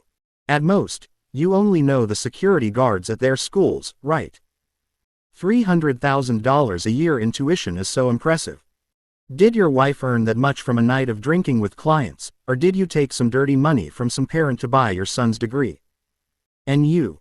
Chen Yu pointed his finger at the woman wearing the gold bracelet.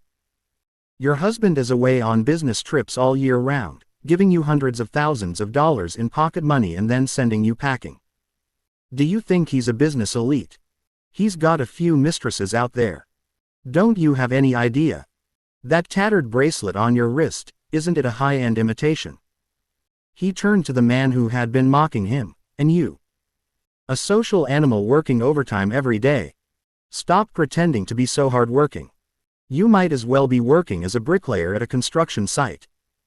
Chen Yu speaks very quickly, his words are elegant and every word is precious. Every word is very cruel. Everyone in the box was stunned by his scolding. How dare a coward curse like that? Isn't he afraid of offending others? Wang Feng's face turned a little green with anger. He originally thought he could mock Chen Yu at will. I didn't expect this guy to dare to talk back. You're talking nonsense. You're slandering me. Wang Feng pointed at Chen Yu and shouted in a timid manner. Am I talking nonsense? Chen Yu sneered and slowly stood up. He was already half a head taller than Wang Feng, and when he stood up, he brought a strong sense of oppression. He approached Wang step by step and stared into his eyes. Do you dare to let someone check? I don't know why. It was obvious that Chen Yu was a waste in his heart. But Wang Feng is still scared now. Chen Yu no longer paid any attention to this frightened loser, but turned around and shouted faintly at the door of the box. Where's the manager? Get over here. This sound made everyone who had just recovered from their shock stunned again. What does he want to do? After scolding people and overturning the table, now he is ready to call the manager to throw a tantrum. Are you completely shameless? A classmate came to his senses, mustered up the courage, and said sarcastically. What? Chen Yu, you can't stop scolding and you want to call for help. Who do you think you are? Tell the manager to get out of here. Do you think you are qualified? Don't let people think you are a troublemaker and throw you out of here. Exactly. You really think you're a piece of cake. You're causing trouble here. Do you know what this place is? Everyone found a new point of ridicule. Wang Feng immediately straightened his back and said firmly, that's right. Chen Yu, if you've got the guts, don't leave. I want to see what you can do if you call the manager. Do you think this hotel is yours? He was thinking in his heart. When the manager arrives, he will definitely file a complaint first, saying that Chen Yu is causing trouble here and disrupting their class reunion. Wang Feng is a section chief after all, and he entertains customers here all year round, so the manager will give him some face. By then, the only one who will be kicked out will be the lunatic Chen Yu. Soon, the door of the box was pushed open. A middle-aged man in a neat suit with a lobby manager badge on his chest walked in. He had a professional smile on his face. But his face was full of arrogance and contempt. Apparently, he had heard about the quarrel in the box from the waiter. Good evening, ladies and gentlemen. I'm Li Ming, the lobby manager of this hotel. May I ask what happened here? Do you need my help? His eyes swept around the box and finally landed on Chen Yu and Wang Feng, who were still standing. Wang Feng immediately jumped in, pointing at Chen Yu and complaining, Manager Li, you came at the perfect time. This guy just appeared out of nowhere, causing a scene at our class reunion and insulting us. He's seriously disrupted our meal. I demand that your hotel ask him to leave immediately. Manager Li frowned slightly when he heard this. His gaze turned to Chen Yu. There was more contempt in his eyes. He has seen many troublemakers like this who cause trouble after drinking a little. Chapter 32. I don't know what's great. Sir, he said to Chen Yu in a businesslike tone, if you can't keep quiet, In order not to disturb other guests, we have to ask you to leave. Seeing this, everyone showed a smug smile on their faces. See, this is reality. No matter how much you, Chen Yu, can curse or brag, when it comes to a real fight, you are still nothing. However, Chen Yu didn't even look at Manager Li. He just spoke coldly. Get them out, all of them. The entire box was quiet again. Everyone looked at Chen Yu as if he was an idiot. Wang Feng burst out laughing. Ha ha ha ha. Kick us out. Kick all of us out. Chen Yu, are you truly crazy? Manager Li, did you hear that? This guy has a mental problem. Call security. Manager Li's face also darkened completely. He felt his authority was being challenged. How dare a guy who was dressed in ordinary clothes and looked like a homeless person speak to him in such a commanding tone? Sir, I'm warning you one last time. Please leave immediately, otherwise. Before he could finish his words, he saw Chen Yu take a step and walk straight towards him. Manager Li subconsciously took a half step back, thinking that the other party was going to attack him, and his eyes instantly became alert. What do you want to do? I'm warning you, this place is magnificent and golden. If you dare to touch me. Chen Yu ignored his shouting, walked up to him and stopped. Then, with everyone looking at him, either mocking or watching him, he took something out of his pocket. That's a card. A card that was completely black, without any unnecessary patterns, except for a flamboyantly written, Zhong, character embossed in a dark gold thread in the corner. This card was given to him by Zhang Ziyun last time. She said it was a top-level VIP card that was applicable to all industries under the Zhang family and represented the reputation of the Zhang family. Chen Yu originally didn't want to use it, but today, this group of blind idiots successfully touched his reverse scale. He casually, even with some contempt, handed the black card to Manager Li. Open your dog eyes and see clearly. Do you recognize this? Manager Li's eyes subconsciously fell on the black card. At first, he didn't take it seriously. However, when his sight focused and he saw the entire card clearly, especially the dark golden word, Zhong, his pupils suddenly shrank to the size of a needle tip in 0.1 seconds.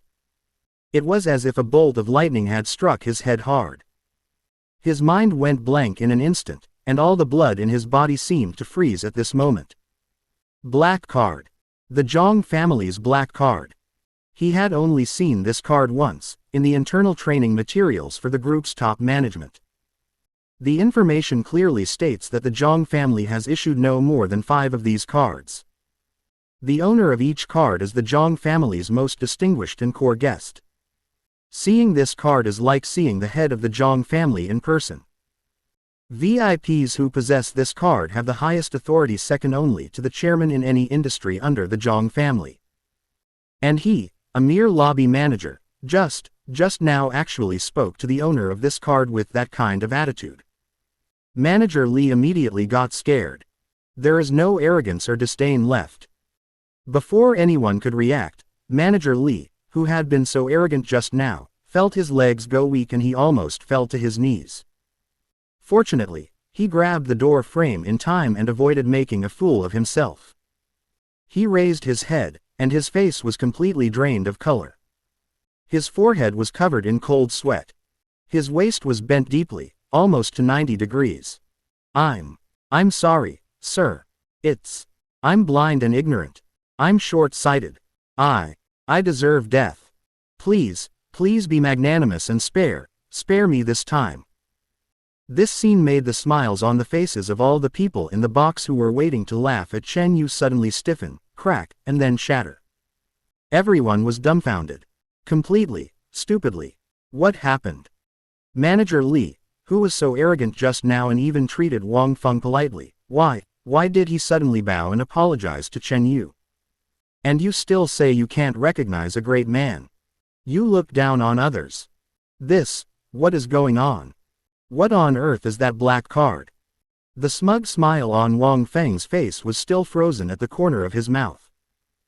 He stared blankly at the serval Manager Li, then looked at Chen Yu with an indifferent expression, and felt that his worldview had been completely overturned at this moment. Chen Yu ignored Manager Li's apology. He just slowly took back the black card, put it back in his pocket, and then scanned the entire audience with a cold gaze.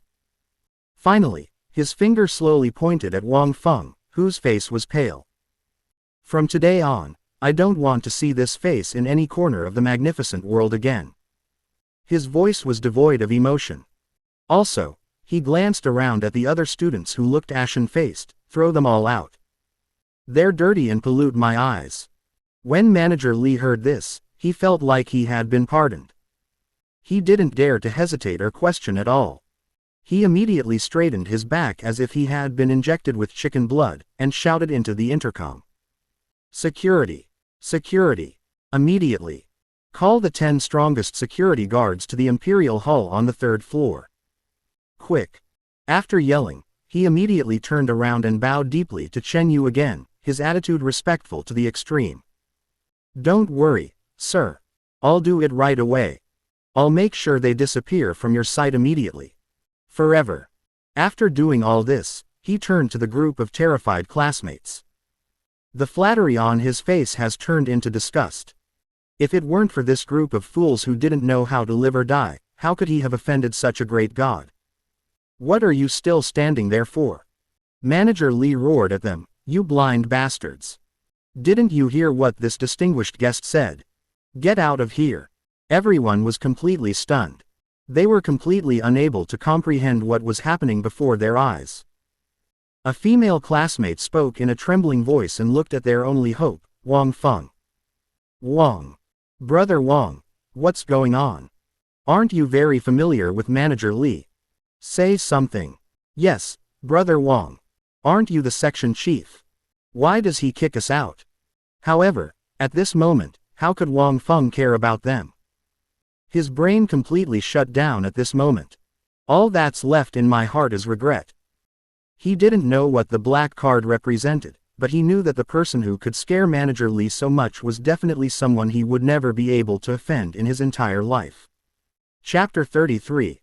Get out. Chen Yu. Who is he? Isn't he a gigolo? Who is his wife? Wang Feng didn't have time to think too much, he just wanted to recover his losses.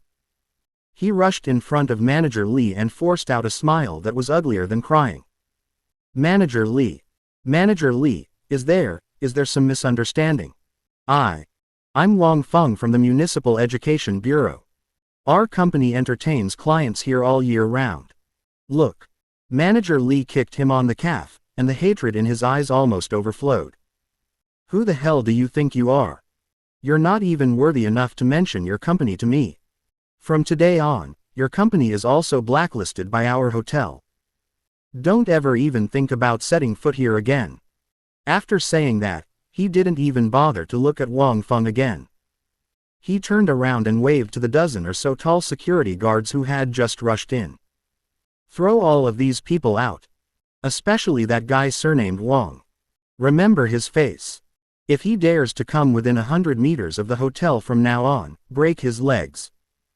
The security guards were well trained and rushed forward like wolves and tigers without saying a word. The crowd screamed and cried as they were lifted up one by one and dragged out like dead dogs. Wang Feng was completely panicked. The Splendid Hotel is the most upscale hotel in their area, and all the important clients of their company are entertained here. If he was permanently blacklisted here and the news got back to the company, his career would be completely over.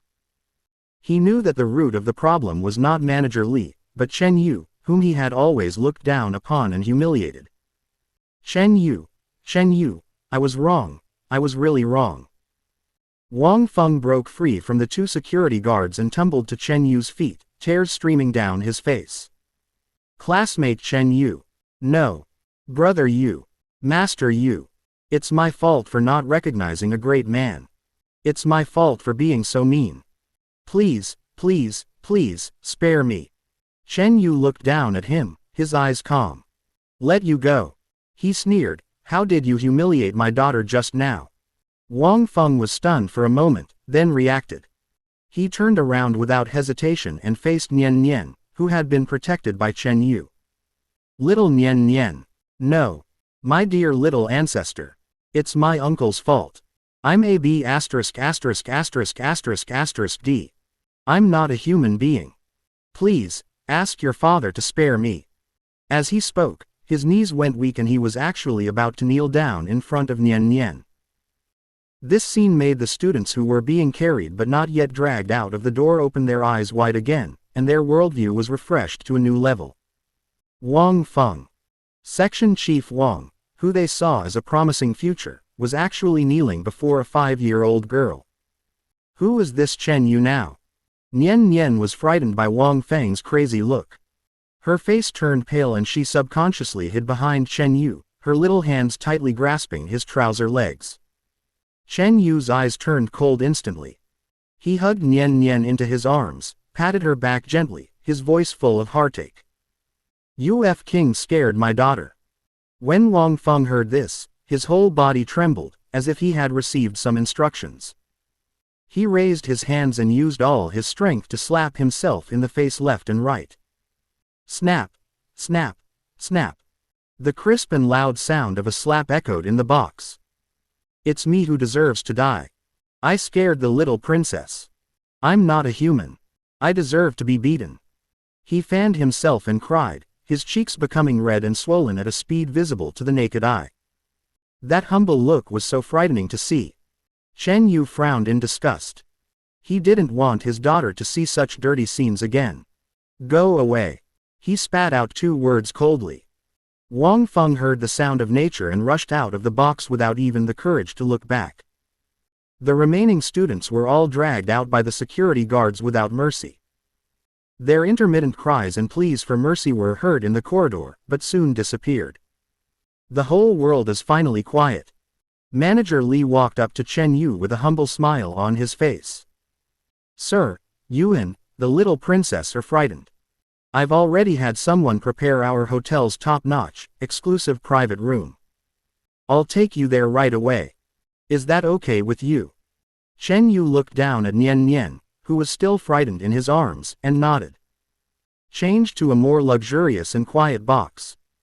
Chen Yu held Nian Nian in his arms and sat on the soft sofa, while Manager Li stood respectfully beside them like a servant, ordering food for them personally. All they ordered were the hotel's top-notch and most expensive signature dishes, such as Australian lobster, French caviar, and Kobe A5 Wagyu beef, as if they were free. After Manager Li and all the waiters had left and only the father and daughter were left in the box, Chen Yu gently stroked Nian Nian's hair and asked softly, "Nian Nian, are you still scared?" Nian Nian buried her little face in her father's arms and shook her head sullenly. After a while, she raised her head with a hint of confusion in her big eyes. You could see she was confused. "Dad, why are they like that?" Her little head couldn't comprehend what had just happened. "Why did they laugh at me and my father at the beginning, and why did Uncle Wang hit me and make me kneel down later?"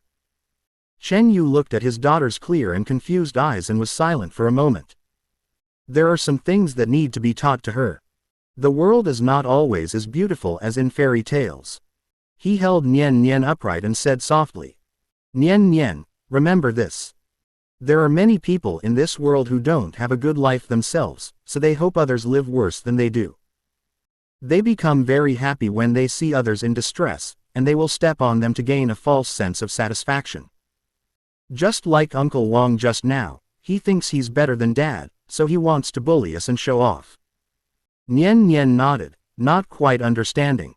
Then, why did he become afraid of Daddy again? "Because," Chen Yu said with a smile. "Dad made him realize that his so-called power is worthless in the face of true strength. When he discovers that the things he is proud of are not good enough in his father's eyes, he will be afraid and terrified, and will kneel down and beg you." He gently pinched his daughter's face. "Dad isn't asking you to be a bully, but I want you to understand one thing. When facing a wolf, your kindness and tears are useless. You must show your claws and fangs, sharper than its own, to scare it away and subdue it. Only in this way can you protect yourself and the people you care about. This world doesn't talk about logic, it only talks about strength. Whoever has the bigger fist has the right words." Chapter 34. Cruel Education. These words were very moving for a 5-year-old child. It's really a bit too profound. In fact, Chen Yu didn't want to give Nian Nian such a realistic education. But Nian Nian is the daughter of Zhang Ziyun, the female president. I will definitely learn it in the future. Nian Nian frowned, trying hard to digest her father's words, her little face full of serious thought. She may not be able to fully understand it now, but these words will be like a seed, buried in her heart, and will take root and sprout one day in the future. Chen Yu looked at his daughter, smiled, and said nothing more. He knew that growing up was a long process. Okay, no more thoughts. Let's eat. The sumptuous dishes were served quickly. Chen Yu carefully peeled the shrimp shells and removed the fish bones for Nian Nian, feeding the best meat to her mouth. The turmoil just now seemed to have completely passed. The father and daughter enjoyed a rare dinner time for two, and the atmosphere was warm and peaceful. After dinner, Chen Yu walked out of the magnificent hotel holding Nian Nian, who was already feeling a little sleepy. Manager Li personally escorted them to the door, bowed 90 degrees, and watched their car disappear into the night before he dared to straighten up and wipe the cold sweat from his forehead. Ellipsis ellipsis. At the same time, after the live broadcast room of Chen Yu and his daughter went black, the popularity of the program, Super Dad, was inevitably diverted. After wailing for a while, the audience was bored and could only turn their attention to another family that the program team was focusing on promoting. Female celebrity and her amateur husband, Lin Weiwei and Zhao Kai, father and son. The program team labeled this couple as a model family and an all-round dad. In the previous show, Zhao Kai's performance was indeed perfect. He gets up on time every day to make a nutritious breakfast for his son, sends him to school, picks him up in the afternoon to play games with him and help him with his homework. He keeps the house spotlessly clean and knows all of his son's preferences and habits well. He is gentle, considerate and handsome, and almost satisfies all female audiences' fantasies of the perfect husband and perfect father. The comments in the live broadcast room were all filled with praise. Brother Kai is truly amazing. What a wonderful husband. She's good at both housework and parenting. I wonder which female celebrity saved the galaxy in her past life. I envy you so much. If my husband were half as good as Zhao Kai, I would wake up laughing in my dreams. Wow, we're both stay-at-home dads, but why do I feel like Yu Shen is just here to make people laugh, while Kai Jie is the true king? However, just this afternoon, a sudden accident caused the image of this perfect dad to collapse. Their son Xiaoji suddenly developed a high fever after a nap. His whole body was burning and he cried incessantly. The audience in the live broadcast room were all worried. However, Zhao Kai, who is known as the all-round dad, was at a loss at this moment. He first took his temperature in a panic, and when he saw the number 39.5 degrees, he was completely stunned. What should I do? What should I do? The fever is so high. He was muttering to himself as he paced around the living room, completely losing his usual calmness and composure. Quick! Cool down physically. Rub your body with warm water. Don't you have any fever-reducing medicine at home? Take some first. Hurry up and send him to the hospital. Why are you still standing there? The comments in the live broadcast room were almost going crazy, and the audience wished they could get into the screen to help him. Zhao Kai was reminded by the barrage and woke up from his dream. He began to search through boxes and cabinets for medicine. However, he turned the medicine cabinet at home upside down but couldn't find any children's fever-reducing medicine. Where's the medicine? Where's the medicine? Wei, wife, where's the medicine? He shouted anxiously, then seemed to remember something, picked up his cell phone and made a call. The call was quickly connected, and a female voice, though distorted by electricity, still sounded somewhat familiar, came out, with a hint of fatigue and worry in it. Hello. What's up, honey? I'm recording a show. Wife. It's bad. Xiaoji has a high fever, 39.5 degrees. I can't find the antipyretic medicine at home. Where did you put it? Zhao Kai's voice was filled with tears. The woman on the other end of the line became anxious upon hearing this, her voice suddenly rising. What? How did you suddenly have a high fever? Don't worry. Just listen to me first. The fever-reducing medicine is in the second drawer of the TV cabinet, in that blue box. Did you find it? Zhao Kai hurriedly ran over and opened the drawer, and sure enough, he found the medicine box. Found it. Found it. Then how much should I feed? Instructions. Please read the instructions. It's calculated based on weight. Don't you even know this? The girl looked a little overwhelmed. Oh, okay, let me see. This conversation was clearly transmitted to the ears of every audience member through live broadcast. The entire live broadcast room fell into silence in an instant. What did I hear? The all-around dad doesn't even know where to put the fever medicine. And he still has to call his wife to ask. He doesn't even know how much to feed. He needs his wife to remind him to read the instructions. Is he a stay-at-home dad? Is he acting? Oh shit. His character is ruined. He acted so perfect before, I actually believed him. I was saying there's no such perfect man in the world.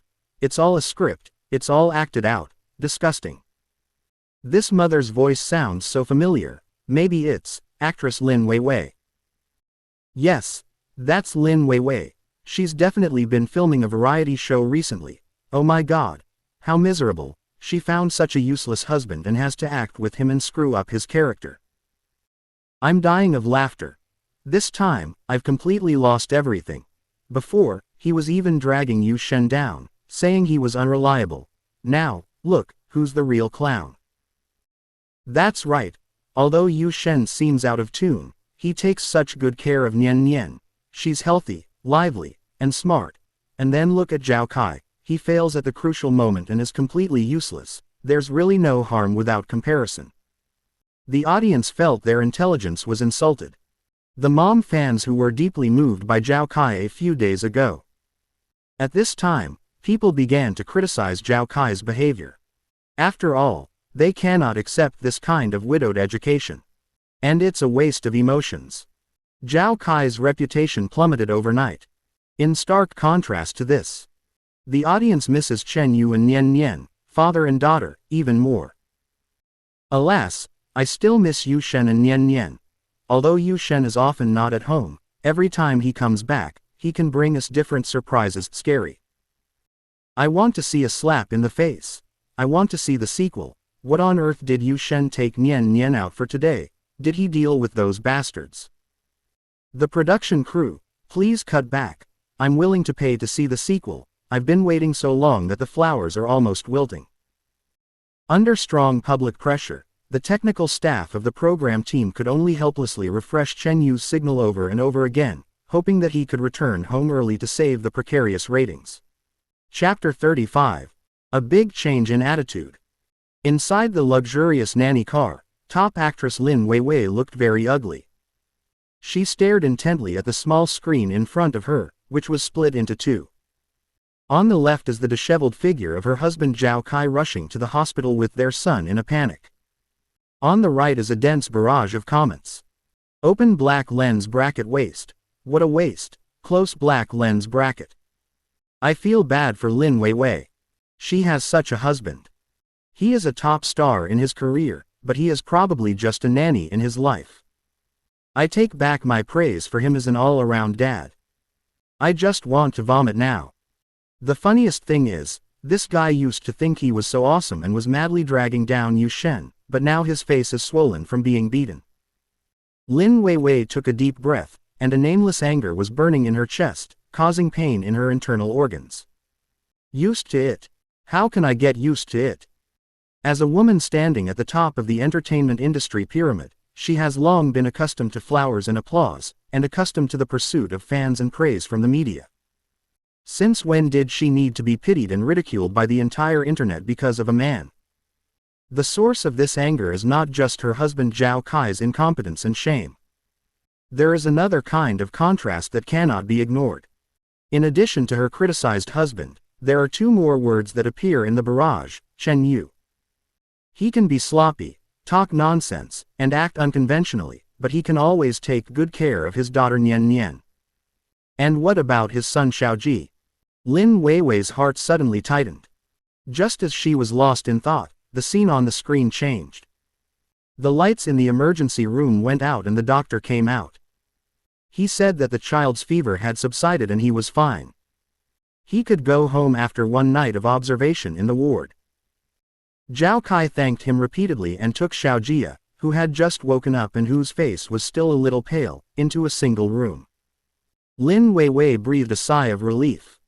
However, before he could completely relax, Zhao Kai's next move blocked his breath. Zhao Kai put his son on the hospital bed and sat down on a chair next to him. He let out a long sigh, as if he had just experienced a war of the century that exhausted all his energy. Then he took out his cell phone.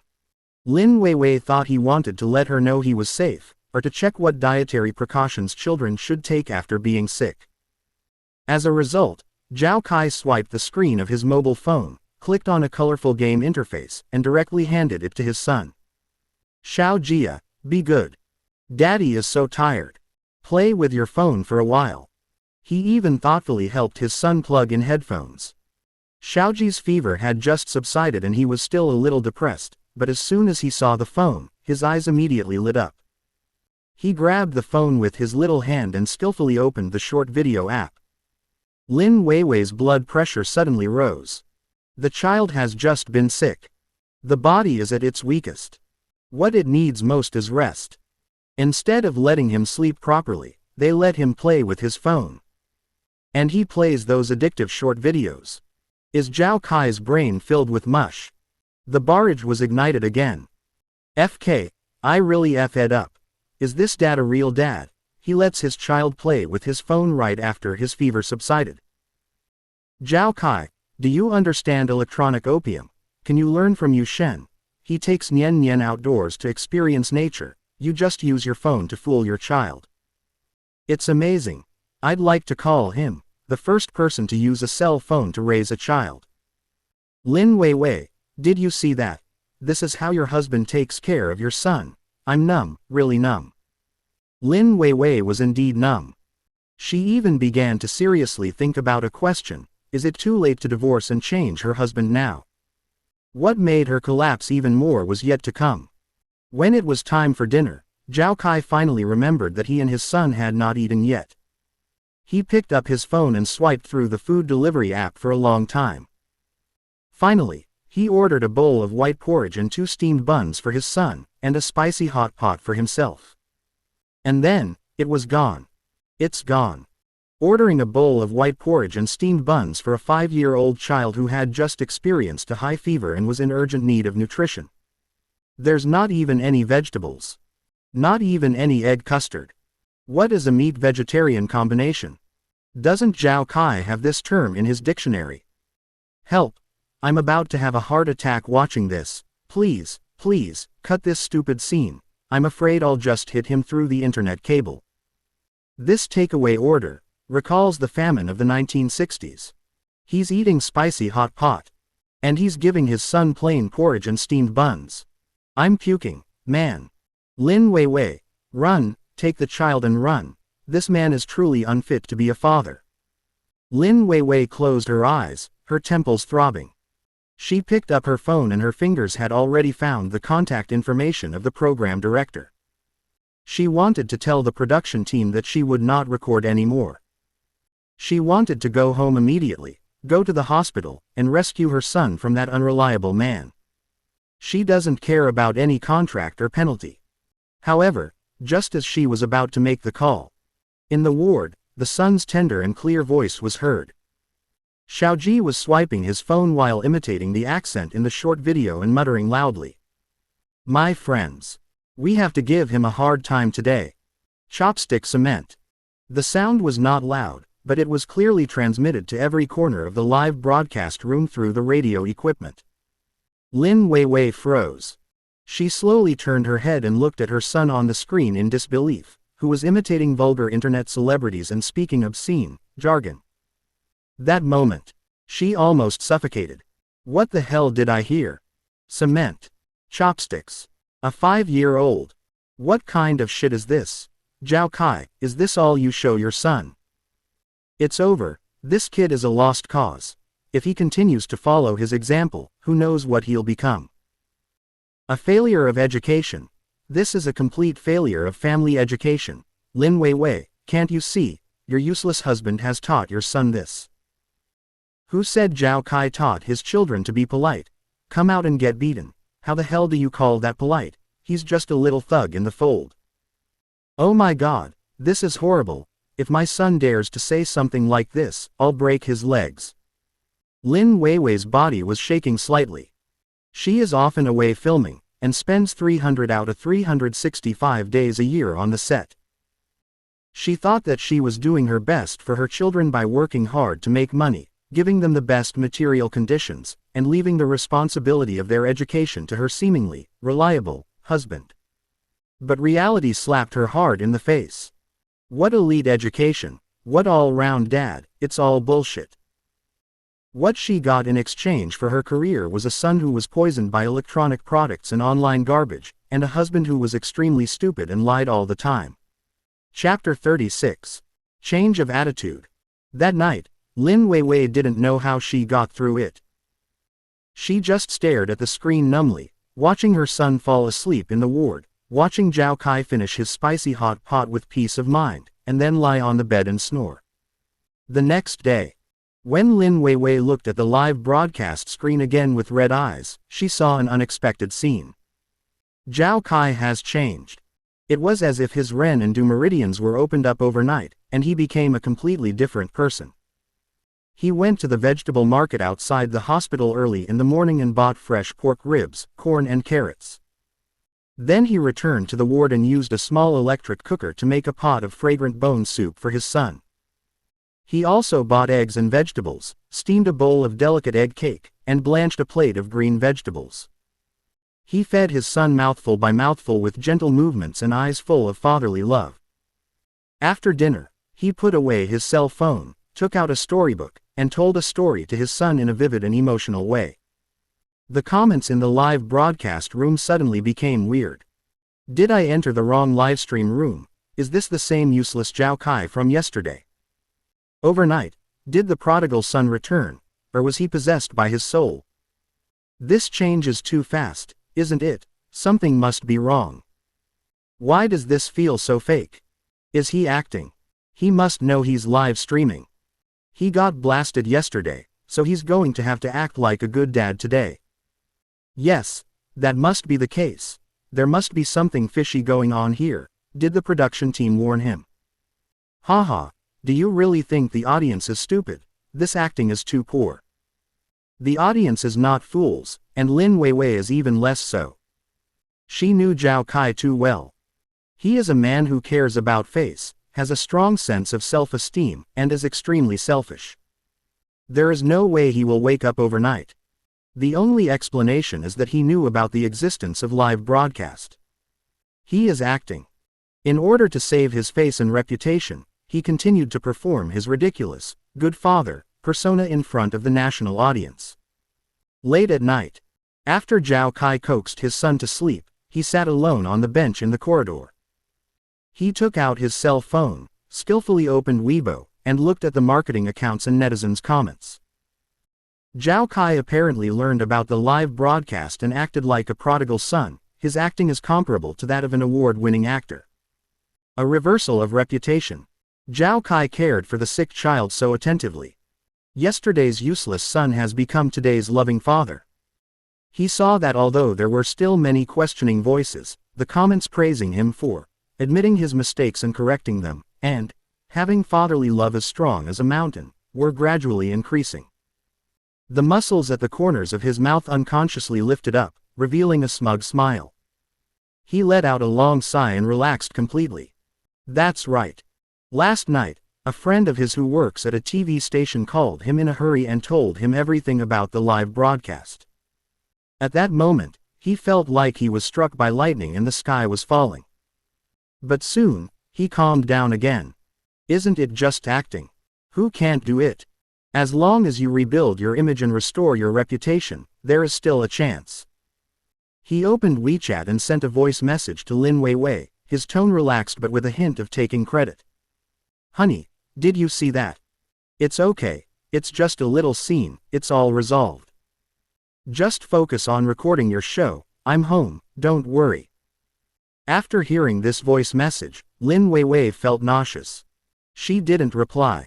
She just silently switched to another live broadcast room, Chen Yu's live broadcast room. The signal was finally restored. At the same time, in the lounge of a high-end recording studio in the city center, Chen Yu crossed his legs, holding a newly signed contract in his hand, his face beaming with joy. Sitting across from him was the country's top music producer, respected in the industry as the Golden Finger, the Ace. Gold Medal. Gold Medal looked at Chen Yu. Their eyes were full of excitement. Mr. Chen, your song, Xiaoqiu, is a stroke of genius.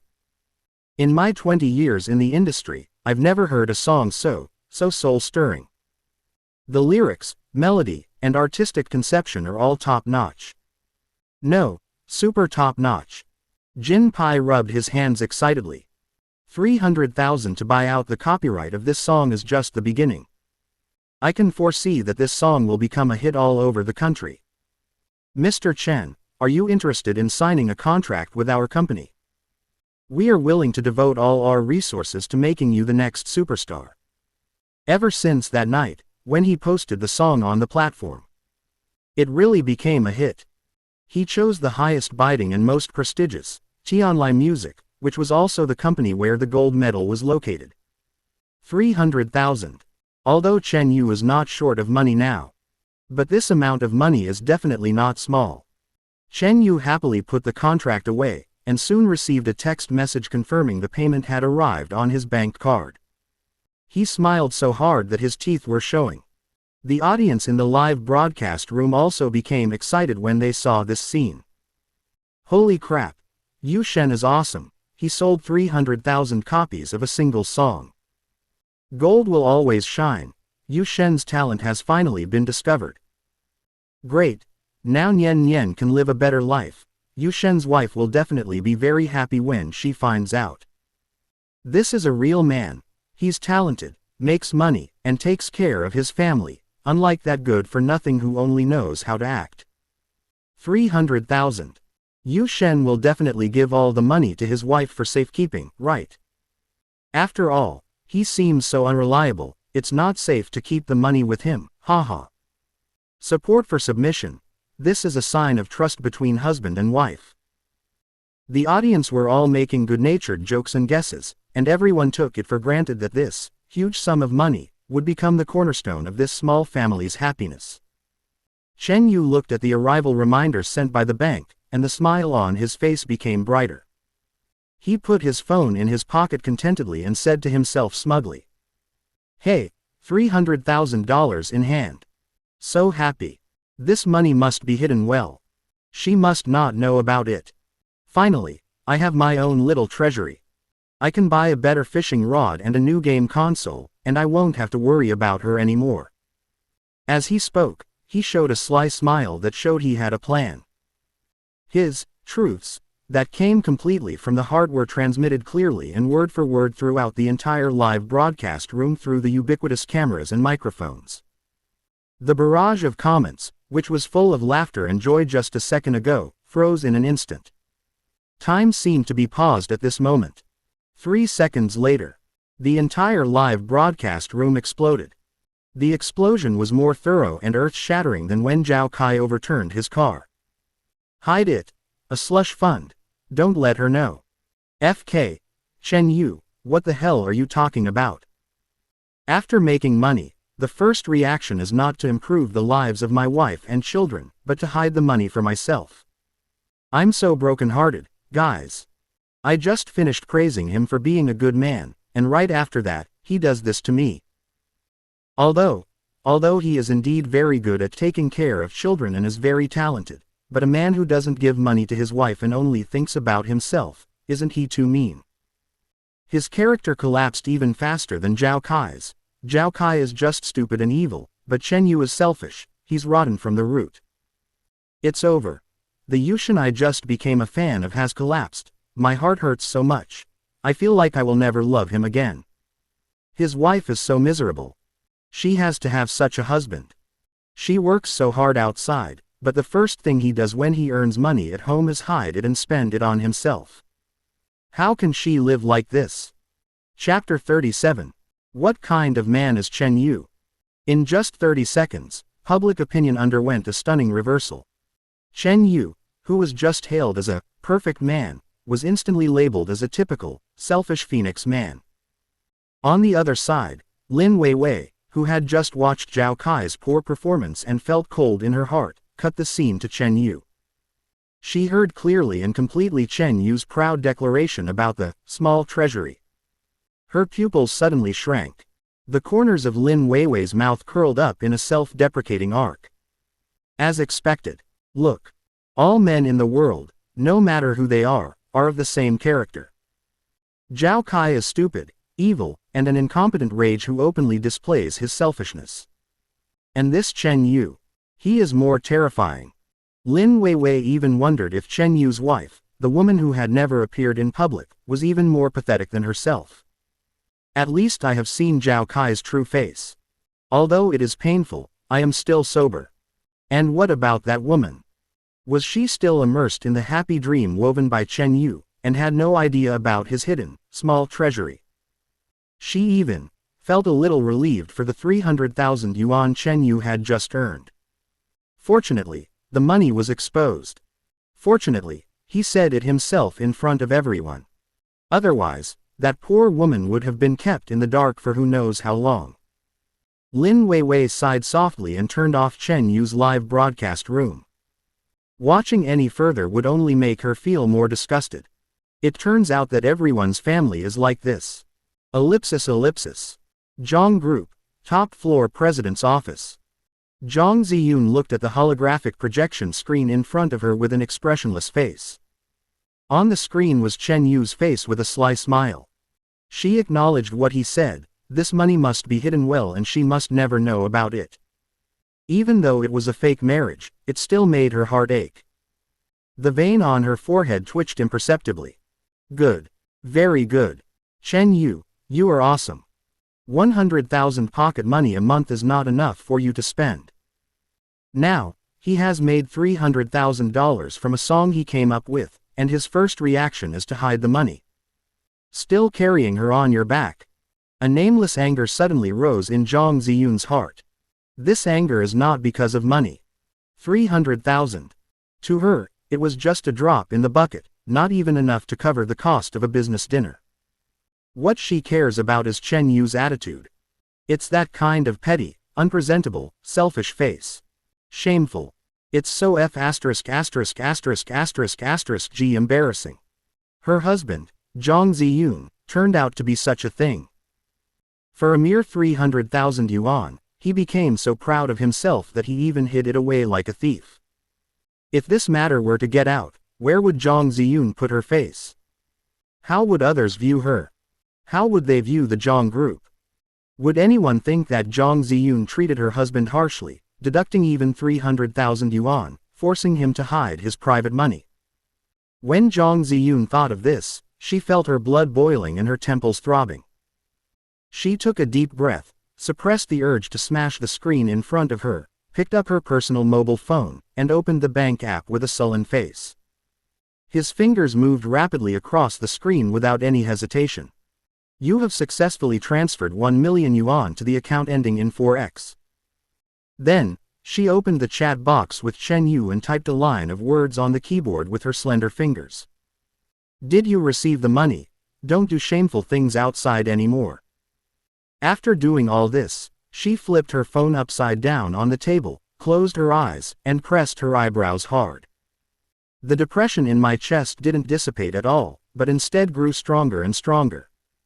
Ellipsis. On the other side, Chen Yu was humming a little tune, happily calculating the use of his huge sum of 300,000 yuan. Should I buy a set of top-of-the-line gaming peripherals first, or go find that limited edition carbon fishing rod I've been dreaming of? Or, why not just take Nian out for a nice meal? Let's go to the kind that costs thousands of yuan per person, so we can splurge a bit. Just as I was lost in thought, my cell phone vibrated with a ding-dong sound. He took it out and saw that it was a bank text message about the arrival of the money. Dear customer, your savings card account ending in 4x received a transfer of RMB 1,000,000 on XXXXXX at XX. XX. The current account balance is RMB 1,030,005.21. Quote ellipsis ellipsis quote. The smile on Chen Yu's face froze instantly. He blinked, thinking he had seen it wrongly.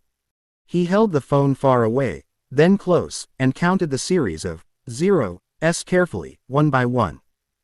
1, 10, 100, 1,000, 10,000, 100,000, 1 million. 1 million.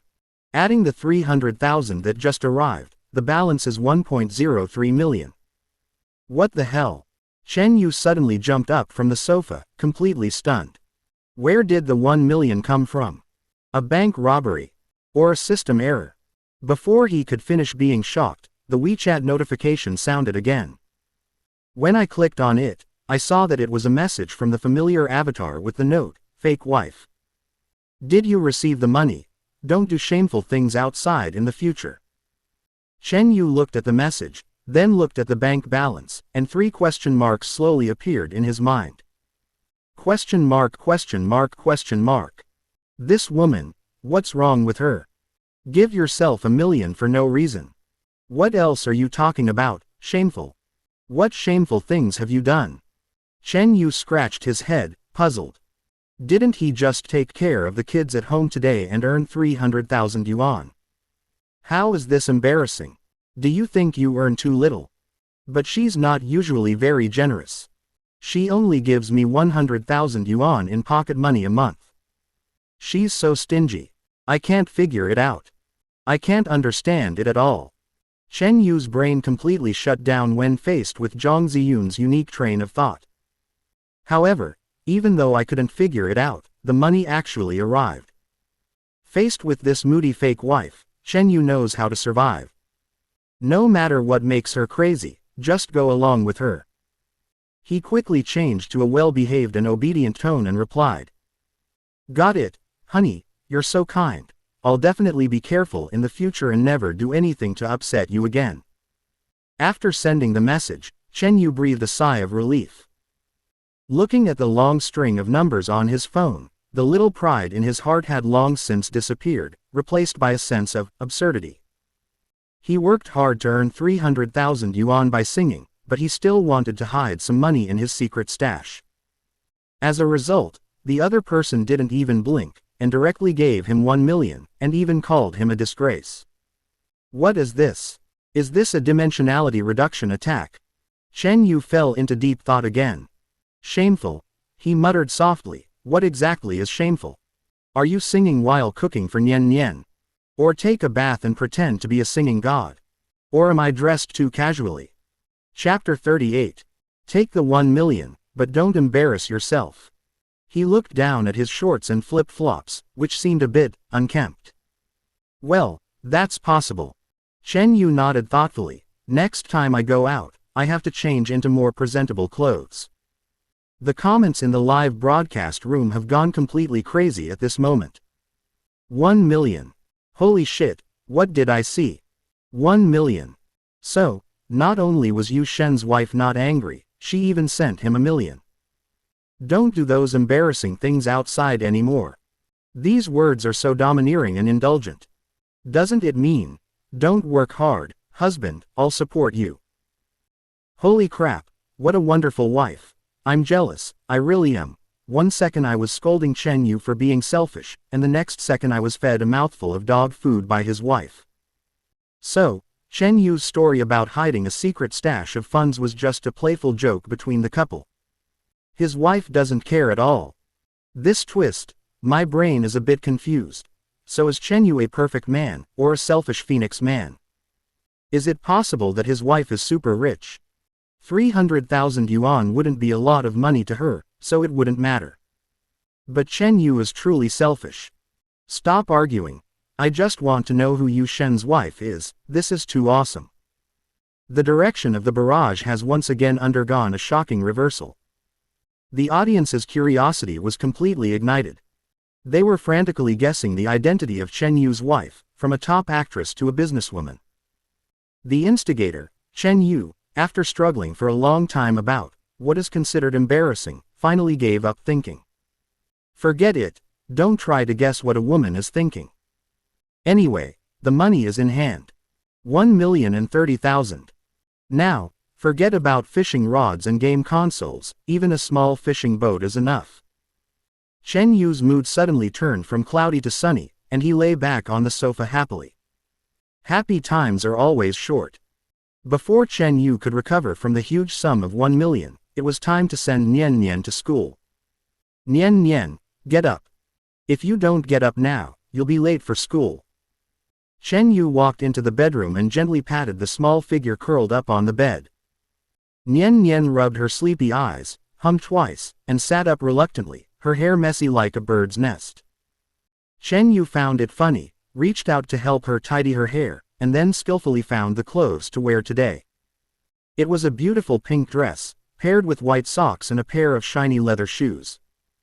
Wow, our Nian Nian will look like a little princess wearing this today. Chen Yu praised her while helping her put on her clothes. Nian Nian felt a little embarrassed by the praise, her face slightly red, and she obediently let Chen Yu do whatever he wanted.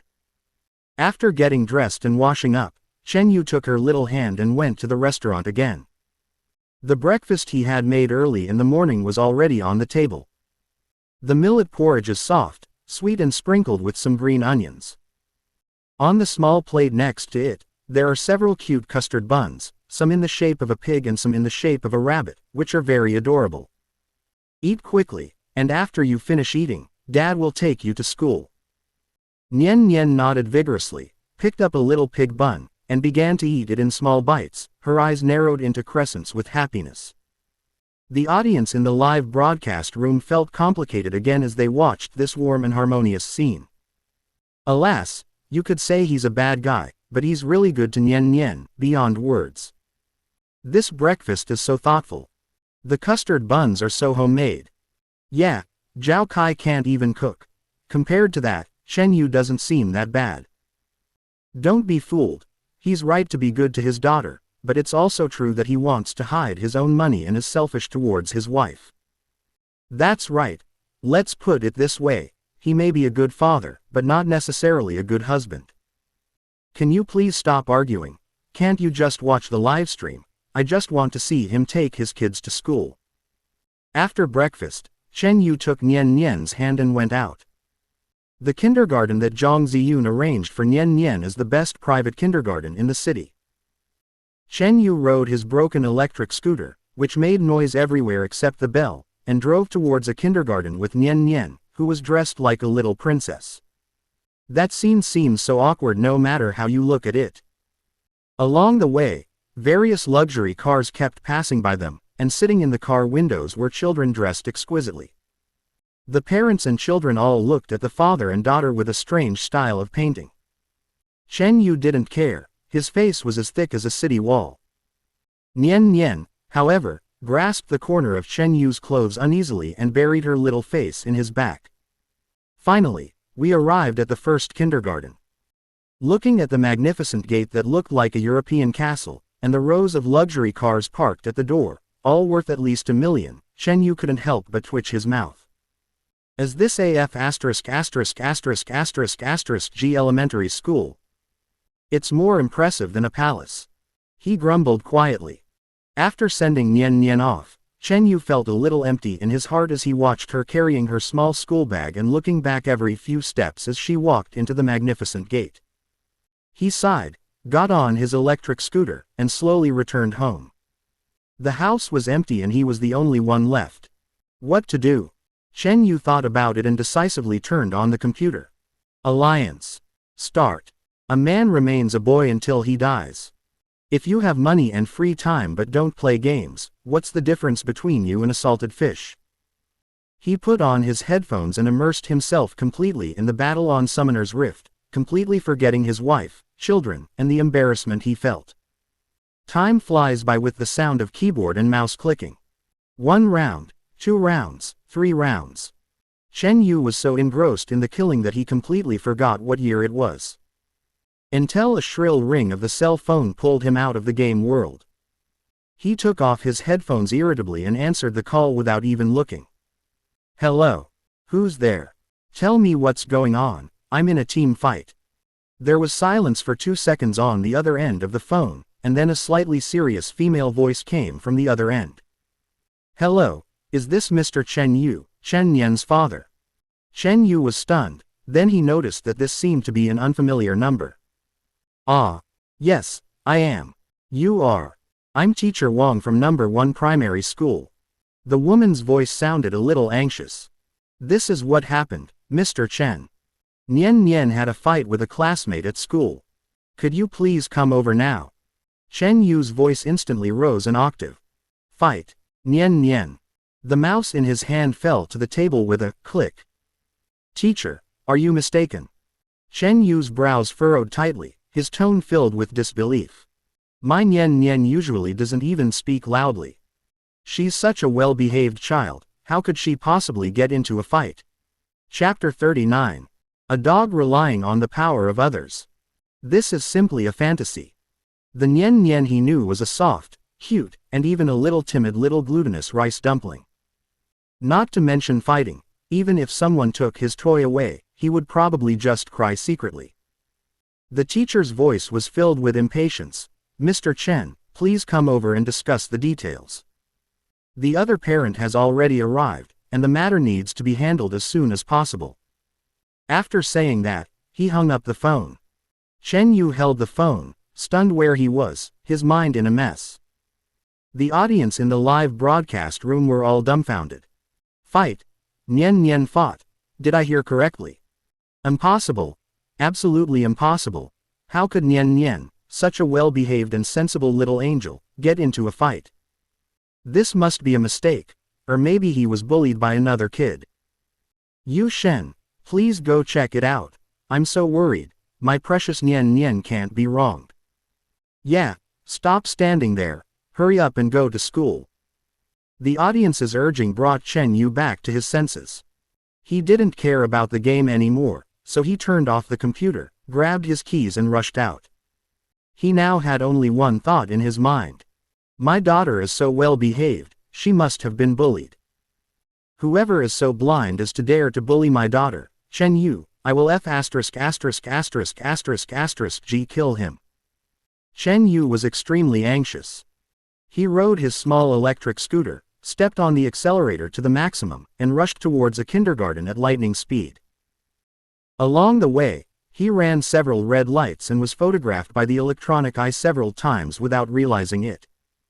At this moment, nothing is more important than his daughter. Ellipsis. Coming before this magnificent castle, again, Chen Yu's mood was completely different. He threw the electric scooter at the door and ran in hurriedly without even locking it. Hello, sir, who are you looking for? The security guard at the door stopped him politely. I'm looking for Teacher Wang.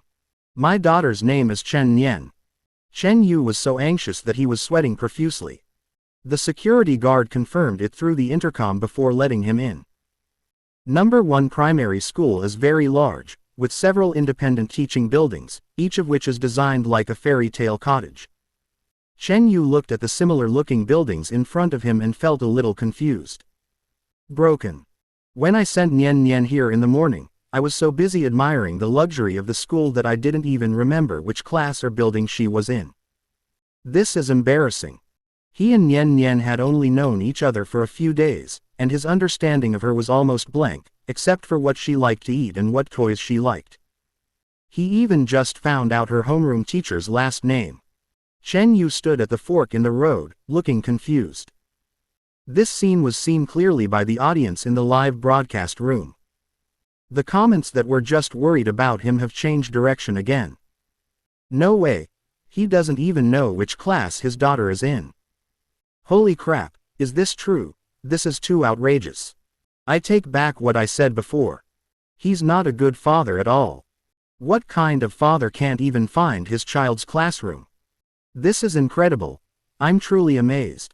Zhao Kai at least knows which school and class his son is in, Chen Yu. It seems like he's the same type as Zhao Kai. Isn't his usual gentleness and thoughtfulness just an act for us? The only thing he does is cook delicious food, other than that, he's useless. His wife is really careless, leaving their child to such an unreliable man. I feel sorry for Nian Nian, having such a father. Chen Yu could not hear the audience's ridicule. He now felt anxious and embarrassed, and the sweat on his forehead was even more severe. He had no choice but to bite the bullet and stop a passing teacher, asking breathlessly. Hello, teacher. Do you know, where is Teacher Wang's office? The one who teaches the small class. The female teacher looked him up and down and pointed to the second floor of a building next door. Thank you. Thank you. Chen Yu thanked him and ran towards the building. He rushed up to the second floor in one breath and finally saw a room with a sign that said, Teacher's Office, at the end of the corridor. He pushed the door open and walked in.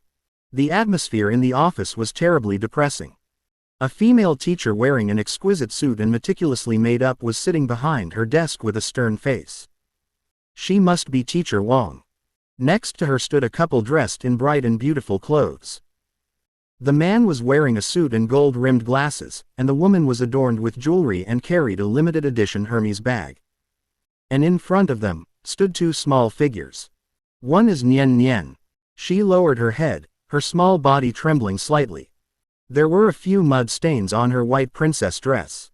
Her eyes were red and tears were welling up in them, but she stubbornly refused to fall. Seeing her look like she was about to cry, Chen Yu's heart was in a knot. The other one was a chubby little boy. He was showing off his belly. Although there were a few clear red marks on his face, he did not lose in momentum at all.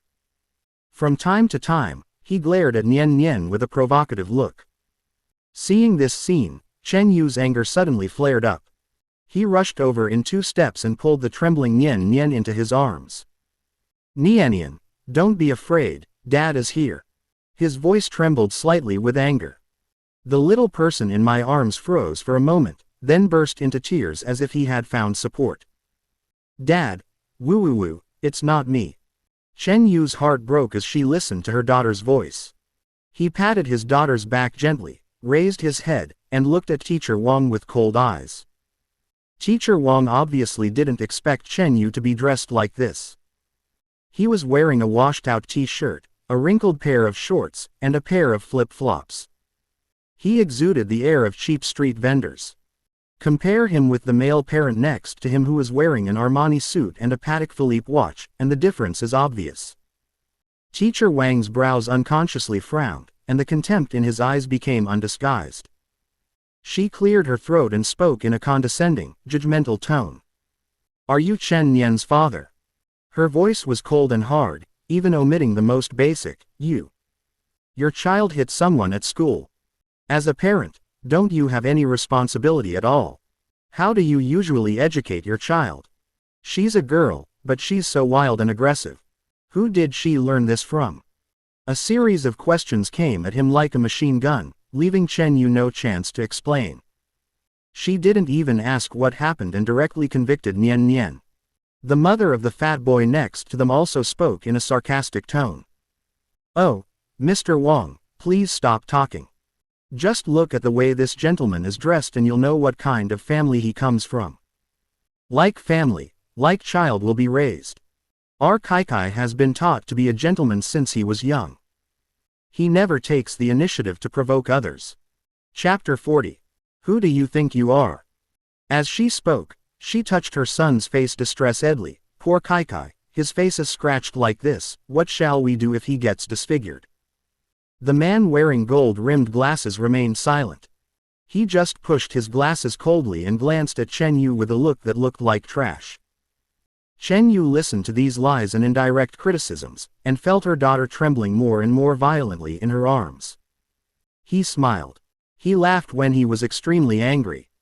Damn it, I haven't even opened my mouth to ask, and you bastards are already accusing me. He looked at the arrogant Teacher Wang. A cold smile appeared on the corner of his mouth, and he spoke word by word. Who the hell do you think you are? Are you qualified to teach me how to be a father? Teacher Wang's face instantly turned the color of liver. The jeweled woman also shouted, "You! How dare you curse at me?" Chen Yu ignored her and just stared at Teacher Wang. "Let me ask you, are you a teacher or a judge? Did you ask about what happened? Did you watch the surveillance footage? Did you question both children? Just based on a few scratches on that chubby kid's face, you concluded that my daughter hit him. He has a facial injury, but my daughter isn't injured. The facial injury is an injury, but the grievance in my daughter's heart isn't a grievance. Also, which of your GIs saw my daughter being wild? Just because I'm not dressed like them, does that mean I deserve to be convicted by you based on your preconceived notions? I'm telling you, if you can't give me a satisfactory explanation for what happened today, and if you can't get an apology for the injustice my daughter has suffered, I'll G make you unemployable as a teacher. I'm telling you." Chen Yu's voice became louder and colder with each sentence. His usual nonchalant look was gone. The entire office fell silent in an instant. Everyone was shocked by his sudden outburst. Teacher Wang's well-maintained face was filled with shame, anger and astonishment, making her speechless for a moment. She has been teaching for so many years, and the parents she has come into contact with are either rich or noble. Which one of them is not polite and respectful to her? Have you ever been insulted like this? You. Her hand was shaking violently as she pointed at Chen Yu, and she couldn't utter a complete sentence for a long time. What do you mean? You mad dog! How dare you scold my husband? The jeweled woman next to her finally reacted. After a moment of daze, she was filled with anger like a volcanic eruption. Who do you think you are? A stinking loser, a pauper. How dare you act wild here? Do you know what kind of people our family is? She put her hands on her hips. Having a parent like you is a disgrace to this elementary school. Teacher Wang, people like you shouldn't even be allowed to set foot in the school gates. His daughter must also be expelled immediately, right now. The woman became increasingly agitated, spit flying everywhere. If anything happens to my son, I'll make sure your whole family is in trouble. The man with gold-rimmed glasses, who had been silent all this time, finally slowly pushed up the frame on his nose. He stood up and looked down at Chen Yu. Sir, please don't be so angry. Insulting teachers and threatening classmates' parents, is this your upbringing? He slowly adjusted the collar of his expensive custom-made suit before speaking in a condescending tone. My last name is Zhou Tianao. I'm the marketing director of Yang's group. I think Mr. Wang should understand how much damage it would have on the reputation of the primary school if my son were to study in an environment filled with violence and vulgarity. Zhang Group. As soon as these 4 words came out, the air in the office seemed to freeze. Teacher Wang's eyes lit up instantly and his back straightened immediately. The look she gave Chen Yu had changed from simple contempt to pity, as if she were looking at a dead person. In her opinion, people like Chen Yu were at best white-collar workers in an ordinary company. He gritted his teeth and emptied 6 wallets to barely send his daughter to this aristocratic elementary school just to get into a good circle. And Director Zhou is a senior executive of Zhang Group. What kind of existence is the Zhang Group? He was a business giant whose stomping of his feet could shake the entire Zhang city. There is a world of difference between the two. Don't worry, Director Zhou. Teacher Wang immediately stated in a loud and flattering voice, our primary school will absolutely not tolerate anyone who disrupts the learning atmosphere or threatens the safety of other children. This Mr. Chen. She deliberately emphasized the word, sir, which was full of irony. The facts of your daughter's assault are all known. Now you are publicly insulting the teacher and threatening parents. This is extremely despicable. On behalf of the kindergarten, I am officially notifying you that your daughter, Chen Nian, has been expelled. Please take her away immediately. She raised her chin, as if she was the embodiment of justice, holding the power of life and death. She could even imagine how pale this man would look and how he would kneel down and beg for mercy. Being able to do Director Zhou a favor and solve a problem at the same time is simply killing 2 birds with 1 stone. The barrage in the live broadcast room exploded instantly. Holy crap! The director of Zhang Group, this is hitting a wall. Nian Nian's father was really too impulsive just now. It's wrong to curse people. Alas, society is so realistic. If you have money and power, you can do whatever you want. This is over. This kid is going to be expelled. I feel so bad for Nian Nian. This dad is the same. He should be considerate of the person he is trying to show off. Now he is showing off, right? However, to everyone's surprise, after hearing the words, director of Zhang Group, Chen Yu not only did not show the slightest panic, but smiled. He let out a short chuckle from his throat and slowly took out his cell phone. A senior executive of the Zhang Group, huh? He flicked on the screen, his finger sliding slowly across it. What a powerful official. What? You want to call someone and ask for mercy now? Mrs. Zhou folded her arms and looked at him sarcastically. I'm telling you, it's too late. It's useless for anyone to come today. Even if your boss kneels down and begs my husband, our Kaikai will never go to the same class with your wild daughter. Teacher Wang also echoed, Mr. Chen, don't waste your energy. Director Zhou's identity is beyond your imagination. For the sake of your daughter, leave in a dignified manner. Chen Yu ignored the two women's chatter. He had already found the number he knew by heart and dialed it directly. Chapter 41. My wife is the CEO. The phone rang only once and then was connected. A cold voice came from the receiver, hello. Chen Yu didn't say a word. He glanced at his daughter who was hugging his thighs tightly, burying her little face in his pants, her shoulders still twitching slightly, but trying hard not to cry out. He felt so distressed as if he was pricked by a needle. He spoke into the phone in a terrifyingly calm tone. Zhang Ziyun, our daughter was bullied in elementary school. There was silence on the other end of the phone for a second. Just 1 second. Then, a crisp, snap, sound came from Shen Yu's mobile phone, like a pen being broken in an instant. Immediately afterwards, Zhang Ziyun's voice, filled with tremendous rage and icy coldness, rang out. It was simple and direct, with only 3 words. Who did it? Chen Yu could even imagine the expression on the other end of the phone, that woman who was usually as cold as an iceberg, would have at this moment. He raised his eyes, past the 2 still smug women, and fell on the arrogant face of Zhou Tianao, with a cruel arc at the corner of his mouth. A man who claims to be the marketing director of Yang's group. His last name is Zhou. The call was hung up abruptly. The whole process takes less than 30 seconds. In the office, Mrs. Zhou continued to chatter sarcastically, pretending. Who are you calling? The mayor. Ha ha ha ha, this is hilarious. Teacher Wang also shook his head, with a regretful expression as if, a rotten tree cannot be carved. Only Zhou Tianao's arrogance showed a slight crack on his face when Chen Yu said the 3 words, Zhang Ziyun. Zhang Ziyun. This name is well known to any employee of Zhang Group. She is the supreme ruler of the group, the legendary queen of the business world, and the god who has the power of life and death over all of them. How could this poor man, how could he dare to call the chairman's name directly? An absurd idea flashed through his mind, but he quickly extinguished it. Impossible. Absolutely impossible.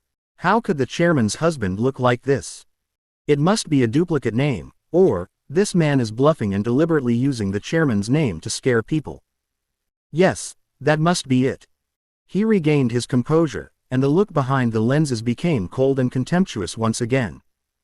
However, at this moment, the cell phone in his pocket suddenly vibrated wildly. The exclusive work bell sounded particularly harsh in the silent office at that moment. Zhou Tianao frowned and pulled out his phone. When he saw the words, "Our director," flashing on the screen, his heart skipped a beat, and a sense of foreboding gripped him. He subconsciously glanced at Chen Yu and found that the other party was looking at him with a smile. Zhou Tianao suppressed his uneasiness, walked to the corner and answered the phone. Hey, Director Li, why are you looking for me so urgently? Before he could finish his words, he was rudely interrupted by an emotionless voice on the other end of the phone. Zhou Tianao. Are you F asterisk asterisk asterisk asterisk asterisk G crazy? Don't you know who you've offended? The HR director's voice on the phone was so furious he practically roared, "This is the chairman's personal order. You, Joe Tianao, are fired from the Zhang Group from this very second. Get out now. All your options, shares, and year-end bonuses will be void. You've even been blacklisted from the industry. I doubt any company in Zhongcheng will hire you again." It was as if 100,000 thunders exploded in Zhou Tianao's head at the same time. Fired. Industry blacklist. How is this possible? To reach his current position, he had put in so much effort, drank so much, stayed up so many late nights, and served so many people like his grandson. He was about to take the next step and enter the core decision-making level of the group. Now, everything is gone. Just because of a phone call from the man in front of me. Director Li, is this a mistake? His voice was shaking and cold sweat broke out on his forehead. A mistake? If asterisk asterisk asterisk asterisk asterisk G hope it's a mistake. The HR director's voice was filled with disdain. The chairman's exact words were, "Get him out, immediately, Zhou Tianao, think about it yourself. Who the hell did you offend?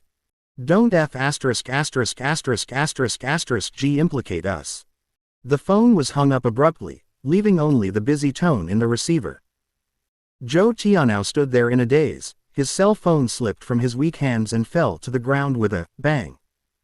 In just a few seconds, his face went from red to pale, and then from pale to ashen gray. "Honey, what's wrong? Who's calling?" Seeing her husband's distraught look, Mrs. Zhou finally realized something was wrong and came over to ask with concern. Her answer was a loud and crisp slap. Bang!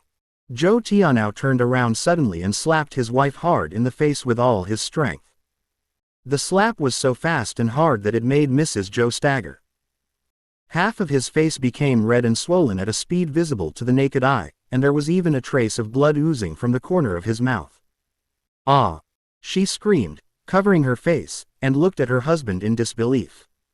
You hit me. Zhou Tianao, you dare to hit me."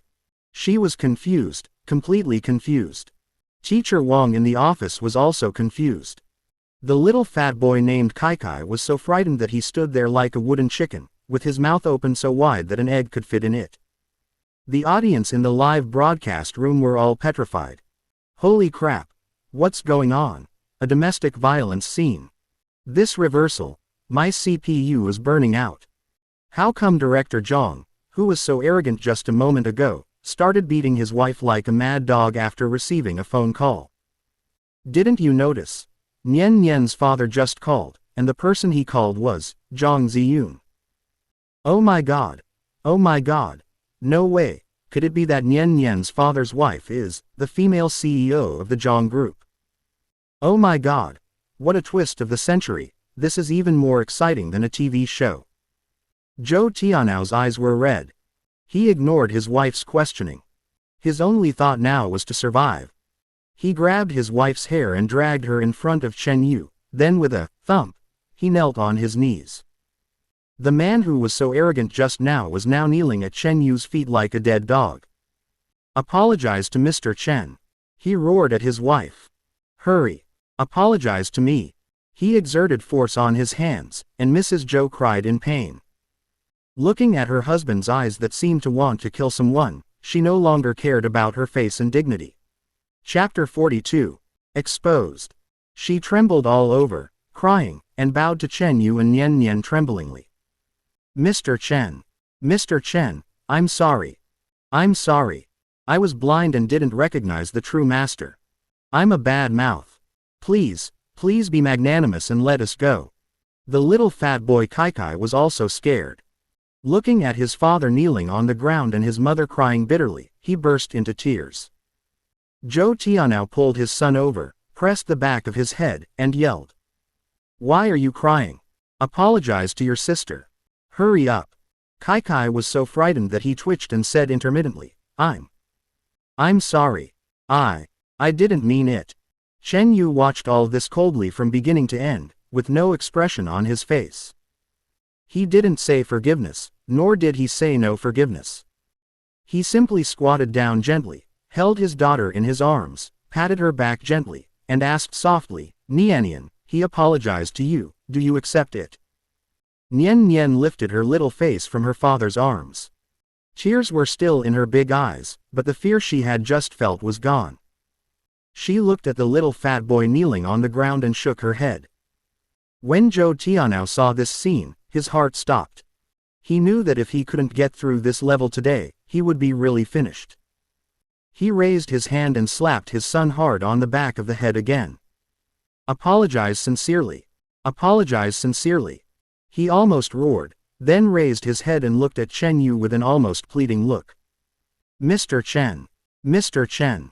Look, are you satisfied with this? Please, give us another chance. It's my fault for being blind, my wife and son for being ignorant. It's all my fault. I didn't educate them well enough." As he spoke, he began to slap himself, each slap getting louder than the last. Snap, snap, snap. The only sounds in the entire office were the crisp sound of slapping and the suppressed crying of the family of three. Teacher Wang was completely dumbfounded. She stood there, her hands and feet cold, and the blood in her body seemed to have frozen. Her mind went blank, completely unable to process the magical plot before her that was comparable to a Hollywood blockbuster. "Mr. Chen. Chairman. This ordinary-looking man is the chairman of the Zhang Group. No, the chairman of Zhang Group is Zhang Ziyun, a woman. Then he is the chairman's husband." An extremely terrifying thought that she dared not even think about exploded in her mind. She's finished. Just now, she actually threatened the chairman's husband and wanted to fire the chairman's biological daughter. Chen Yu ignored the man who was still slapping himself. His eyes finally fell on Teacher Wang, who looked as pale as death. "Teacher Wang," he said lightly. Teacher Wang shuddered all over, his legs went weak, and he almost knelt down. "Mr. Chen. Mr. Chen. I was wrong. I was really wrong." Her voice was filled with tears and fear. "I didn't know. I really didn't know Nian Nian was your daughter. I didn't recognize her. Please, please give me a chance. I can't lose this job." "Oh." Chen Yu's mouth curled up in a cold arc. "Why can't I not have this job? My family isn't well off, and I need this salary, and I really love children, and I love the teaching profession." Teacher Wang defended himself incoherently. "Really?" Chen Yu chuckled. "Why do I feel that you like the respectability this job brings you, the sense of superiority it gives you, and even more so, the opportunity it gives you to curry favor with those wealthy and powerful parents." One sentence. It touched Teacher Wang's heart. Her face suddenly turned as pale as paper. "Don't you know you're wrong?" Chen Yu walked past her, holding her daughter. "You know you're scared." After saying that, he didn't even glance at the disheveled family of three and the shaky Teacher Wang in the office.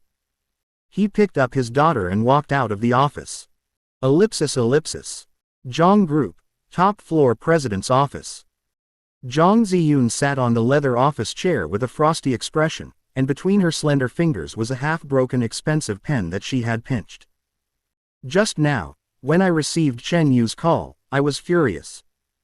Her daughter, the precious child she held dear to her heart, was actually being bullied in elementary school. And the teacher was even confusing right and wrong. She had some impression of Zhou Tianao, a career-climbing opportunist with average business skills but a superb ability to flatter others. Unexpectedly, even his family was so arrogant and domineering. Anyone who dares to bully Zhang Ziyun's daughter is simply courting death." She didn't even go through the HR department, but directly called Zhou Tianao's direct superior using the internal line and said only one sentence. "Zhou Tianao from the marketing department, tell him to disappear from my company immediately." After dealing with this matter, the anger in her chest subsided a little. But then, another private phone on her desk rang. The caller ID said, "Father."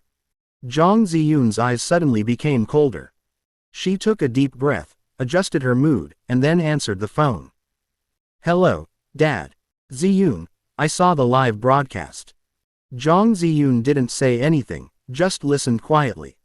That Chen Yu, his performance in elementary school was, well, pretty good. He looked a bit like a man. It seems he can cook, he has some talent. Zhang Shicheng's tone was filled with a condescending scrutiny. Now many people on the internet are speculating that he is your contracted husband. It seems that this matter can't be concealed for much longer. However, Zhang Shicheng's tone changed and became stern. Don't think that just because he did something like this, he has the right to mess up his duties. No matter how well he performs, it doesn't change the fact that he's a complete loser, a petty scoundrel who has to secretly hide even 300,000 yuan. He doesn't have you or this family in his heart at all. He hid that money just to leave himself a way out. A man like this is selfish and irresponsible. He is not worthy of being my son-in-law, Zhang Shicheng, even if it's fake. Zhang Ziyun's fingers holding the pen tightened slightly. Dad, what do you want to say? Don't you understand what I want to say? Zhang Shicheng's voice was filled with a hint of impatience. Haven't you always said that he's responsible and a good person? Well, then I'll give you a chance, and give him a chance too, to prove it. Go back now and tell him that the company has a funding problem and urgently needs some money to turn around. Just tell him 300,000 and see if he can come up with it. See if he's willing to give it all for you. Chapter 43. I disdain it, but there is no other way. Zhang Ziyun's brows were tightly furrowed. Is she using such despicable means to test people's hearts, or to test the man who is nominally her husband but is actually just a shield she found to deal with her family? This made her feel physically disgusted. Dad, this is not necessary. No need. Zhang Shicheng's voice suddenly rose, filled with anger. Zhang Ziyun. Have you forgotten how you caused me trouble with your brother? I haven't even settled the score with you yet. Now I ask you to do such a small thing, and you're refusing to do it. Have you become too independent and think I can't control you anymore? I'm telling you, you have to do this. I want everyone to see clearly what kind of person this man you chose is. On the other end of the phone came his father's unquestionable order. Zhang Ziyun slowly closed her eyes, and her long eyelashes cast a shadow under her eyes. She knew she couldn't refuse. In the Zhang family, although she is the president of the Zhang group, in essence, she is still the sharpest and most obedient knife in her father's hand, a puppet used to maintain the family's glory. I understand. She replied in a low voice. After hanging up the phone, silence returned to the office. Zhang Ziyun leaned back in her chair, looking at the sky outside the window, her eyes a little empty. Puppet. She doesn't want to be a puppet anymore. She needs to build a power that truly belongs to her, a power that is enough to break free from all these constraints. And Chen Yu, perhaps, will be an unexpected variable. An idea was growing wildly in her mind. Instead of being passively manipulated by my father to test things, it's better to take charge of it all myself. Since everyone has already guessed it, why not just break this window paper completely? Zhang Ziyun's eyes became sharp again. She picked up the phone and dialed the number of the head of the public relations department. Immediately contact the production team of The Queen Arrives and issue an official announcement. Let's just say that me, Zhang Ziyun, and Chen Yu are the Queen of Pop and amateur husband on the show. The PR director on the other end of the phone gasped, but immediately responded, yes. Director Zhang. Also, Zhang Ziyun's lips curled up into a smile. Prepare a press release. The theme is, in response to the widespread online doubts about whether my husband truly loves me, I will give him a true love test on the show to see if he will use all his savings to support me when the family business is in crisis. The father's despicable temptation was packaged into a highly anticipated and topical public relations show. Turn family affairs into world affairs. In this way, no matter what choice Chen Yu makes, the initiative will be in her hands.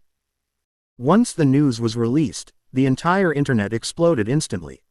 It's official. It's official. It really is Zhang Ziyun. Holy crap. My jaw dropped. That salty-assed guy's wife is actually a billionaire CEO. What kind of magical novel plot is this? Can't I just give a tip? A true love test. Using 300,000 to test the marriage of a multi-billionaire CEO, the production team has a knack for it. The above, don't you understand?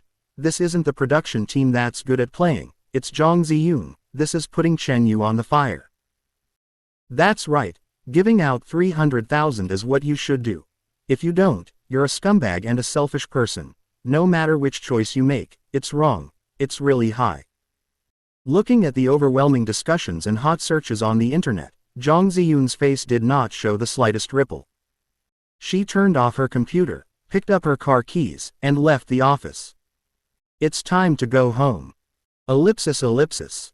When Jong Zi-yoon opened the door, what she saw was an extremely harmonious picture.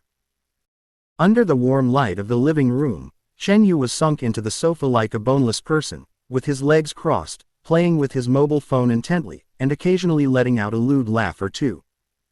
On the carpet next to him, Nian Nian was sitting obediently with a thick fairy tale picture book in front of her. She was reading with her little head nodding, absorbed in the reading. Seeing this scene, the piece of ice in Jong Zi-yoon's heart that had formed because of her father's phone call actually melted quietly. She even felt helpless. This man, how could he be so careless? He just killed everyone outside, and now he is like nothing happened when he comes home. She changed her shoes, put her bag and coat in the entrance, and walked over slowly. You're back. Chen Yu heard the noise and looked up from his phone screen. Seeing that it was Jong Zi-yoon, he was a little surprised. Why are you so early today? Nian Nian also raised her head, and when she saw her mother, her eyes lit up and she called out sweetly, Mom. Jong Zi-yoon gave her daughter a rare gentle smile, and then her gaze fell back on Chen Yu. In an instant, the warmth in her eyes faded.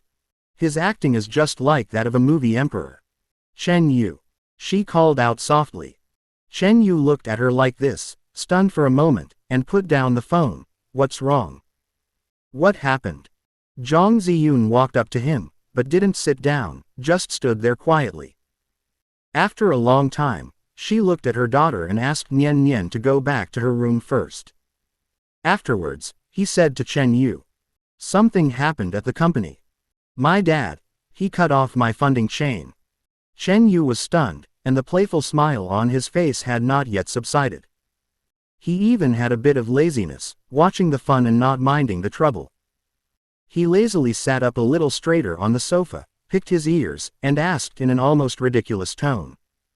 Your father cut off your funding chain, and the company is in trouble. What does this have to do with me? As soon as he finished speaking, it was like a depth charge dropped into the calm lake. In the invisible live broadcast room behind, a huge wave suddenly arose.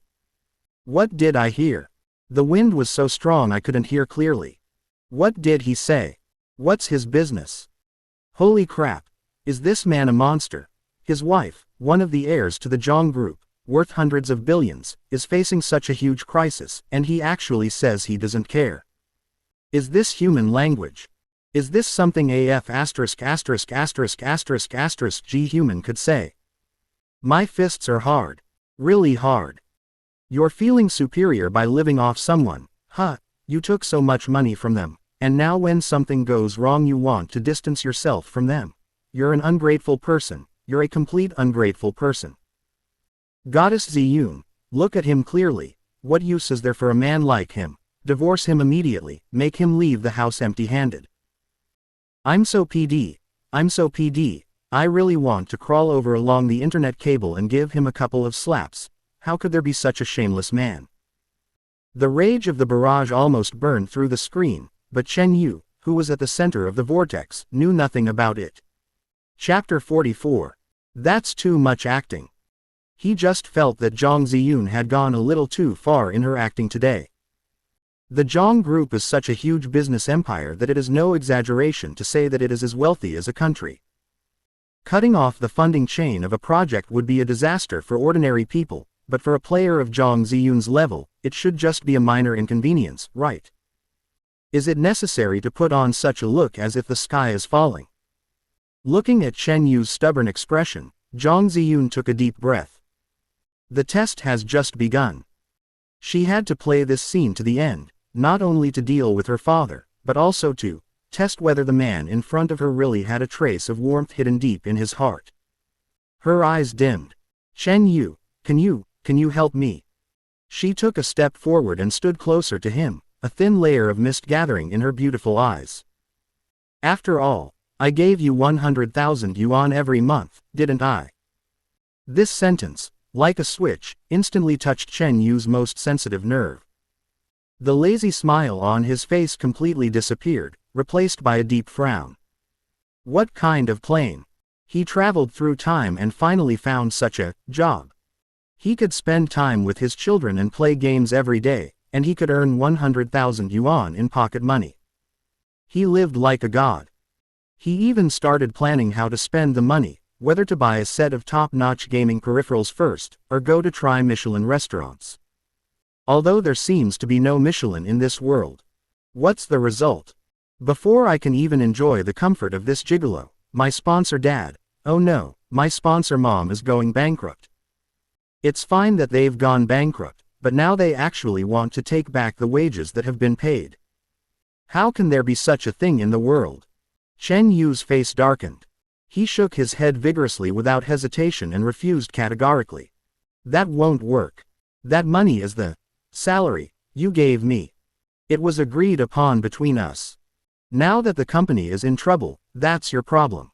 How could you possibly want to take advantage of this little money of mine? At this moment, he was even a little glad that he had been careful. Every time Zhang Ziyun gave him money, he would transfer it to his other card as soon as possible. After a brief period of silence, the comments in the live broadcast room experienced an even more violent outburst. Oh my god. FK, I've finally opened my eyes today. I've lived for over 20 years and have never seen such a shameless person. Salary. He calls that a salary. Does he even have the nerve to go to court? Even the law can't restrain this scumbag. Oh my god, why would Zhang Ziyun marry such a jerk?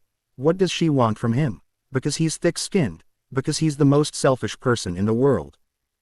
Sisters, see clearly, this is what men are like. This is the truth about marriage. It's too realistic, too cruel. Zhang Ziyun, please, run, take your daughter and run, stay away from this vampire. I now doubt whether Nian Nian is his biological daughter. Even a tiger won't eat its own cubs. He doesn't even care about his own wife. Zhang Ziyun looked at Chen Yu quietly. Although she knew in her heart that all this was just a carefully planned show and their marriage was just an agreement. She shouldn't have any unrealistic fantasies about him. But when she heard him refuse so coldly and as a matter of course, there was still a slight and sharp pain in my heart. It turned out that in his heart, she was really just a boss who paid his salary on time. There was nothing between them except the marriage certificate and the agreement. Okay. I understand. She spoke softly, her voice so low it sounded like a sigh. There was also real disappointment in his eyes. She stopped looking at him and turned away. At this moment, Chen Yu, who had been slumped on the sofa, suddenly moved. He looked at Zhang Ziyun, who looked as if she had been abandoned by the whole world, and his heart skipped a beat. Something is wrong. This reaction is wrong. At first, he thought Zhang Ziyun was joking with him, or testing him in some rich way that he couldn't understand. After all, the Zhang group is so big, how could it collapse so easily? But now, looking at her lonely figure that didn't seem fake, the certainty in his heart began to waver. Could it be true? Although this woman is usually as cold as ice, she is not the type to deceive people with such poor acting skills. Her pride wouldn't allow her to do that. So, wasn't her behavior just now just acting? Chen Yu's brows furrowed even more tightly, and for the first time he faced the problem squarely. He called out to her. Zhang Ziyun paused, but did not look back. Chen Yu sat up from the sofa. Zhang Ziyun, he called out, his tone much more serious. Tell me the truth, what's going on? Would a giant like the Zhang group be so severely damaged over a single project? Are you treating me like a 3-year-old? Hearing this, Zhang Ziyun's shoulders relaxed slightly. She knew that this man was not stupid. He usually looks lazy and indifferent to everything, but his eyes can always see through many things. You can't fool him with simple lies. She slowly turned around and faced him again. You guessed right, she said softly, it's not that the Zhang Group is going bankrupt. She paused, as if choosing her words. The funding chain for the new energy project I'm in charge of has been cut off. I single-handedly promoted this project and poured all my efforts into it. But, you also know that in the Zhang family, I am not the only heir. Her words were cryptic, but Chen Yu immediately understood the key. Internal strife among wealthy families. The most classic and most bloody drama. Zhang Ziyun's father, the high-ranking chairman, has more than one child.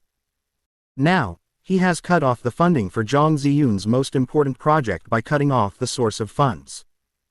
His purpose is obvious. He wants to take this opportunity to kick her out of the core circle of power and pave the way for other heirs. This is no longer a simple business issue, it is a life and death power struggle. If she loses, Zhang Ziyun might lose everything she has now. After figuring this out, Chen Yu's eyes when looking at Zhang Ziyun became complicated.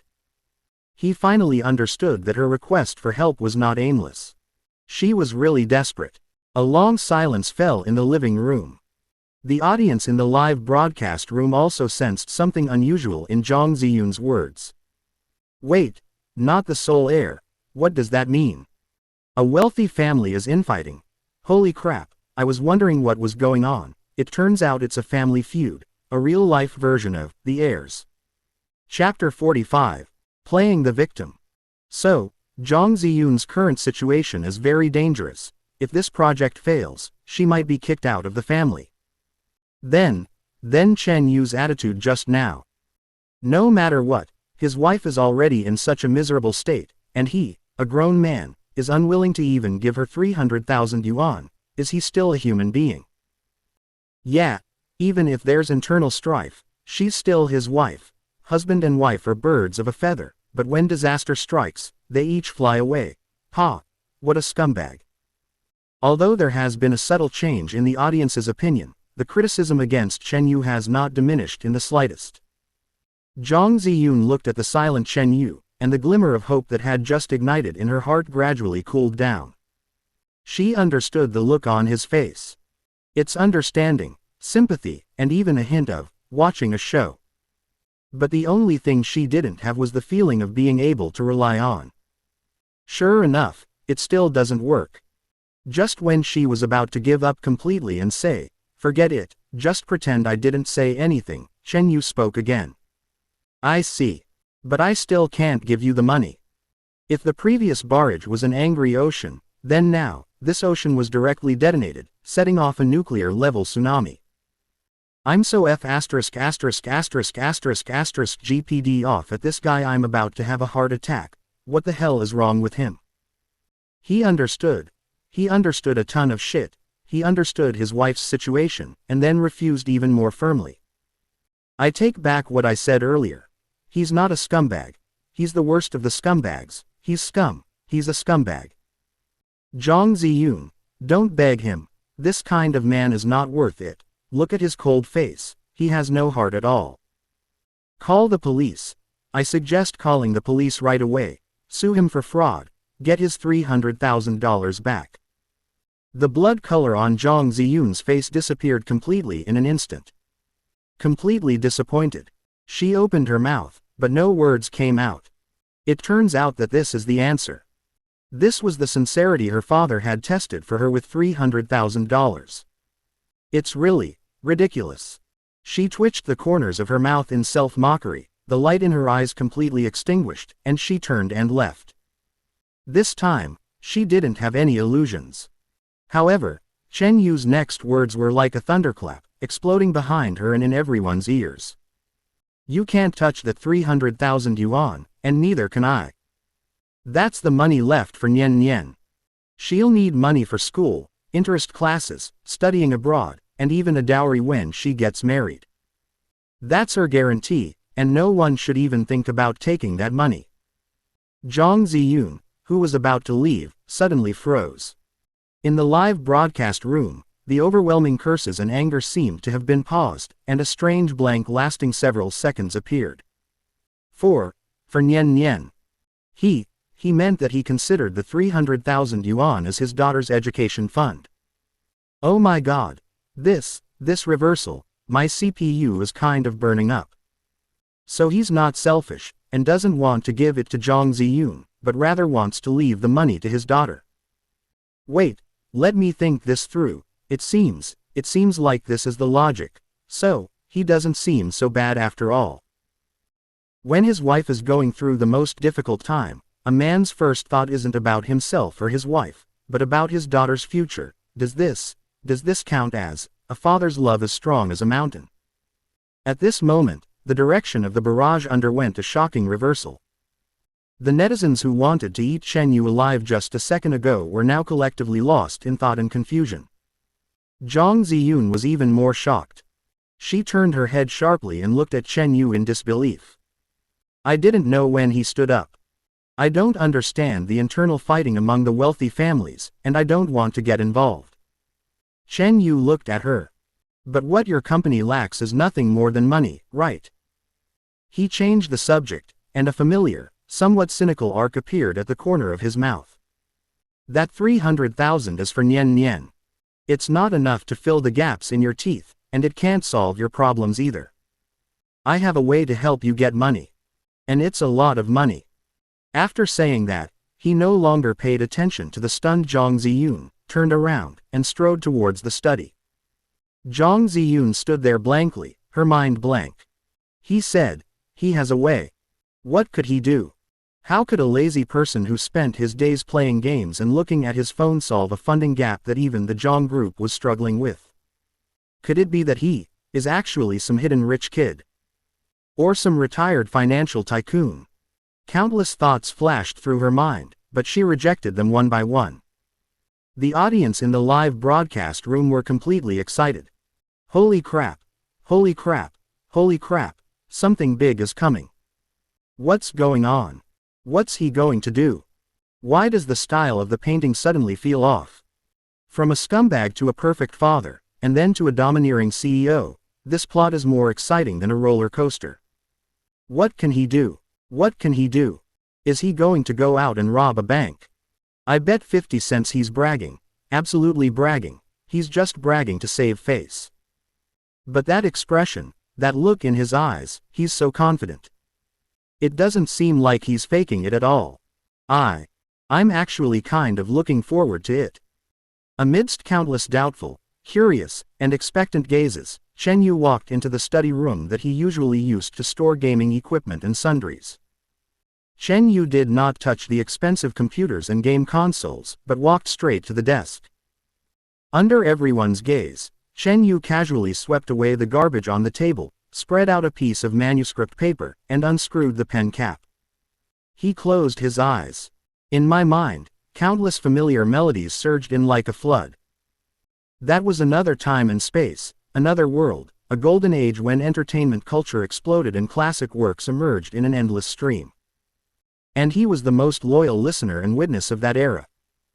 Those songs that he had played on repeat for countless days and nights, those words that had moved hundreds of millions of people. Those melodies that once created business myths are now clearly imprinted in his mind and have become his most precious wealth. The entertainment industry in this world is so poor and backward. It's like an uncultivated wasteland. And he will be the Prometheus who brings fire. The next second, Chen Yu suddenly opened his eyes, and a gleam of light flashed in his eyes. He leaned over and the ballpoint pen in his hand quickly moved across the manuscript paper, making a rustling sound. Chapter 46. Not only can I sing, I can also write novels. That cheap ballpoint pen. At this moment, it seemed to have turned into a divine carving knife in Chen Yu's hands. The camera in the live broadcast room was fixed by the director on Chen Yu's hand, which had distinct joints and was terrifyingly steady. The audience watched as notes flowed out from the pen tip. They gather into lines, and then look at the neat lines of handwriting following closely behind, forming the lyrics. There was no pause, no hesitation, and no racking of brains like the typical creators. It's like AF asterisk asterisk asterisk asterisk asterisk G printing machine. Is this writing a song? Are you sure you're not copying a book? Oh my god, this speed, doesn't he need to come up with a plan? Do the melody and lyrics just come out of his head? Is this fake? It's definitely an act. They must have memorized the music in advance and are performing it here now. The person above, can you perform one for me? Look at what kind of music is that? It uses a mix of staff and simplified notation, with chord markings and even the framework of the arrangement. Can you even memorize this? I don't understand music, but I'm deeply shocked. I only know that it takes me half an hour to write a 300-word self-criticism, but he's almost going crazy, right?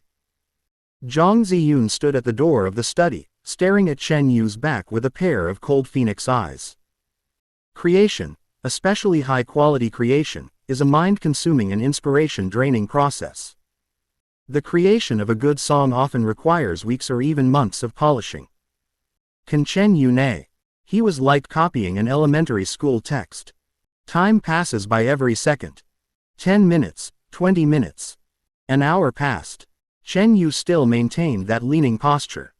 Outside the study, Zhang Ziyun had moved from standing to leaning against the wall.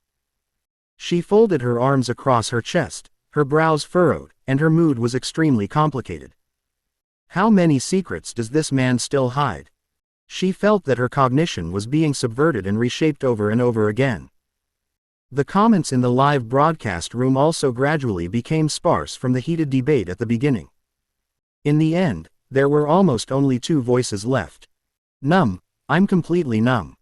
I've given up thinking. I just want to know when this guy will stop. Isn't he trying to take over the Huxia music scene all by himself? Another half hour passed. When the last stack of manuscript paper on the corner of the table became thin, Chen Yu finally stopped writing. Then, he casually gathered the thick stack of manuscript papers on the table, which still had the warmth of handwriting on them, and without even bothering to sort them out, he just walked out with them.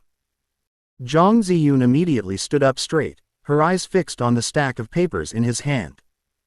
Chen Yu walked up to her and handed her the stack of manuscript paper as if he had completed a trivial task. Here, it's all here. Zhang Ziyun subconsciously stretched out her hands and took the stack of papers. Very heavy. She looked down, and after just one glance, her breathing suddenly stopped. On the top piece of paper, there were two large characters written in a flamboyant style, exaggeration. Below are densely packed notes and lyrics. Remember to put your hands in your pockets when someone takes a picture.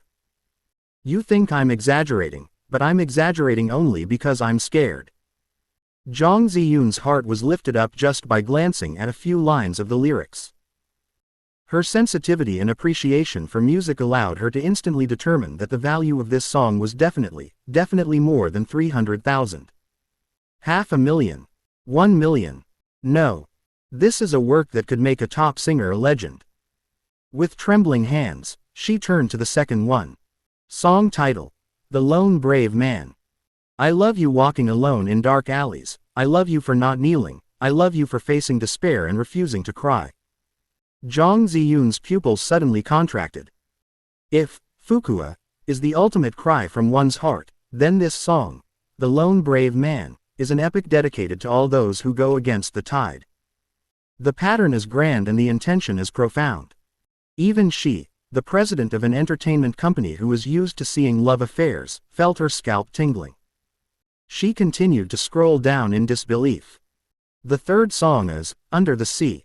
The fourth song is, The Wind Rises.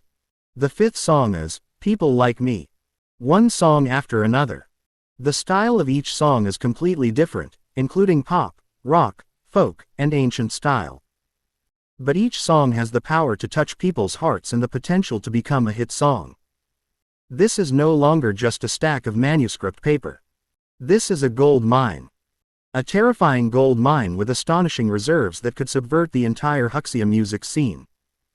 Zhang Ziyun's mind went blank and she felt like she was almost unable to breathe. The audience in the entire live broadcast room went completely crazy after seeing Zhang Ziyun's out-of-control expression and the occasional glance at the manuscript paper in the camera. What am I seeing? Exaggeration, lonely hero. This song title. Holy crap, just hearing the title makes me feel excited. Boss Yang's expression says it all. She seems to be terrified. How many songs does that have to be? That stack of paper is ridiculously thick. He wrote dozens of songs in just over an hour. And every single one of them is a hit. I don't believe it, unless President Zhang sings a song right now. Otherwise, I will never believe it. This is unscientific, this is not materialism. From today on, Chen Yu is my only brother. I'll get angry with anyone who says anything bad about him. Looking at Zhang Ziyun, who looked like she was struck by lightning, Chen Yu wiped the sweat from his forehead and scratched his head embarrassedly. Don't be too moved. He grinned, revealing his white teeth, and said in a relaxed tone. Just consider it sexual compensation. Anyway, your company is in need of these things right now. Just stop threatening me with divorce from now on. After saying that, he waved his hand casually, turned around and went back to the sofa in the living room, picked up the controller, and skillfully turned on the game console. With a buzz, the screen lit up. The familiar sounds of fighting and characters shouting once again filled the living room. He, Chen Yu, turned back into the lazy guy addicted to games. Zhang Ziyun was left alone, holding the stack of manuscript paper that could change her fate, standing there blankly, with a mixed feeling as if a bottle of 5 flavors had been overturned. She knew that it was still being broadcast live and countless pairs of eyes were watching her. She took a deep breath, forced herself to suppress the turmoil in her heart, and said nothing more. She just silently and carefully put the stack of manuscript paper into her briefcase. That night, Zhang Ziyun's cell phone suddenly rang in the quiet bedroom. Zhang Ziyun hesitated for a moment, but still pressed the answer button. Ziyun. The voice on the other end of the phone carried unquestionable authority as always. I saw the live broadcast. Zhang Ziyun remained silent, and her fingers holding the phone tightened slightly. That Chen Yu is quite interesting. Zhang Shicheng finally showed some approval. You hid it quite well. Bring those songs to the group tomorrow and give them to the head of the entertainment department. Chapter 47. This is all Chen Yu's. Zhang Ziyun's heart sank suddenly. Dad, her voice was a little dry, those songs were written by Chen Yu. He gave them to me. Give it to you, isn't it for the Zhang family? Zhang Shicheng's voice suddenly rose, carrying a hint of rebuke. Ziyun, don't forget, your last name is Zhang. Everything you have now was given to you by the Zhang family. Your company is in trouble now. If it weren't for the Zhang group, do you think you could have survived until today? Now, isn't it only natural for your husband to contribute to the group? This can not only help you resolve the company's crisis, but also contribute to the entire Zhang family's entertainment industry. It's killing 2 birds with 1 stone. What are you hesitating about? It's like this again. It's this familiar plunder and control again, in the name of, for your own good. Zhang Ziyun seemed to recall the past 20 years in which she had to put the interests of her family first no matter what she did. In her father's eyes, her dreams and her career were just pawns in the Zhang family's business empire, ready to be used and sacrificed at any time. In the past, she would compromise and give in. But this time, the relaxed smile on Chen Yu's face when he handed her the manuscript paper and the words, "Just consider it as payment with your body," flashed through her mind. He did all this for Zhang Ziyun and for this family, not for some damn Zhang group. An unprecedented courage rose from the bottom of her heart. The ownership of these songs belongs to Chen Yu. He gave the right to use them to my company, not the Zhang group. Zhang Shicheng obviously didn't expect his usually obedient daughter to contradict him. His voice was filled with anger. Zhang Ziyun, you've grown wings, haven't you? Do you think that just because your worthless husband writes a few songs for you, you can start your own business?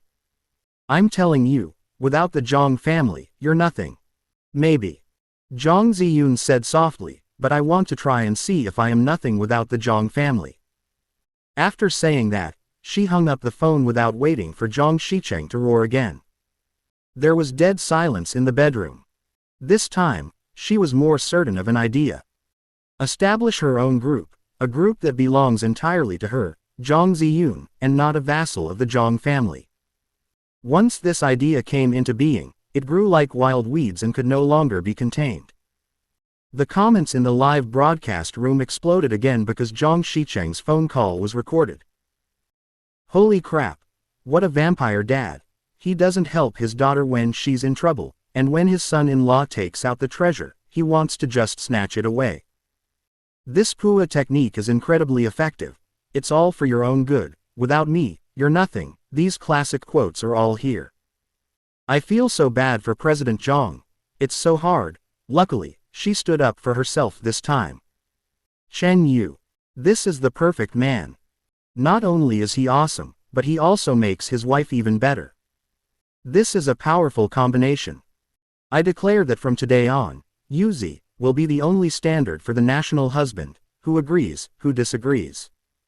Ellipsis ellipsis. At the same time, in another luxurious villa, popular actress Lin Weiwei was applying a facial mask and staring blankly at the replay of the live broadcast on the tablet. When she saw Chen Yu take out the thick stack of manuscript paper and saw Zhang Ziyun's shocked expression, she suddenly sat up from the sofa and almost threw her face mask away. Oh my God! She turned her head and glanced at her husband Zhao Kai, who was wearing gold-rimmed glasses, sipping red wine and watching Douyin not far away.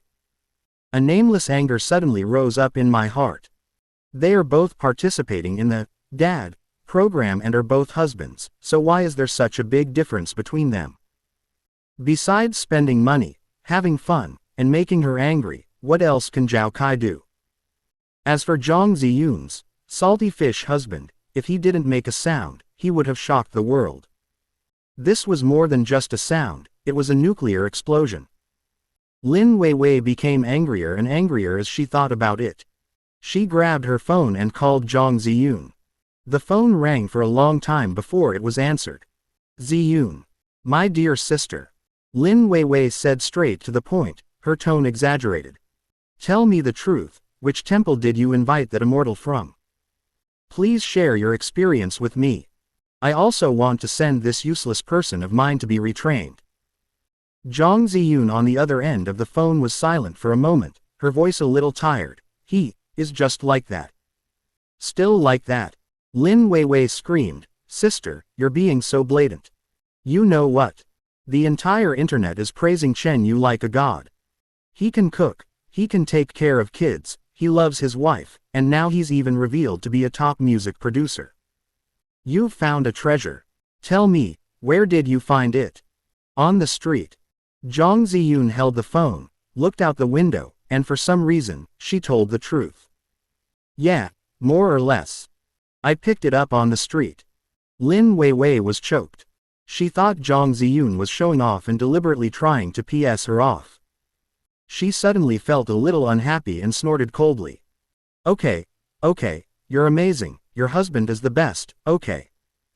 I'm not going to talk to you anymore, I'm having a heart attack.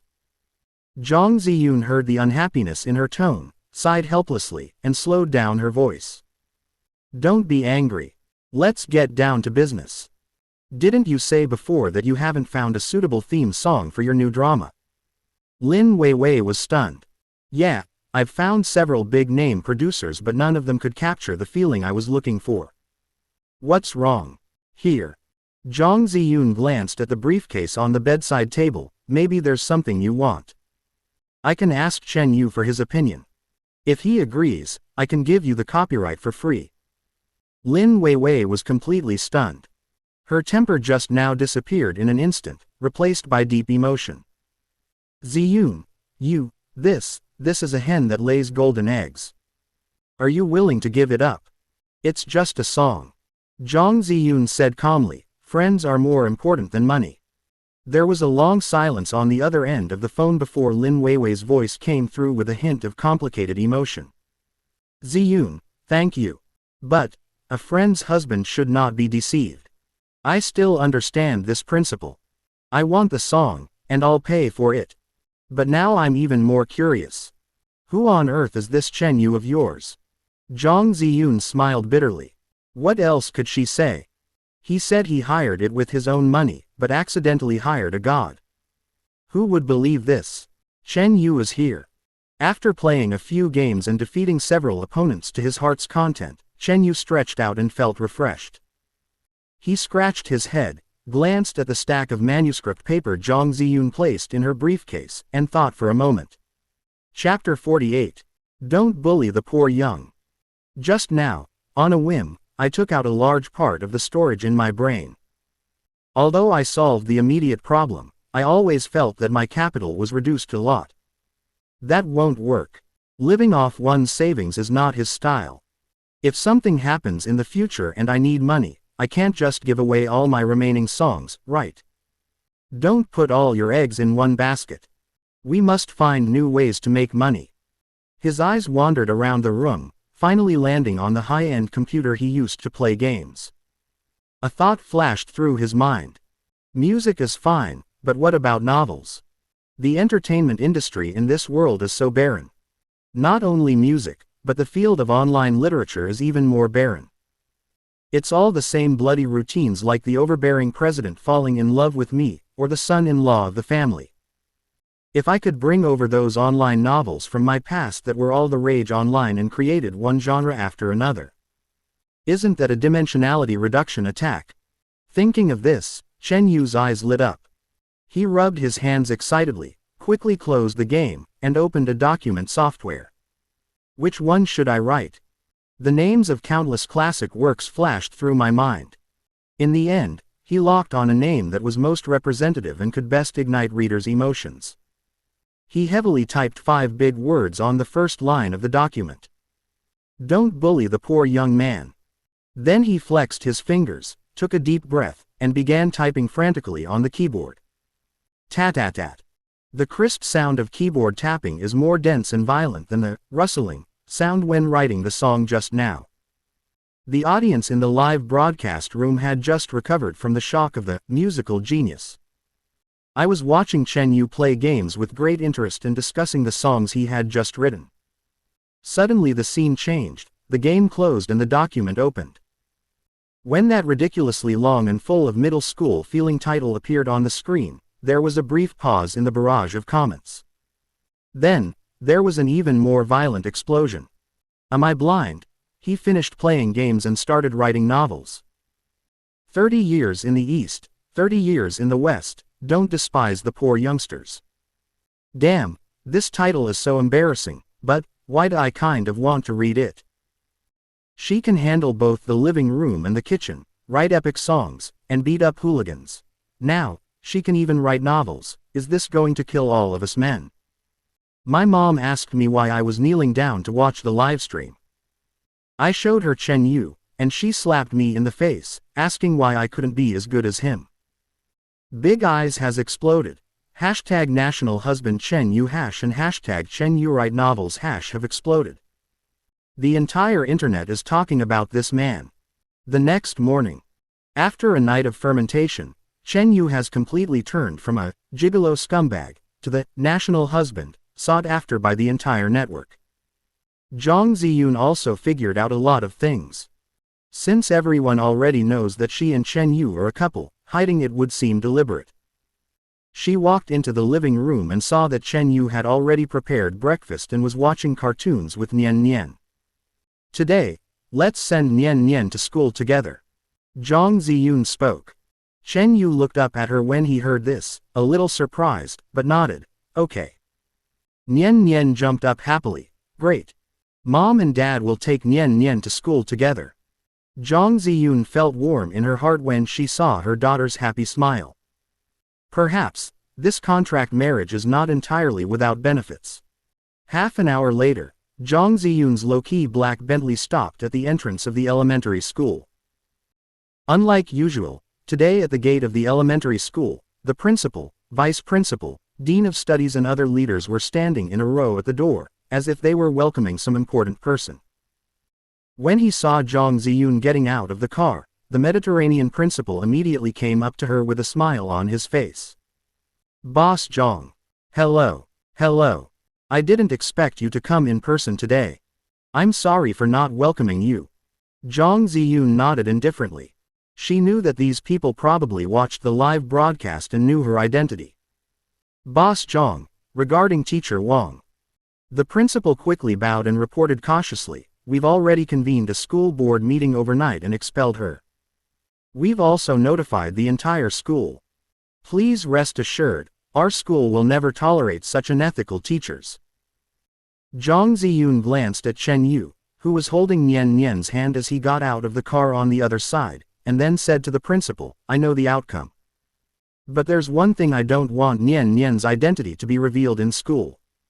She is just an ordinary child. I don't want her to be looked at differently by her classmates because of my identity, and I don't want anyone to bother her." "Understood. Understood." The principal nodded eagerly. "Don't worry, we will keep this matter strictly confidential. It will not affect the normal study and life of the students." "Yeah." Zhang Ziyun responded, bent down and said gently to Nian Nian, "Nian Nian, go in with Daddy, Mommy has to go to the company." "Goodbye, Mom." Nian Nian waved obediently. Chen Yu took Nian Nian hand in hand and walked into the elementary school. Zhang Ziyun watched their backs until they disappeared at the door, then turned around and went back to the car. She started the car and took Chen Yu home. The atmosphere in the car was a little quiet. "How's things going at your company?" Chen Yu asked, a rare moment of silence. Zhang Ziyun tightened her grip on the steering wheel. She glanced at the man beside her.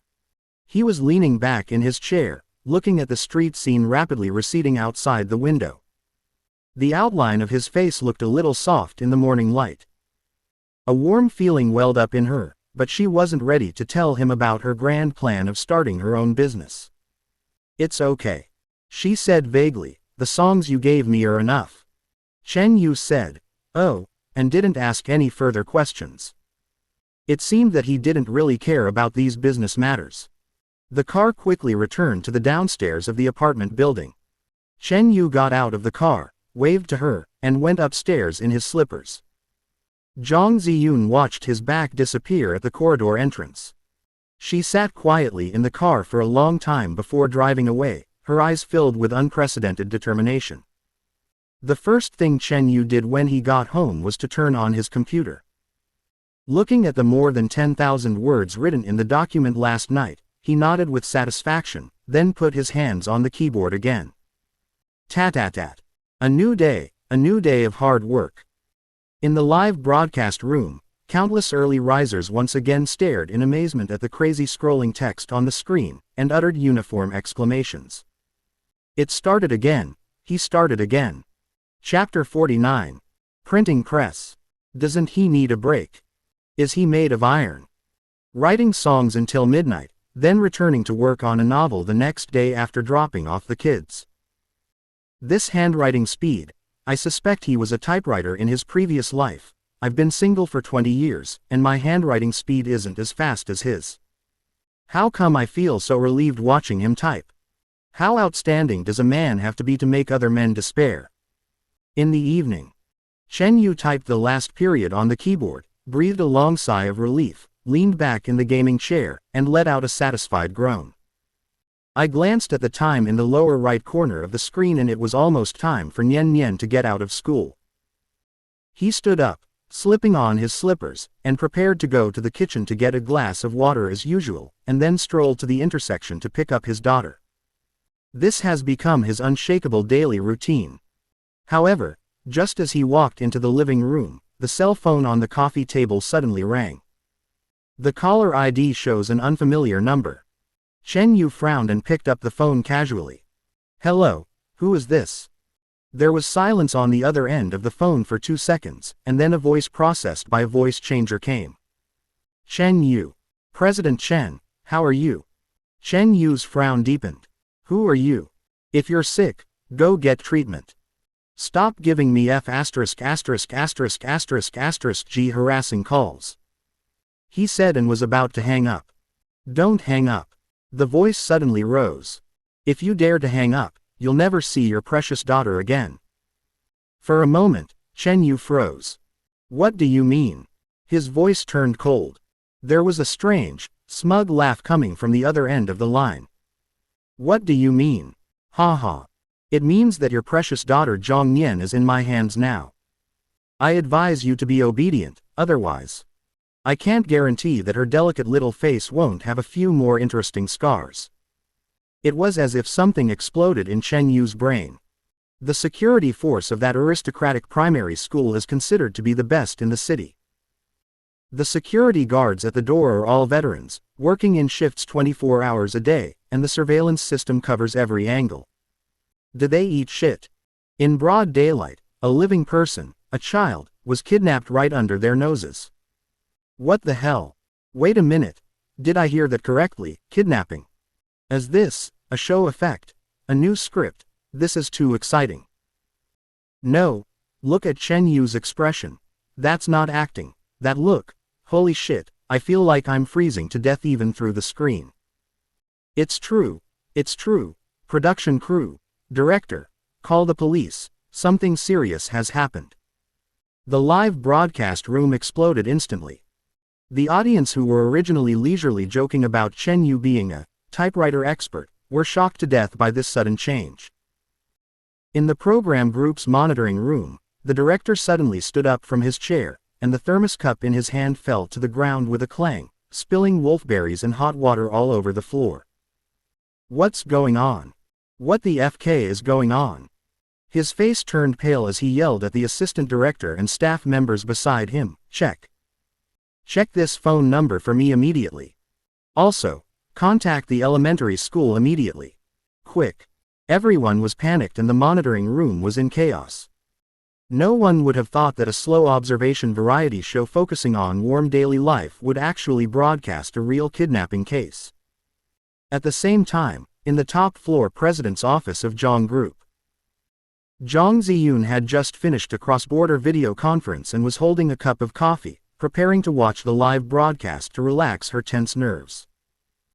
When she opened the live broadcast room and heard the words, "Your precious daughter Zhang Nian is in my hands now," coming from the receiver, she felt like she was struck by lightning. Bang! Her world was spinning at this moment. The blood color instantly faded from her face, leaving only a horrifying paleness. She was shaking all over, her lips trembling, but she couldn't utter a word. Thoughts. Her thoughts. After a few seconds of suffocation, she suddenly threw herself at the desk and grabbed her cell phone with trembling hands, wanting to call Chen Yu, wanting to call the police, wanting to do something. But her hands were shaking so badly that the phone slipped from her fingers several times. In the villa, Chen Yu forced himself to calm down. The more times like this happen, the more we must not lose our composure. He took a deep breath, suppressed the murderous intent that was about to burst out of his heart, and asked in an extremely calm tone, "Who are you?" "Haha, you are so forgetful." The voice on the other end of the phone was filled with sarcasm. "A few days ago at the elementary school gate, weren't you so impressive? One phone call cost me my job. How come you forgot so quickly?" Zhou Tianao. The name instantly popped up in Chen Yu's mind. The greasy middle-aged man who called Zhang Ziyun to fire him because his son bullied Nian Nian. "So it's you, UB*****************. D. You're quite courageous. Courage. Ha ha ha ha." Zhou Tianao laughed wildly as if he had heard a huge joke. "I've lost my job, my wife wants to divorce me, and the bank is taking my house and car. I've lost everything. You're talking about courage. I'm a living hell, I'm capable of anything. I'm telling you, Chen Yu, don't even think about playing tricks. And don't even think about calling the police." Zhou Tianao warned fiercely, "I'm not alone. I spent a lot of money to hire a professional team. They're all desperate criminals with blood on their hands. If you dare to get the police involved, I guarantee you'll receive nothing but a cold little box." Chen Yu's pupils suddenly contracted. Of course he knew that most kidnappers said such things just to intimidate. But what if? Even if there was only a 1 in 10,000 chance, he didn't dare gamble with Nian Nian's life. "What do you want?" Chen Yu asked in a deep voice. "Money. Of course I want money. Isn't your wife the president of Yang's group? Isn't she worth tens of billions? I don't ask for much. Compared to your net worth, It's just a drop in the bucket. Tell me a number. 10 million. Zhou Tianao opened his mouth loudly. I want 10 million in cash. Old, non-consecutive bills. Have it ready within an hour. I'll contact you and tell you the transaction location. 10 million. How do I know my daughter is safe? Chen Yu asked. There was silence on the other end of the phone for a few seconds. It seemed that Zhou Tianao covered the microphone and said something to the person next to him. Soon, a timid voice with a crying tone came from the receiver. Dad, Wu. Dad, I'm scared. It's Nian Nian. The moment he heard his daughter's voice, Chen Yu felt extremely heartbroken. Don't be afraid, Nian Nian, Dad is here. Tell Daddy, are you hurt? Chapter 50. Kidnapping my daughter. Seeking death. Wu, they are so fierce. Nian Nian is not hurt, it's just. I just miss my dad. Good boy, don't cry. Chen Yu soothed softly, his mind racing. Listen, close your eyes and count to 3,000 in your mind. When you're done, Daddy will pick you up, okay? Nian Nian responded with sobs. Zhou Tianao immediately snatched the phone away and said viciously, Did you hear that? Your daughter is still safe and sound. But my patience is limited. 1 hour. 10 million in cash. Come alone. If I see a cop or any other person here, you'll have to wait for me to collect your daughter's body. Beep, beep, beep. The call was hung up. The living room was dead silent. Chen Yu stood still. I feel extremely stiff inside. Oh my God, it's really a kidnapping. Nian Nian, my little angel, please don't be in any harm, Wu. 10 million. This B asterisk asterisk asterisk asterisk asterisk D Zhou Tianao is crazy, how dare he do that? Chen Yu, what's he going to do? Where's he going to get 10 million in cash in just 1 hour? Call Mr. Zhang quickly, Mr. Zhang will definitely have a solution. No, the kidnappers said not to call the police or tell anyone, what if I anger them? But if I don't tell Mr. Zhang, how can Chen Yu solve this problem alone? He's just a writer. The audience in the live broadcast room was completely confused. In Zhang Ziyun's office, she had collapsed in her chair, her cell phone had fallen to the ground, and the screen was still on the dialing interface. She listened to the whole process, heard her daughter crying and the kidnappers' threats. Her mind went blank. As a strong woman in charge of a multi-billion-dollar group, she has dealt with countless difficult business crises and faced countless cunning opponents. But at this moment, all her calmness, rationality and skill vanished into thin air. She's just a mother. A distraught mother on the verge of collapse. Call the police. The kidnapper's words, wait to collect your daughter's body, made her hesitate. Don't call the police. Let Chen Yu face it alone. He is just a man who stays at home every day. How can he deal with those vicious kidnappers? Quick. Connect me to Director Wang from the Municipal Bureau. Quick. Zhang Ziyun used all her strength to roar towards the outside of the door.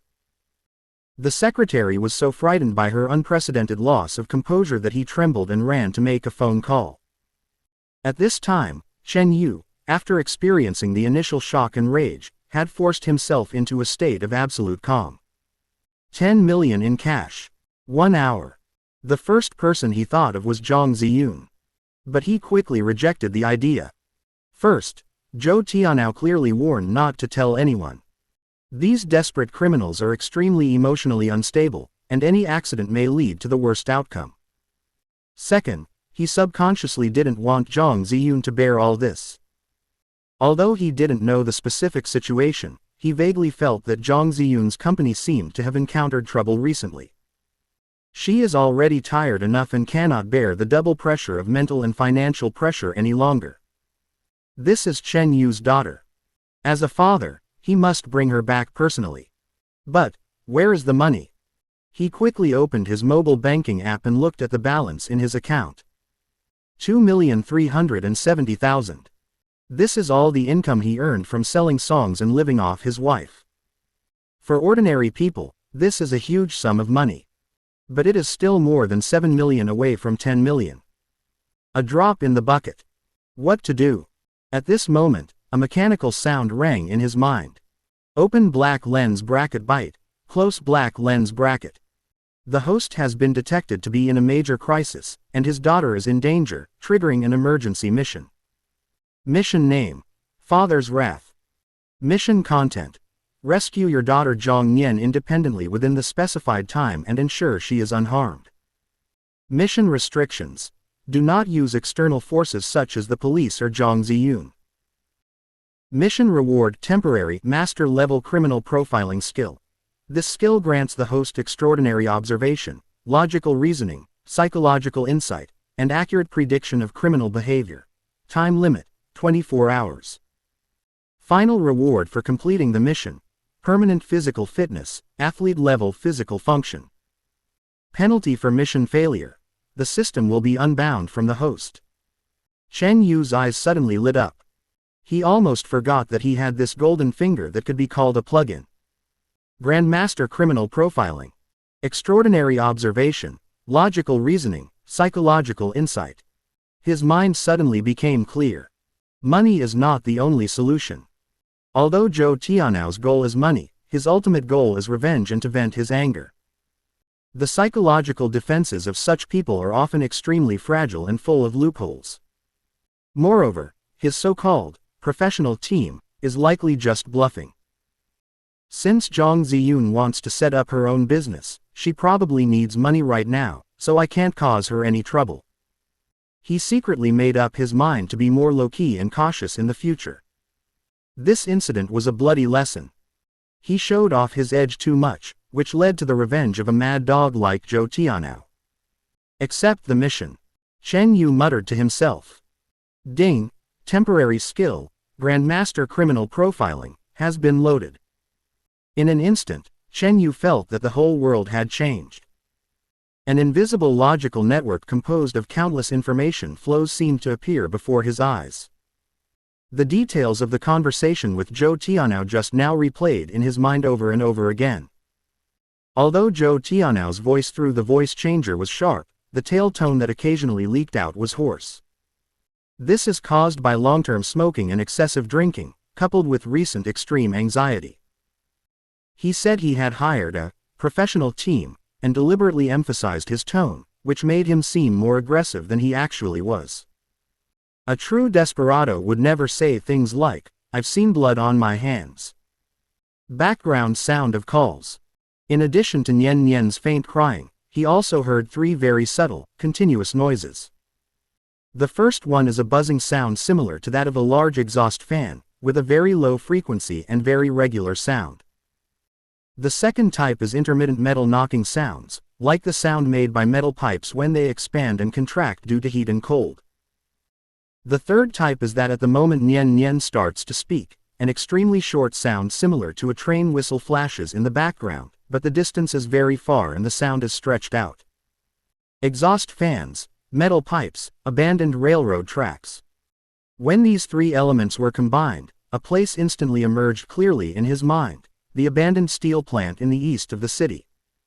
The steel mill closed down decades ago. The factory area is huge, with abandoned buildings and rusty pipes everywhere. Because of its remote location, there is a freight railway line next to it that has long been discontinued. It's a rarely visited place, making it a perfect place to hide hostages.